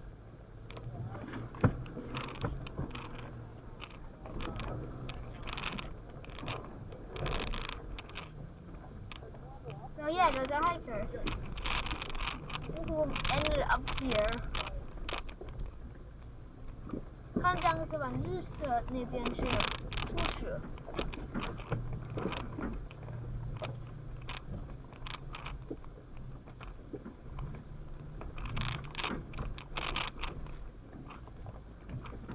我知道鸡蛋在哪里了。咱来过吗？是不是往外走的路了？现在？对呀。就有一个什么，有一个那个。绿色的东西，就是那个还有那个 sign， 你还记得吗？ Hey guys, I don't see you. Around and go. 那个大的 no 我们都没看到，是吧？no 字没看见，剩下的可以。没问题，没问题。然后你上吗？要。跟那个绿色的东西一起走。向左边在这儿。我想去 auto controlling 跟你说石头。I'm good. I got people behind me. 那我想跟去 auto controlling， 我只想跟你说石头在哪儿。哦。中间有很多，左边有一些，右边也有一些，中间有一个小的，中间有一个很小的，中间有一些。它这些绿的在树上画的 marking 就是让下头的人、后头的人知道该走哪个方向。那我在前头也看到石头上有一个红色的、红绿色。然后不同的颜色就可能不同的人、不同的活动画的。你今天画的绿色，我要再画绿色就乱套了，我就画红的。这个可能是一个 hiking 之类的，不是。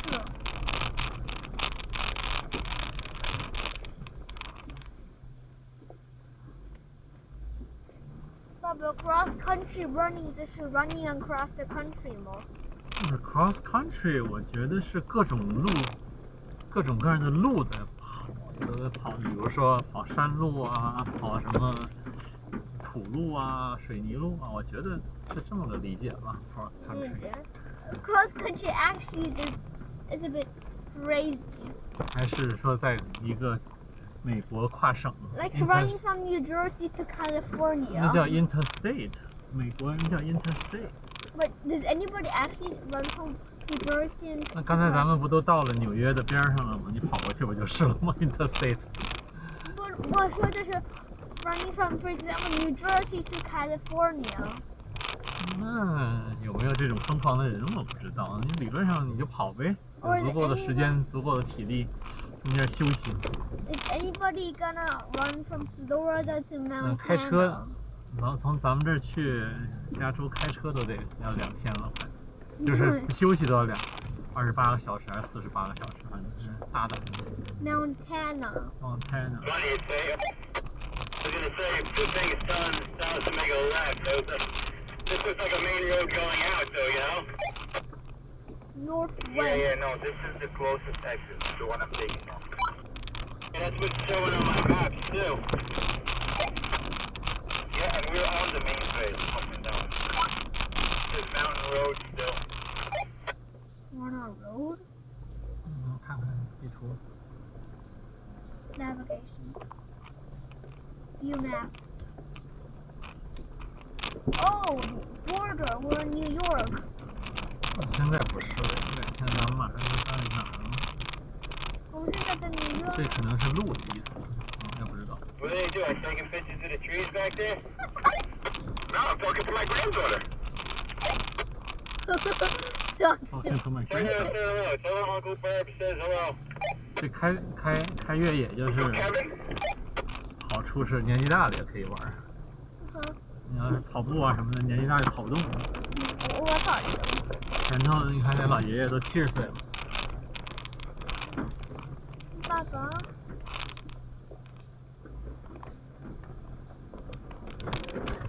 You guys all right back there?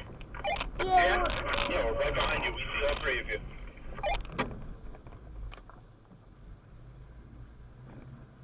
Now we're in New Jersey. Back into New Jersey.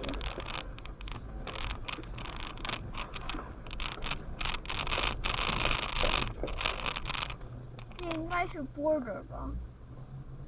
应该不是。那是什么？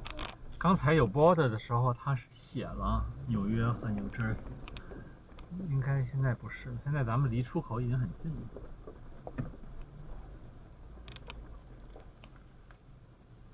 我不知道哪个出口。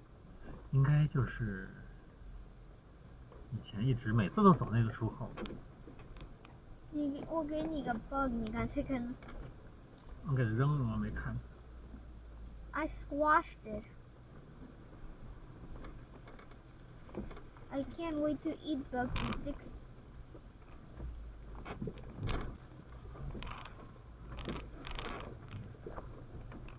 Never mind.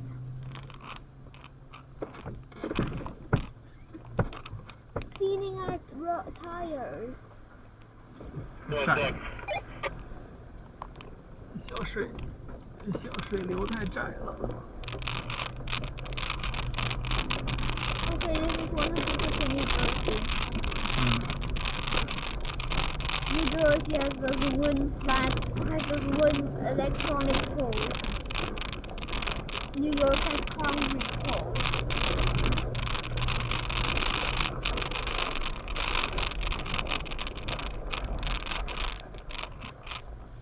We're good. 爸爸，你看到过 geoguessr 是什么吗？什么？你看到过 geoguessr 是什么吗？什么东西？ So it's a game where you get teleported anywhere in the world, and then you have to guess where you are. 我一个受不了的游戏晚上没有。I think it's pretty 你 fun. 你打电话，你通过序号不就知道 country code 就知道在哪儿了吗？ No, you're in there on Google's Maps. You get teleported to a random location on Google Maps, and you can move around. And all places and what's it called, and road and license plates and stuff like that are blurred. And you have like around 20 seconds to guess where you are. And the best geoguessr use poles and street lamps to guess where you are. And trees. 你玩过吗？这个游戏？我玩过，我没玩过这么好。我就是随便猜的。Hey, that looks like Indonesia. 就这个 sign 吗？ Yeah. 我看不上 no. Absolutely no. Motorcycle or ATV riding on this property. 右边应该这样，应该是。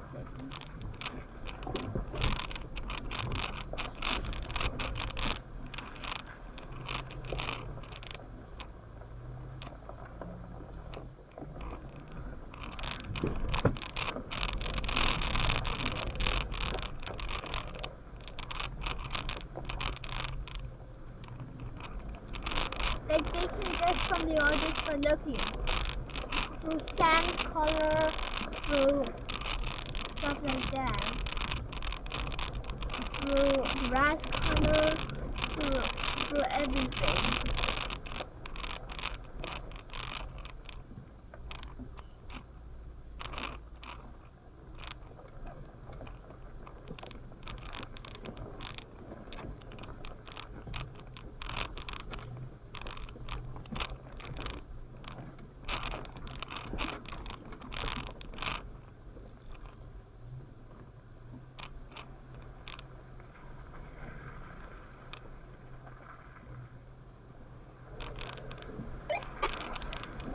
Load up, Mike.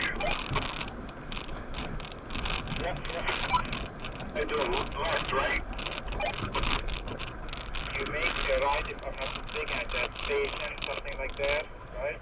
那现在这是 Mountain Road 吗？ We just came out of the thing and there's either left or right. Yeah, right. Okay. Alright, I see the station on my left here. Okay. This is more like a car. Oh. No, always.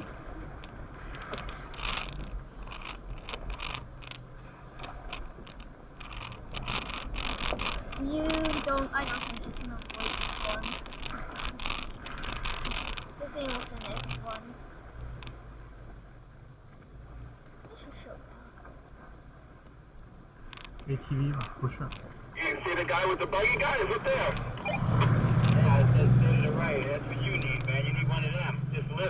big tires.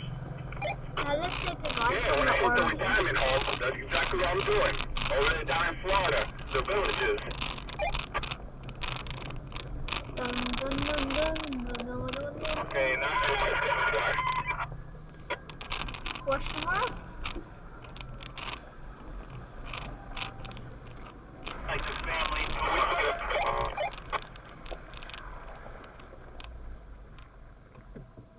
everybody to the right. Keep coming. Suzuki coming.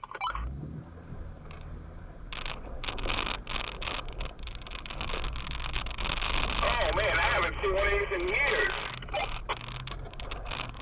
Wow. I also haven't seen one of them in years.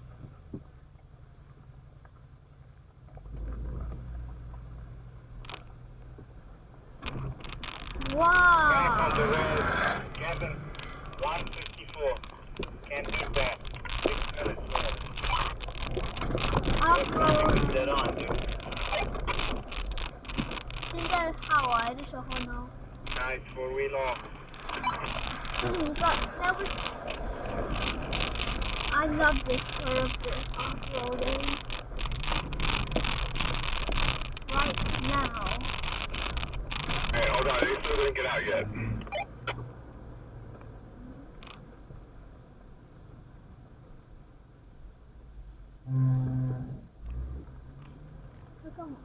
Alright. 我得把它的那个 4-wheel drive 给它 unlock 成2 That's two Stag wheel。 Hill Road, man. Everybody talks about entering off this road here. Yeah, they call it Stag. This is fun. I like roads like this. Without any bumps. You know?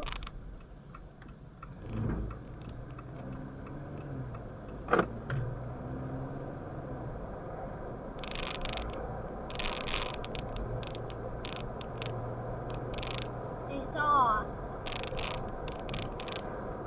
没事儿，出来在路上就不怕，然后在里面看。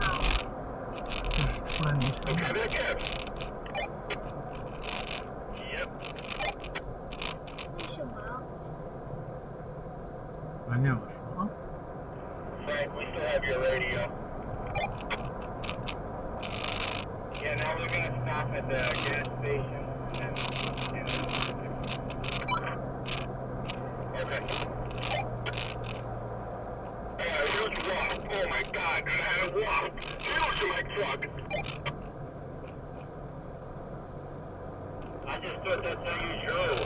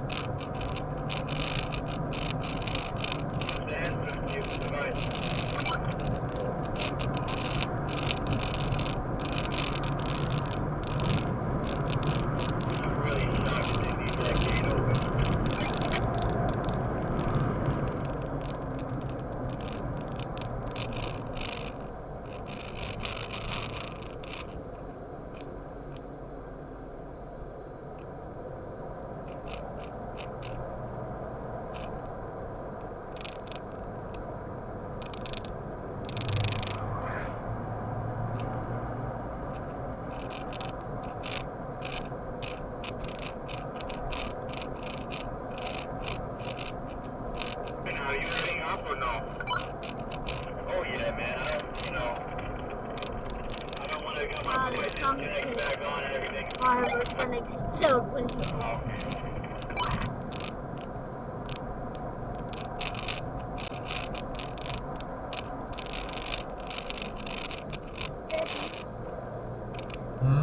你觉得我们下一次在这带一个 Coca-Cola 的我们家那个它会不会爆炸？你说什么？我没听懂。我们在这带一个 Coca-Cola 的话，然后在家里打开的话，你觉得会不会爆炸？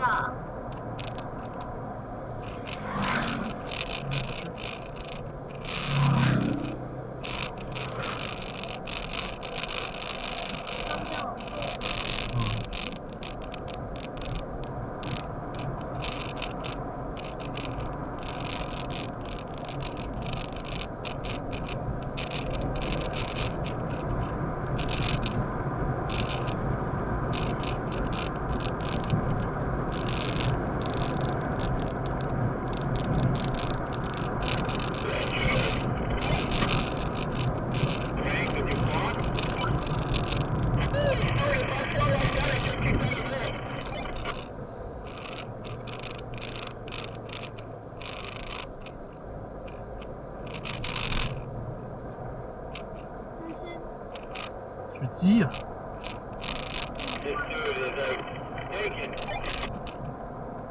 It stinks. They poop here. 我觉得是一些鸡要吃在过马路，然后再在拉粑粑，然后吃。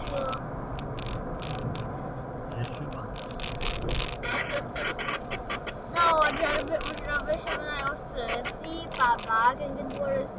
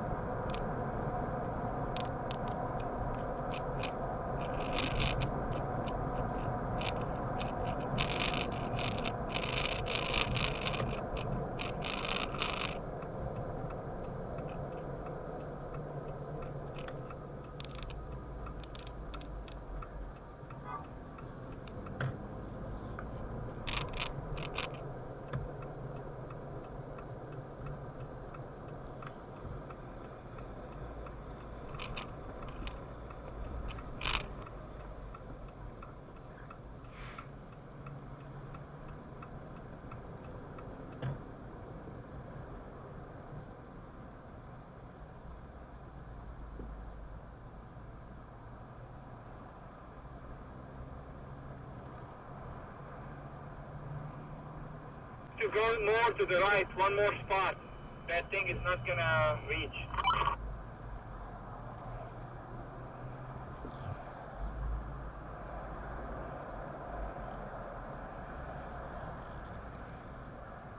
So there you go. 这是干什么 ？No idea.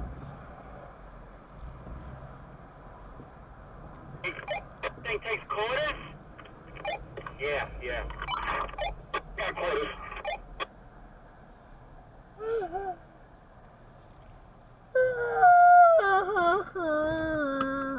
瞎叫吗？听故事呢？ Fucking quarters in this truck. Oh, you got quarters? 要不然我打开一下，从我打开一下。Yeah, you need.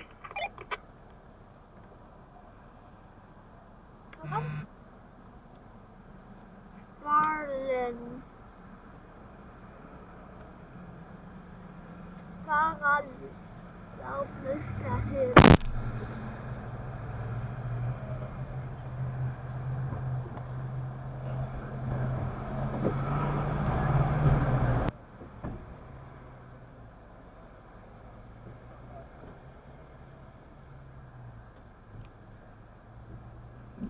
Money. War profiteering, to be exact. Sejanus' father was a District 2 manufacturer who had sided with the president. He had made such a fortune off munitions that he'd been able to buy his family's way into a life in the capital. The Plinths now enjoyed privileges that the oldest, most powerful family earned over generations. It was unprecedented that Sejanus, a district-born boy, was a student at the academy. But his father's lavish donation had allowed for much of the school's post-war reconstruction. A capital-born citizen would have expected a building to be renamed for them. Sejanus' father had only requested an education for his son. For Coriolanus, the plinths and their kind were a threat to all he held dear. The newly rich climbers in the capital were chipping away at the old order simply by virtue of their presence. It was particularly vexing because the bulk of the Snow family fortune had also been invested in munitions. But in District 13, their sprawling complex, blocks and blocks of factories and research facilities had been bombed to dust. District 13 had been nuked, and the entire area still emitted unlivable levels of radiation. The center of the capital's military manufacturing had shifted to District 2 and fallen right into the plinth's laps. When news of District 13's demise had reached the capital, Coriolanus' grandmother had publicly brushed it off, saying it was fortunate that they had plenty of other assets. But they didn't. Sejanus had arrived on the school playground 10 years ago, a shy, sensitive boy, cautiously surveying the other children with a pair of soulful brown eyes, much too large for his strained face. When word had gotten out that he'd come from the districts, Coriolanus' first impulse had been to join his classmates' campaign to make the new kid's life a living hell. On further reflection, he'd ignored him. If the other capital children took this to mean that baiting the district brat was beneath him, Sejanus took it as decency. Neither take was quite accurate, but both reinforced the image of Coriolanus as a class act. A woman of formidable stature, Professor Sickle cruised into Satyria's circle, scattering her inferiors to the four winds. "Good morning, Professor Click." "Oh, Agrippina, good. You remembered your shield," said Satyria, accepting the firm handshake. "It worries me that the young people will forget the real meaning of the day. And Sejanus, how smart you look." Sejanus attempted a bow, sending a wayward lock of hair into his eyes. The cumbersome shield caught him in the chest. "Too smart," said Professor Sickle. "I told him if I wanted a peacock, I called the pet store. They should all be in their uniforms." She eyed Coriolanus. "That's not terrible. Your father's old nest dress shirt was long."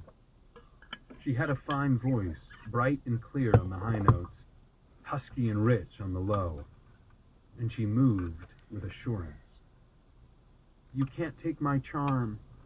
You can't take my humor. You can't take my wealth, 'cause it's just a rumor. Nothing you can take from me was ever worth keeping."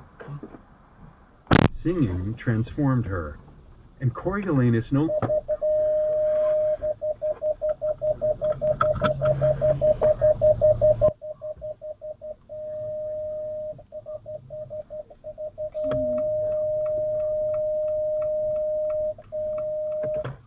thinking you're so fine, thinking you can have mine, thinking you're in control, thinking you'll change me, maybe rearrange me. Think again if that's your goal, 'cause...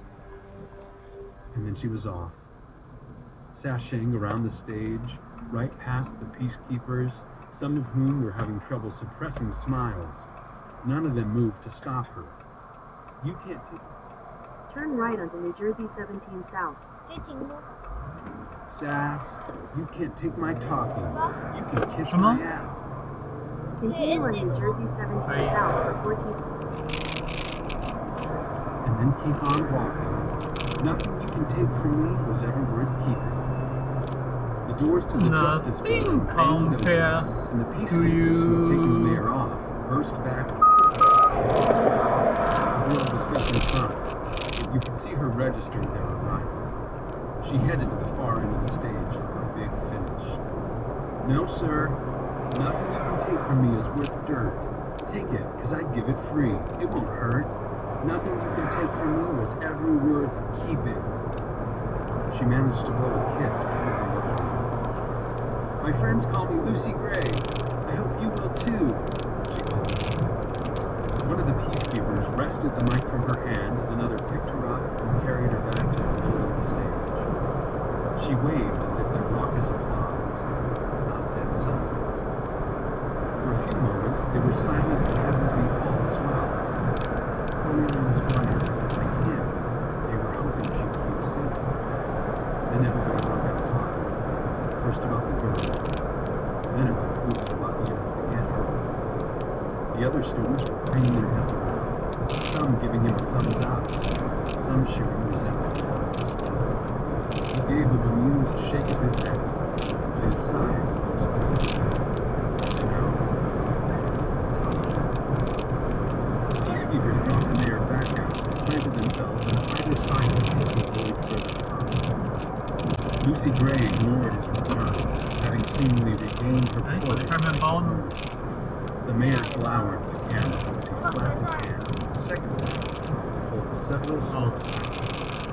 A few fluttered down to the stage, and he read the remaining paper. The District 12 boy tribute is Jessup Diggs. The kids in the square stirred and he waved to Jessup, a boy with a fringe of black hair plastered down on his prominent forehead. As District 12 tributes went, he was a fine specimen, bigger and stronger. His driving suggested he was already employed in mines. A half-hearted attempt at walking made a relatively clean oval in the middle of his face.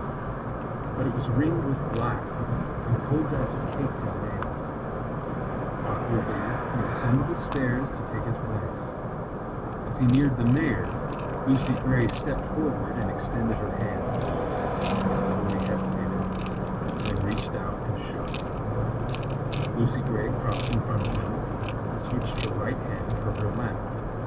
They were standing side by side, holding hands, when she made a deep curtsy, moving the boy to a bow. A smattering of applause and a lone whoop came from the District 12 crowd before the peacekeepers closed in, and the reaping broadcast cut to District 8. Coriolanus acted engrossed in the show as 8, 6, and 11 tributes, but his brain spun the repercussions of landing Lucy Gray dead. She was a gift, he knew it, and he must treat her as such.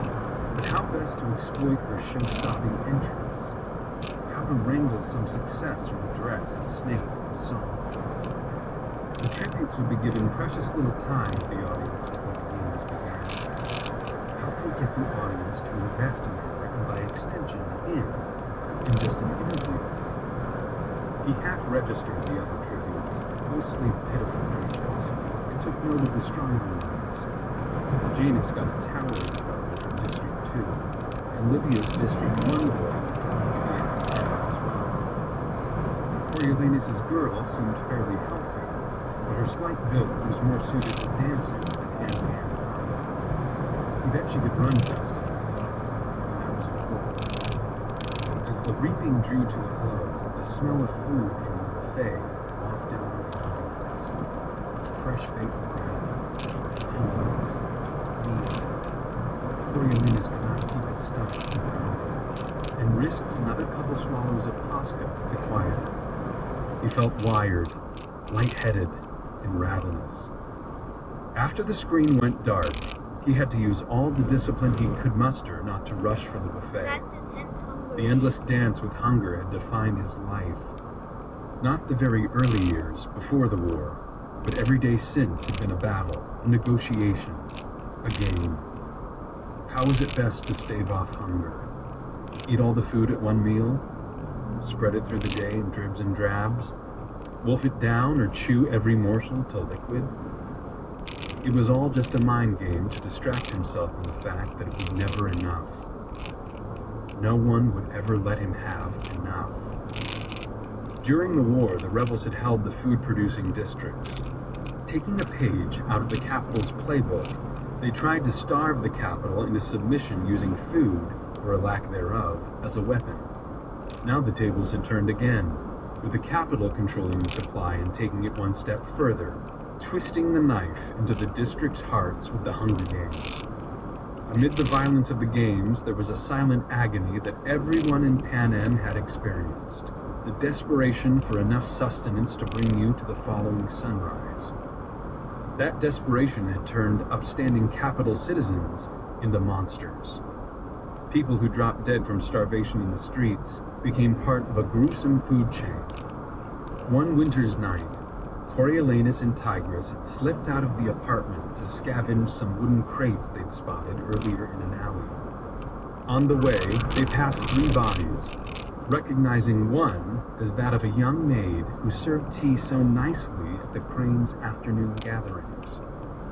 A heavy, wet snow began falling, and they thought the streets deserted. But on the way home, a bundled figure sent them scurrying behind a hedge. They watched as their neighbor, Nero Price, a titan in the railroad industry, carved the leg from the maid, sawing back and forth with a terrifying knife until the limb came free. He wrapped it in the skirt he ripped from her waist, and then bolted down the side street that led to the back of his townhouse. The cousins never spoke of it, even to each other, but it was burned into Coriolanus's memory. The savagery distorting Price's face, the white anklet and scuffed black shoe at the end of the severed limb, and the absolute horror of realizing that he too could now be viewed as edible. Coriolanus credited both his literal and moral survival to the Grand Man's foresight early in the war. His parents were dead, Tigris orphaned as well, and both children were living with their grandmother. The rebels had been making slow but steady progress to the capital, although arrogance kept that reality from being widely acknowledged in the city. Food shortages required even the richest to seek out certain supplies on the black market. That was how Coriolanus found himself at the back door of a once trendy nightclub one late October afternoon, holding the handle of a small red wagon in one hand and the Grand Mam's gloved hand in the other. There was a bitter chill in the air that warned ominously of winter, and the blanket of gloomy gray clouds overhead. They had come to see Pluribus Bell, an aging man with lemon-tinted spectacles and a white powdered wig that fell to his waist. He and his partner Cyrus, a musician, owned the shuttered club and now made do by trafficking goods from its back alley. The Snows had come for a case of canned milk, the fresh stuff having disappeared weeks ago, but Pluribus said he was sold out. What had just arrived were crates of dried lima beans, stacked high on the mirrored stage behind him. They'll keep for years, Pluribus promised the Grand Man. I plan on setting aside 20 or so for personal use. Coriolanus's grandmother had laughed. How ghastly. No, my dear. Ghastly is what happens without them, Pluribus said. He didn't elaborate, but the Grand Man stopped laughing. She shot a look at Coriolanus, and her hand clenched his for a second. It seemed involuntary, almost a spasm. Then she looked at the crates and appeared to be figuring something in her head. How many can you spare? She asked the club owner. Coriolanus pulled one crate home in his wagon, and the other 29 arrived in the dead of night, as hoarding was technically illegal. Cyrus and a friend hauled the crates up the stairs and piled them in the middle of the lavishly furnished living room. On the top of the pile, they placed a single can of milk, compliments of Pluribus, then bid them good night. Coriolanus and Tigris helped the Grand Man hide them in closets, in fancy wardrobes, even in the old clock. Who's going to eat all these? He asked. At this time, there was still bacon in his life, and chicken, and the occasional roast. Milk was spotty, but cheese plentiful, and some sort of dessert could be counted on at dinner, even if it was just jam bread. We'll eat some. Perhaps we can trade, said the Grand Man. They'll be our secret. I don't like lima beans, Coriolanus pouted. At least I don't think I do. Well, we'll have Cook find a good recipe, said the Grand Man. but the cook had been called to serve in the war, then died of the flu. The grandmam, it turned out, did not even know how to turn on the stove, let alone follow a recipe. It fell to 8-year-old Tigress to boil the beans to the thick stew, then the soup, then the watery broth, which was to sustain them throughout the war. Lima beans, cabbage, the ration of bread. They lived on it day in, day out, for years. Surely it had impeded his growth. Surely he would be taller, his shoulders broader, had he had more food. But his brain had developed properly. At least he hoped it had. Beans, cabbage, brown bread. Coriolanus grew to hate the stuff, but it kept them alive, without shame, and without cannibalizing the dead bodies in the streets. Coriolanus swallowed the saliva flooding his mouth as he reached for the gilt-edged plate embossed with the Academy's seal. Even in the leanest days, the capital had not lacked fancy dishware, and he had eaten many a cabbage leaf from fine china at home. He collected a linen napkin, a fork, a knife. As he raised the lid on the first sterling silver chafing dish, the steam bathed his lips. Creamed onions. He took a modest spoonful and tried not to drool.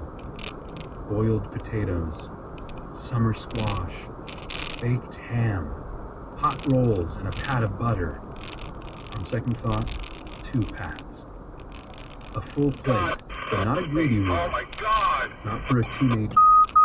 What the? He set his plate on the table next to Clemencia and went to retrieve his dessert from the cart, because last year they had run out and he'd missed the tapioca entirely. His heart skipped a beat when he saw the rows of apple pie wedges, each decorated with a paper flag sporting the seal of Pan. Pie! When had he last tasted that? He was reaching for a medium-sized piece when someone thrust a plate with an enormous slice under his nose. Oh, take a big one. Growing boy like you can handle it. Dean Highbottom's eyes were rheumy, but they had lost the glazed look of the morning. In fact, they were trained on Coriolanus with an unexpected sharpness. He took the plate of pie with a grin he hoped was boyishly good-natured. Thank you, sir. I can always find room for pie. Yes, pleasures are never hard to accommodate, said the dean. No one would know better than I. I suppose not, sir. I said it wrong. He had meant to agree with the part about pleasures, but it sounded like a snide remark about the dean's character. You suppose not. Dean Highbottom's eyes narrowed as he continued to stare at Coriolanus. So, what are your plans, Coriolanus, after the games? I hope to go on to university, he replied. What a strange question. Surely his academic record made that evident. Yes, I saw your name among the prize contenders, said Dean Highbottom. But if you shouldn't be awarded one? Coriolanus stammered. Well, then, we'd pay the tuition, of course. Would you? Dean Highbottom laughed. Look at you, in your makeshift shirt and your too tight shoes, trying to hold it together, strutting around the Capitol when I doubt that piss him. Even with a prize, it would be a stretch, and you don't yet have one, do you? What then, I wonder? What happened to you? What then?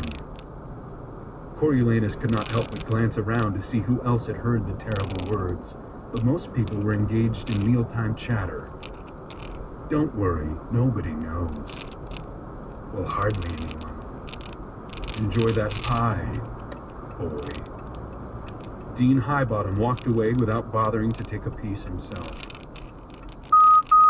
Nothing so much as to drop his pie and run for the exit, but instead he carefully set the oversized slice back on the cart. The nickname. Patterson. It could only be that the nickname had found its way back to Dean Highbottom, with Coriolanus given the credit. It had been stupid on his part. The dean was too powerful a person, even now, to be ridiculed in public. But was it really such a horrible thing? Every teacher had at least one nickname, many far less flattering. And it wasn't as if High as a Kite Bottom had made much effort to hide his habit. He seemed to invite derision. Could there be some other reason he hated Coriolanus so much? Whatever it was, Coriolanus needed to set it right. He could not risk losing his prize over such a thing. After university, he planned to embark on some lucrative profession. Without an education, what doors would be open to him? He tried to imagine his future in some low-level city position. Doing what?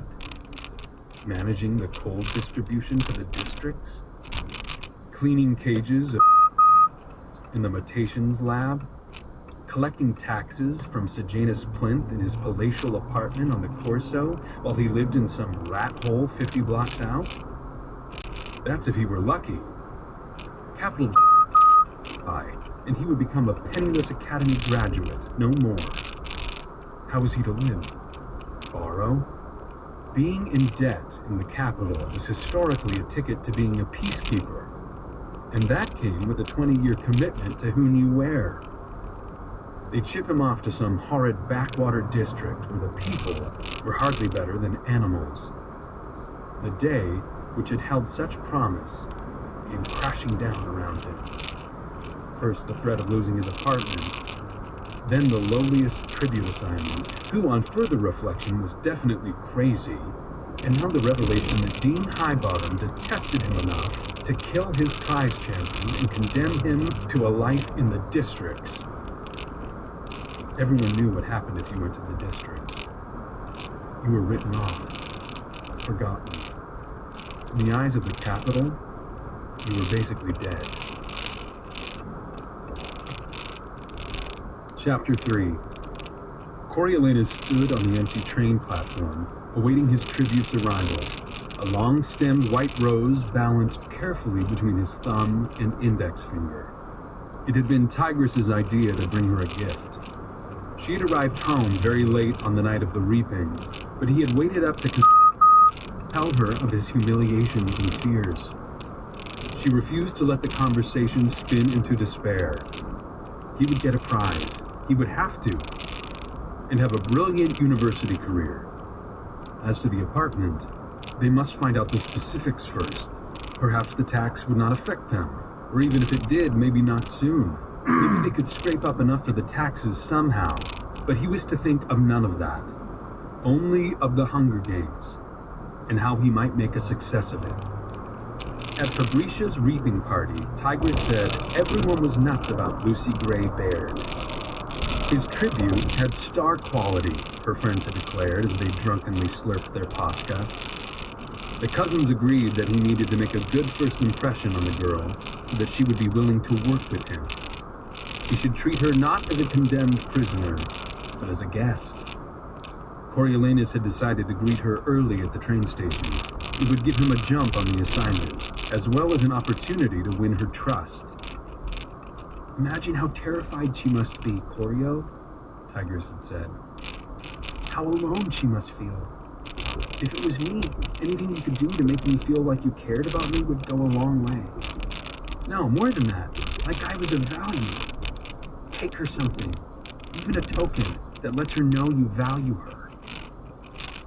Coriolanus thought about his grandmother's roses, which were still prized in the capital. The old woman nurtured them arduously in the roof garden that came with the penthouse, both out of doors and in a small solar greenhouse. She parceled out her flowers like diamonds, though, so it had taken a good bit of persuasion to get this beauty. I need to make a connection with her. As you always say, your roses open any doors. It was a testament to how worried his grandmother was about their situation that she had allowed it. 2 days had passed since the reaping. The city had held on to the oppressive heat, and even though it was just past dawn, the train station was beginning to bake. Coriolanus felt conspicuous on the wide, deserted platform, but he couldn't risk missing her train. The only information he could get out of his downstairs neighbor game maker in training, Remus Doolittle, was that it was supposed to arrive Wednesday. Remus had recently graduated from the university, and his family had pulled in every favor they had to get him the position, which paid just enough and provided a stepping stone to the future. Coriolanus could have inquired through the academy, but he didn't know if greeting the train would be frowned upon. No rules had been laid out, per se, but he thought most of his classmates would wait to meet their tributes at a session overseen by the academy the following day. An hour passed, then two, and still no train of any kind appeared. The sun beat down through the glass panes of the station ceiling. Perspiration trickled down his back, and the rose, so majestic that morning, began to bend in resignation. He wondered if the whole idea was ill-conceived, and if he would get no thanks for greeting her in this way. Another girl, a typical girl, would be impressed, but there was nothing typical about Lucy Gray Baird. In fact, there was something intimidating about a girl who could pull off such a brazen performance on the heels of the mayor's assault. And that, just after she had dropped a venomous snake down another girl's dress. Of course, he didn't know that it was venomous, but that was where the mind went, wasn't it? She was terrifying, really. And here he was, in his uniform, clutching a rose like some love-struck schoolboy, hoping she would what? Like him? Trust him? Not kill him on sight? Her cooperation was imperative. Yesterday, Soteria had led a mentor meeting in which their first assignment had been detailed. In the past, the tributes had gone directly into the arena the morning after they'd all arrived in the capital, but the timeline had been extended now that the academy students were involved. It had been decided that each mentor was to interview their tribute and would be given 5 minutes to present them to Pan Am on a live television program. If people had someone to root for, they might actually have an interest in watching the Hunger Games. If all went well, it would be prime-time viewing. The mentors might even be invited to comment on their tributes during the games. Himself that his 5 minutes would be the standout of the night. Another hour crawled by, and he was just about ready to give up when a train whistle sounded deep in the tunnel. Those first few months of the war, the whistle had signaled his father's arrival from the battlefield. His father had felt that, as a munitions tycoon, military service enhanced his legitimacy in the family business. With an excellent head for strategy, nerves of steel, and a commanding presence, he'd quickly climbed the ranks. To publicly display their commitment to the capital cause, the Snow family would all travel to the station, Coriolanus in his velvet suit, to await the great man's return. Until the day the train brought only the news that a rebel bullet had found its mark. It was hard in the capital to find a spot that wasn't linked to a terrible memory, but this was particularly bad. He could not say he had felt great love for the remote, strict man, but he had certainly felt protected by him. His death was associated with a fear and a vulnerability that Coriolanus had never been able to shake off.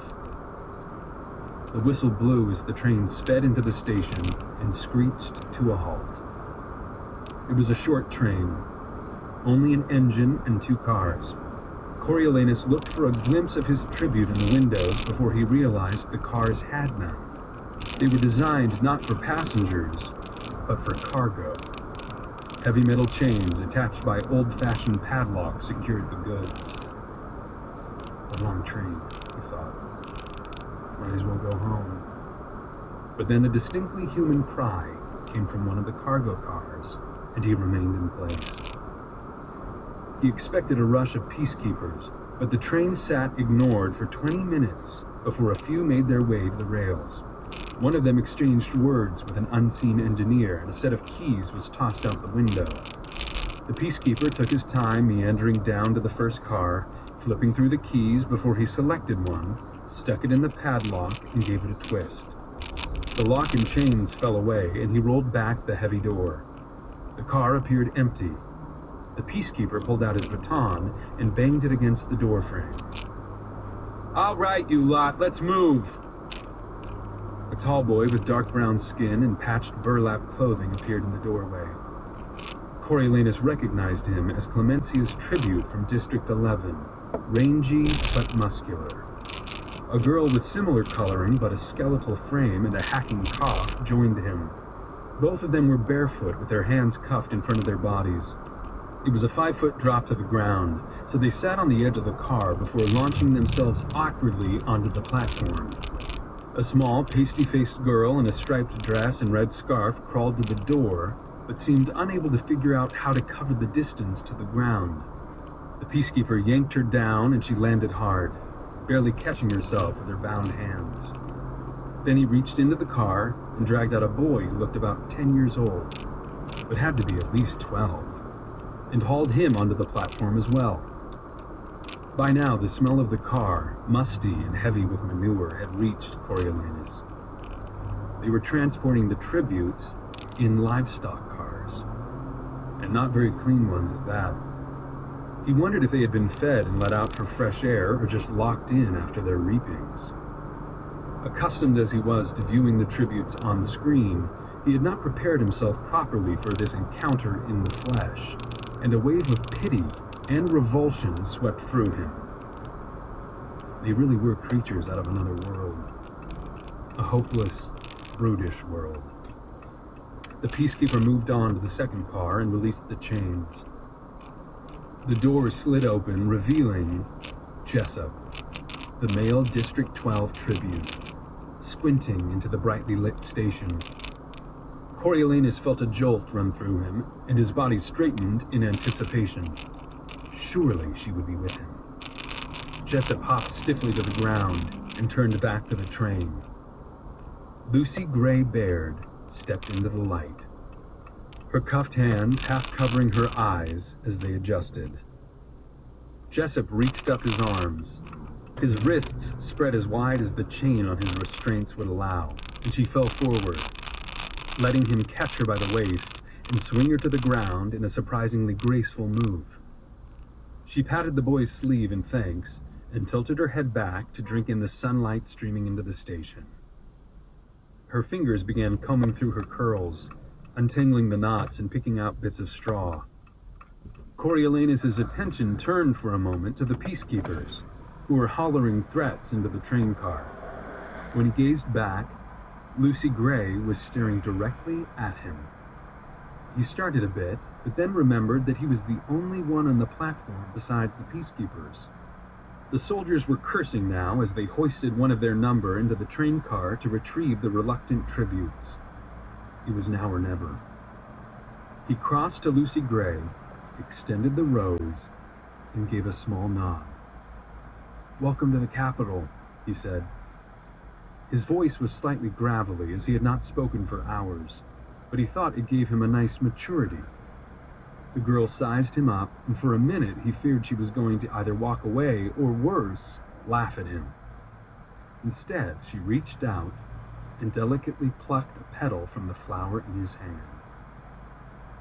"When I was little, they used to bathe me in buttermilk and rose petals," she said in a manner that, despite the unlikeliness of her claim, seemed totally believable.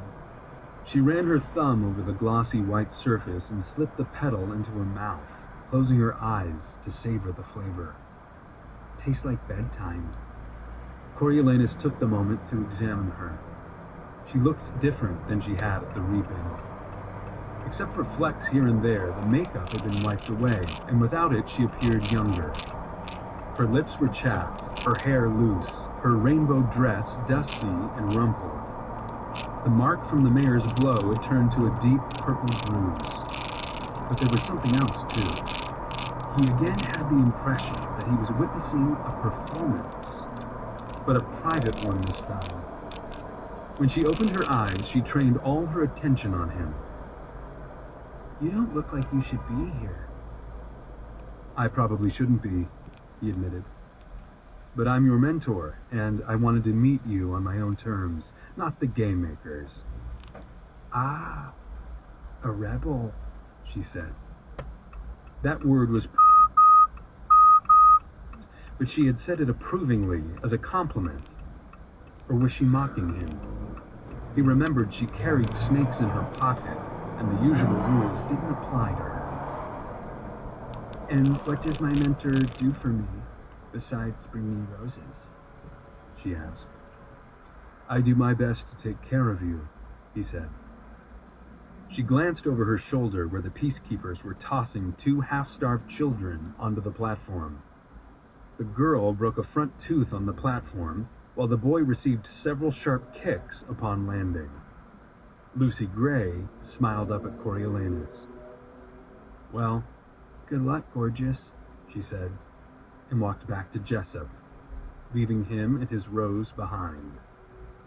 As the peacekeepers herded the tributes across the station to the main entrance, Coriolanus felt his chance slipping away. He had not secured her trust. He had not done anything except perhaps amuse her for a moment. Clearly, she thought he was useless, and maybe she was right, but with all that was at stake, he had to try. He ran across the station, catching up to the pack of tributes as they reached the door. "Excuse me," he said to the peacekeeper in charge. "I'm Coriolanus Snow from the Academy." He inclined his head toward Lucy Gray. "This tribute has been assigned to me for the Hunger Games. I wonder if I might accompany her to her quarters." "That's why you've been hanging around here all morning? To catch a ride to the show?" asked the peacekeeper. He reeked of liquor and his eyes were rimmed with red. "Well, by all means, Mr. Snow, join the party." It was then that Coriolanus saw the truck that awaited the tributes. Less a truck than a cage on wheels. The bed was enclosed by metal bars and topped with a steel roof. He again flashed back to the circus of his childhood, where he had seen wild animals, big cats and bears, confined to such transport. Following orders, the tributes presented their cuffs for removal and climbed into the cage. Coriolanus hung back, but then saw Lucy Gray watching him and knew this was the moment of judgment. If he backed down now, it would all be over. She would think he was a coward and dismiss him entirely. He took a deep breath and hoisted himself up into the cage. The door slammed shut behind him, and the truck lurched forward, knocking him off balance. He reflexively grabbed for the bars on his right and wound up with his forehead crammed between them as a couple of the tributes fell into him. He pushed back forcefully and twisted his body around to face his fellow passengers. Everyone had hold of at least one bar now, except the girl with the broken tooth who was clinging to the leg of the boy from her district. As the truck rumbled down a wide avenue, they began to settle in. Coriolanus knew he had made a mistake. Even in the open air, the stench was overwhelming. The tributes had absorbed the odor of the cattle car, and it mixed with an unwashed human smell that made him feel slightly nauseous. Up close, he could see how grubby they were, how bloodshot their eyes, how bruised their limbs. Lucy Gray was crammed into a corner at the front, dabbing a fresh scrape on her forehead with her ruffled hem. She seemed indifferent to his presence, but the rest of them stared at him like a pack of feral animals eyeing a pampered poodle. "At least I'm in better condition than they are," he thought, and he made a fist around the stem of the rose. "If they attack, I'll stand a chance." But would he? Against so many? The truck slowed to let one of the colorful street trolleys packed with people cross in front of it.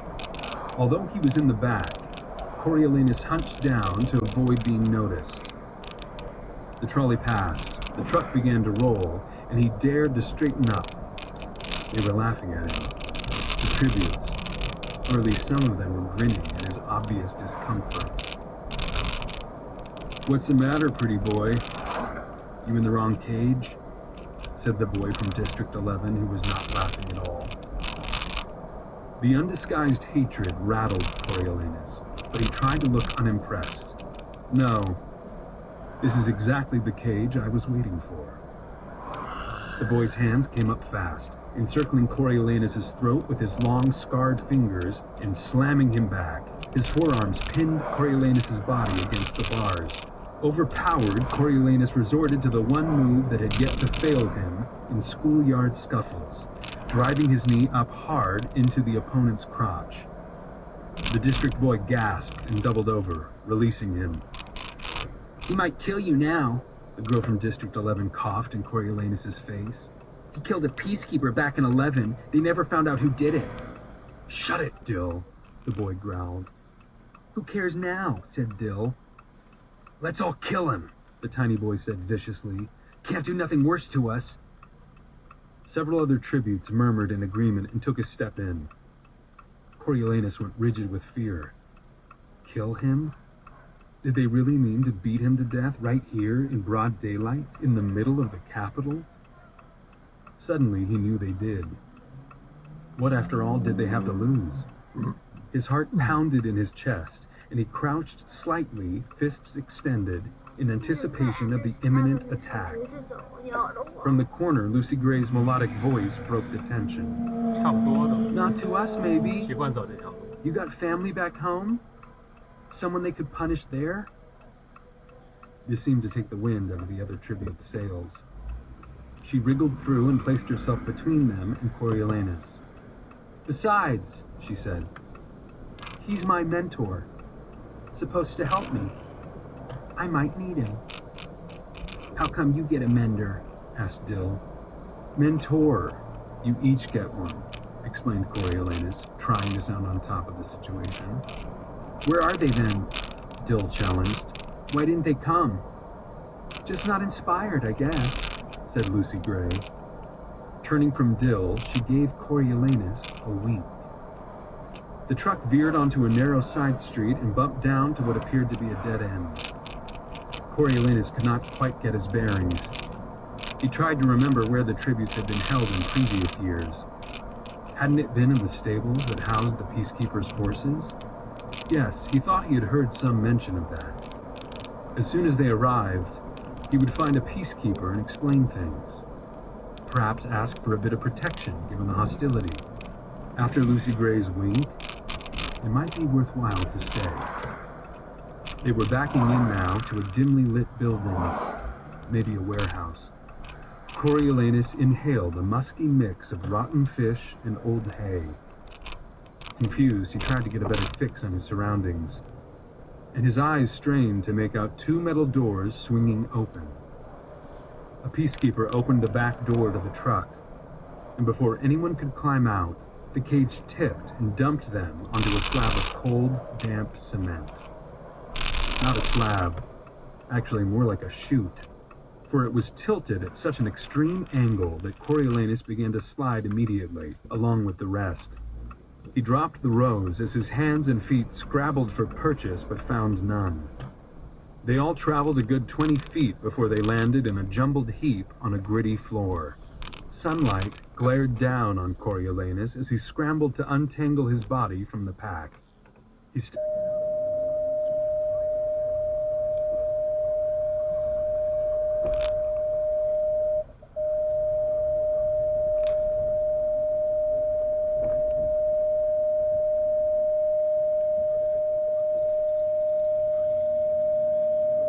Bars engraved to look like vines curved in a wide arc to protect the audience.